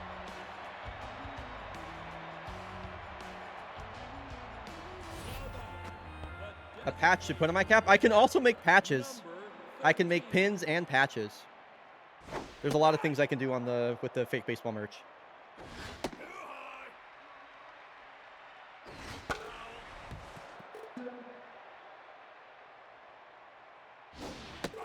Ooh, wow. That ball had some nasty break on it. I don't know what kind of a pitch that was, but that was crazy. Oh, wow. Oh, I did not even realize Mel Rodriguez has a fork ball. That is a super rare pitch that you don't see a lot of pitchers have. The ball doesn't have a lot of horizontal movement, but it will go like just straight down. That's it. That's the fork ball right there. That's the fork ball. Very cool pitch. You don't see a lot of pitchers with that. Nice to see it working for her effectively. Yeah, she's forking it up right now.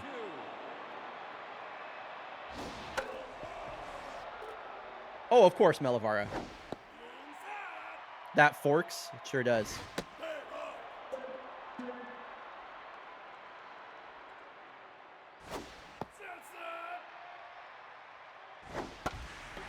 Fly ball center field. Sakai has that sized up. Side retired. Jags looking to get on the board. They don't trail by much, only down 2. This unbiased commentator is definitely rooting for the Jags, by the way. I really like this team this year. I want them to be good. Nash Yoon crushes this way out to the gap. And to second base sliding, a lead-off double. Another runner in scoring position now ahead of the DH today, Pork Martinelli. Pork Martinelli, named after the famous deli from the Sopranos TV series. Hard hit. Grabs that one way. Lineup turns over now. Here is Chutney Beavertail, led off the game with a base hit. Also has that contact versus lefties trait. She has increased contact ratings versus left-handed pitching specifically. That one's just a pop fly, and this could be another opportunity squandered here for the Jags. Another runner in scoring position. What can Abate do here? Oh, able to lay off that slider. That's a nasty slider, too. Oh, Abate gets under one. It's a deep center field here. This one will bang off the wall, but it will score the run from second base. Abate, an RBI double on 2 outs here. Cuts the lead in half. Nice piece of hitting there from Ibrahim. Now here's Tugboat Suplex. The rookie, power hitting rookie. Starting out in right field. Nice to see him getting the start versus a lefty as well. I'm not sure what his splits look like yet, but... The rookie alert? Now that's just bad. Now that's just... Ooh, throws his bat mojo down. Don't like that. Don't like that.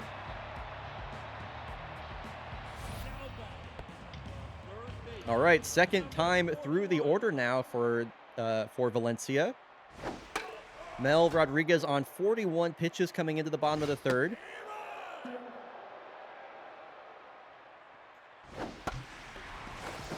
Ronaldin muscles that one into the middle infield, but Beavertail, a great stop. Good hit and good fielding.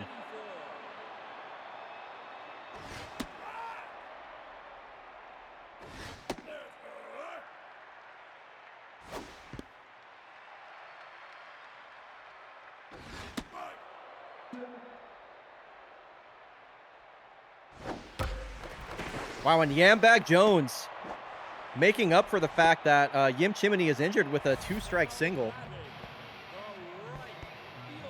And now Billie Jean Blackwood versus her former team was one of the MVP runners-up last year. One of the more dangerous left-handed bats in baseball. Big addition by this defending champ of Valencia side.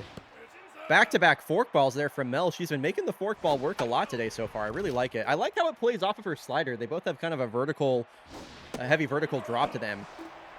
Mel Rodriguez is making me a fan of hers right now. I cannot lie. I really like the way that she pitches.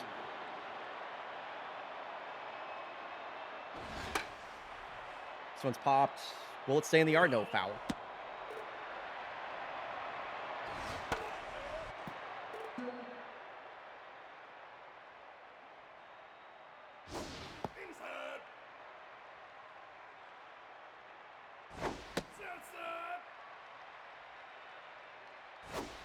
Wow, Sierra, patient at bat, has worked the count full.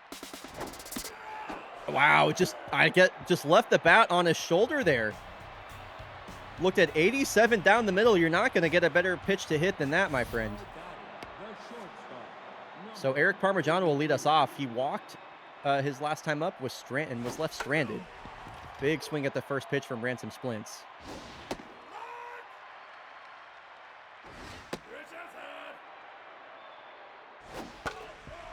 Couple of pitches to hit from Eric. Hasn't been able to barrel it up yet. And swings over the top of the curveball. Mojo up for Ransom. That is not good news if you're a Jags fan. Like me.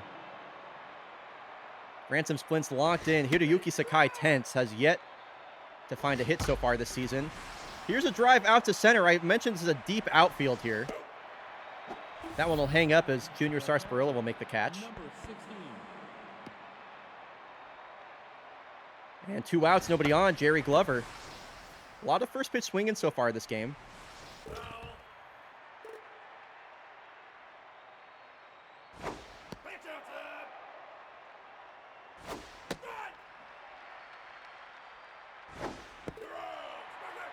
I gotta say, with the Valencia fans wearing white and the Jags fans wearing purple, it just looks like the stadium is filled with Jags fans. I need to adjust the colors that the Valencia fans display for sure.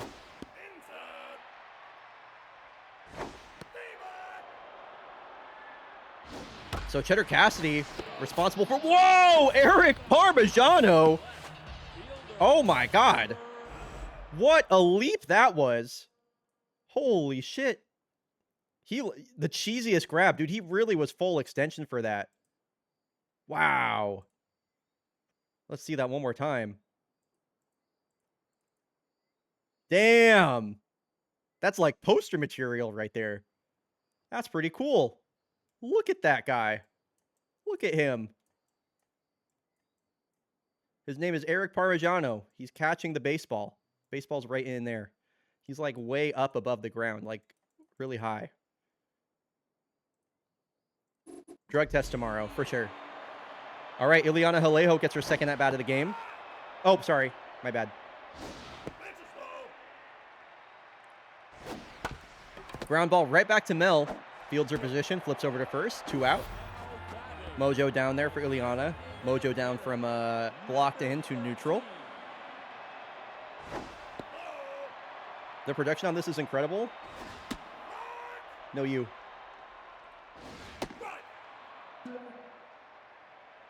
Y'all should not have given me the ability to draw on the stream. It's bad news for everybody, I fear.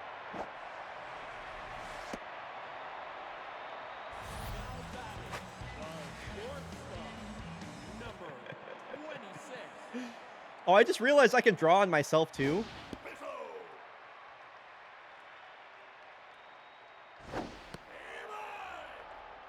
That's fun. This is exactly what I want. Oh, what's cool is I can cross you out if I don't like you. Like we had a choice. Sorry, I can't read. Sorry, can't read what you're saying. Sorry, can't read what you're saying. Sorry.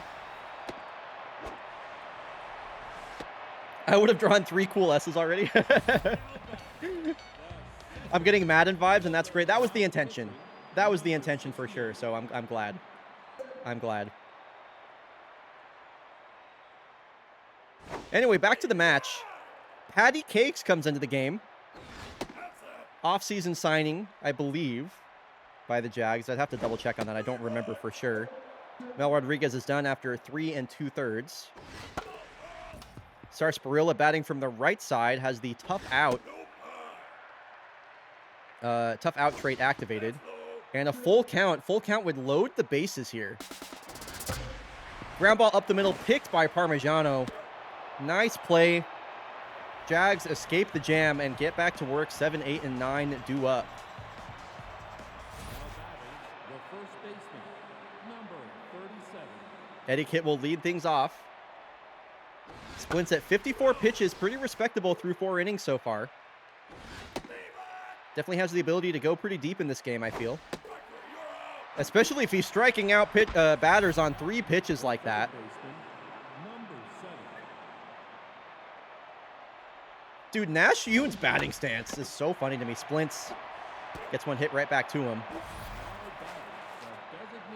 And those are 2 quick outs. Splints might be able to get out of this inning without throwing 60 pitches. Not anymore. I'm glad Martinelli took that one.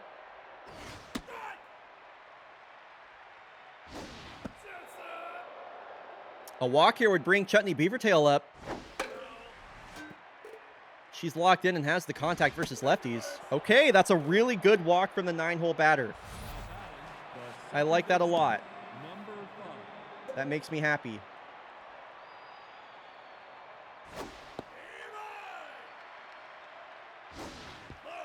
All right, let's see what Chutney Beavertail can do. On 2 strikes quickly. Could be Splints' last batter that he faces. Hard hit up the middle. Chutney Beavertail, her 2nd hit of the game.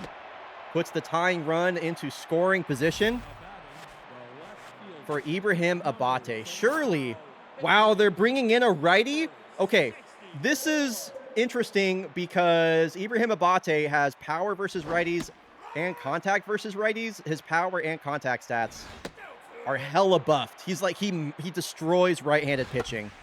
So this is a super interesting decision. We'll see if it pays off. Caden Carey is, you know, one of the greatest pitchers of all time. Don't get me wrong. It's just the matchup game. Wow, and he gets him swinging. They go power with power. Your best guy versus our best guy. And Valencia comes up on top. Comes out on top. Top of their lineup coming up too. Bertrand Renaudin.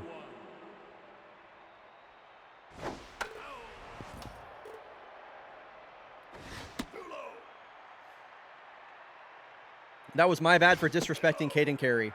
That guy, Caden Carey's been in the league since season 1.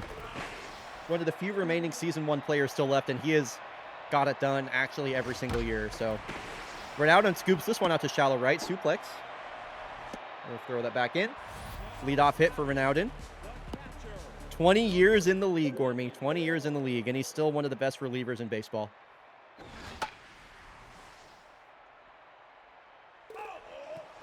Yeah, also Caden Carey has been in the same division and league as Ibrahim Abate like for a long time, so he probably knows how to pitch to him.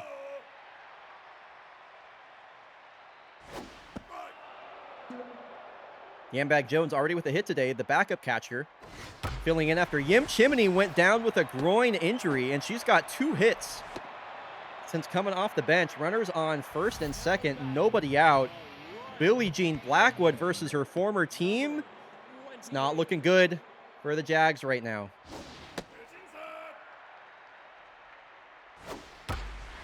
This one hit the, just hit out into right field. Oh, my God. What were you doing there, Billie Jean? Caden Carey has the most innings pitched of any non-starter in fake baseball history. There you go. Stats guy Matthew. Once again, appreciate it. That's our official fake baseball stats correspondent, by the way. So Seto Nanaimi, one of my favorite pitchers on the staff, will come out of the bullpen. And it's going to try and force the Golondrinas into a Noble Tiger. And, okay, that's step one. She got the strikeout. Now she needs the double play.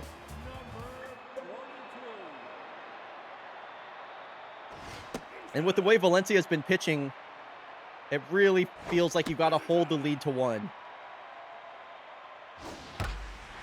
Oh, and this one is shot, scorched down the right field line. That will plate 2, and only 2 as Cheddar Cassidy drives in 2 more runs. He's driven in all 4 runs today for Valencia. RBI man coming up huge again. Nanaimi responsible for the runner on second now.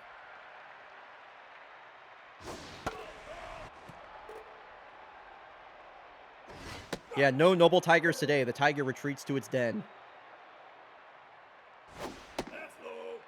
Come on, Seto. Nice. Okay. Just get the next out. Just get the next out. Deal with, you know, offense can score 3 runs. Boy, that slider is wild. Especially from that kind of like sidearm release that Seto has. Wow, I like Seto's pitching. Like the way that the pitches move out of her hand with the sidearm, both the cutter and the slider. Super interesting. Really like that a lot. All right, tugboat suplex. Mojo down his last time up on the strikeout. Sends this one deep out to left center. Boy. Hit the weight room, tugboat. What happened there?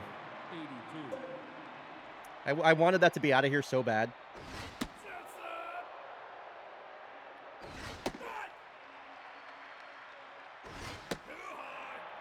Whose side am I on? Oh, I'm rooting for the Jags.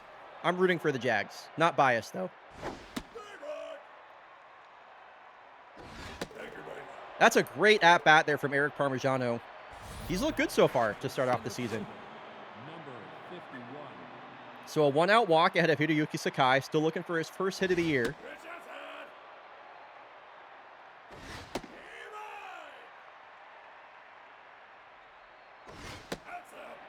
Yeah, seriously, Kuzi. Count evens. Here's the 2-2 from Carey. Oof. Don't know how Sakai got his bat to that one. That was way above the zone. And that one in the other batter's box, Sakai goes down on strikes. They'll bring up the lefty, Jerry Glover. Jags still trail by 3 here in the top of the 6th. Ground ball right back to Sierra. Routine play, 3 outs. Boy, Ransom splints to Caden Carey is just kind of brutal. Kind of a brutal punch, or 1-2 punch there. Chase the starter out just to run into the fucking Caden Carey bulldozer. All right, so here's the switch hitting shortstop, Richie Grab, brother of Ernie Grab, who we saw play earlier on Corsa Palermo. Both rookies this year. Richie aged 19, Ernie aged 20. Goes down on strikes there ahead of Junior Sarsaparilla, who's also looking for his first hit of the season.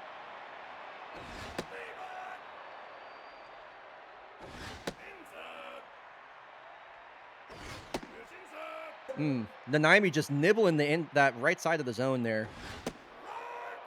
Able to locate that one for a strike. Composed. Look at, dude, this is a trait-on-trait battle right here.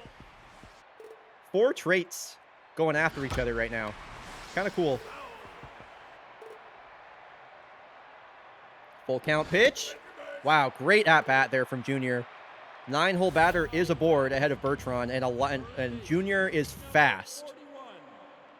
Jerry Glover's got a great arm from behind the dish as well.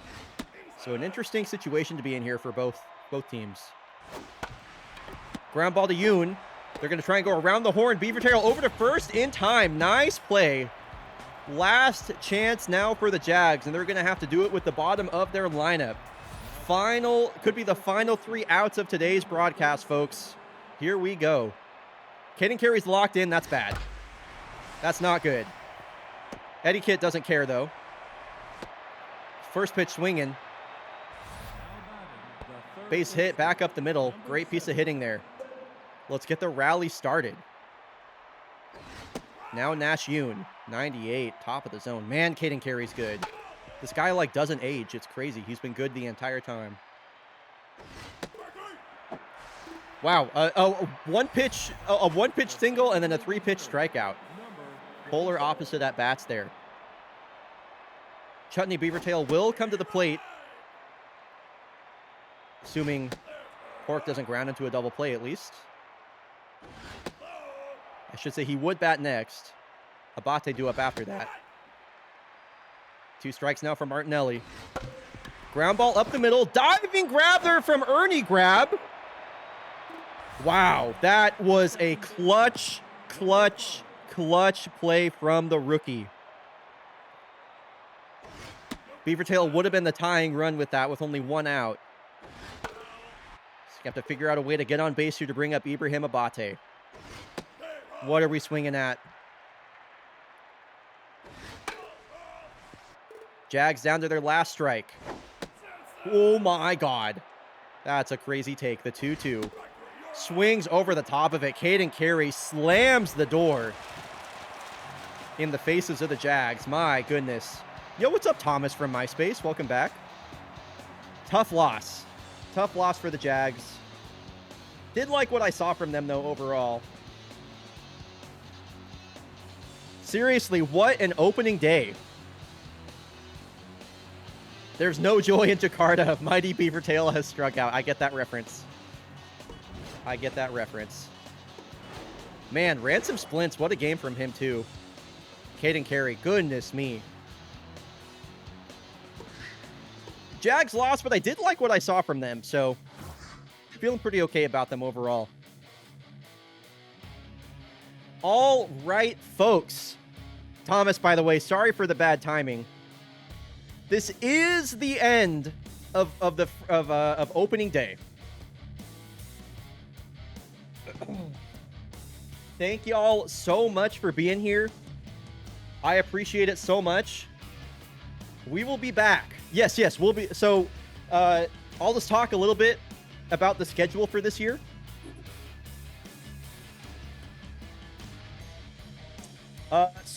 Fake baseball broadcasts are going to be every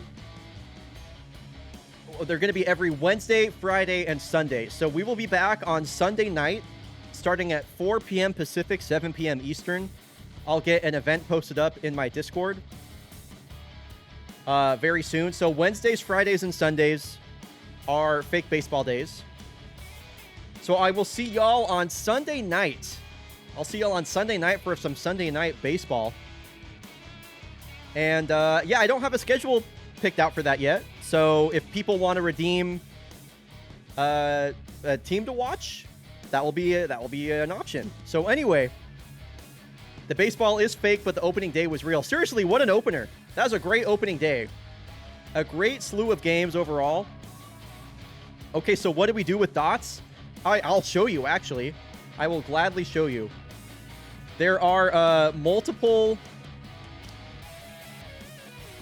So you can alter the next home run call. You can change what I call a home run. If you want me to call it like a piss missile, you want me to say that home run was absolutely stonked, anything like that. You can get a deep dive on any player or team or really anything that you want in fake baseball. Additionally, you can redeem this at any time on a stream to watch another play or to watch another team. So if you're a really big fan of the Yellowfins and maybe we haven't watched the Yellowfins for a while, you can be like, hey, I want to watch the Yellowfins, and then we'll watch the Yellowfins. Also, this is the big one. You can rename a player on another team in fake baseball. They have to be a rookie. So there is a list of rookies that I have available over here. You can find it on the fake baseball reference, exclamation reference for that. Anyway, hopefully that was a good crash course for you on that. Where'd my chat go? There it is. Yeah, shout out to Babe for doing co-coms today. That was so fun. Anyway, thanks everybody for being here. I appreciate it. If you enjoyed fake baseball and you want to talk about fake baseball when fake baseball isn't going on, please join my Discord. We do a lot of cool. We do a lot of cool stuff over here. The fake baseball blog is here as well. We organize Draft Hat games. We organize Halo games here. So anyway, consider, if you're a fan of fake baseball, consider joining the Discord. I'm excited to catch. But yeah, I should have the VOD up on my YouTube at the end of the day. Yeah. Anyway, that's all for now. Thanks everyone so much. I will see y'all soon. I will see y'all on Sunday. Thank you everybody for the support today. Seriously. Thanks everyone so much for the support. This was a great day of fake baseball. Don't forget to check out the fake baseball merch store and check out all the cool things that Anarchy made as well. And I will see y'all on Sunday night for more fake baseball. Bye.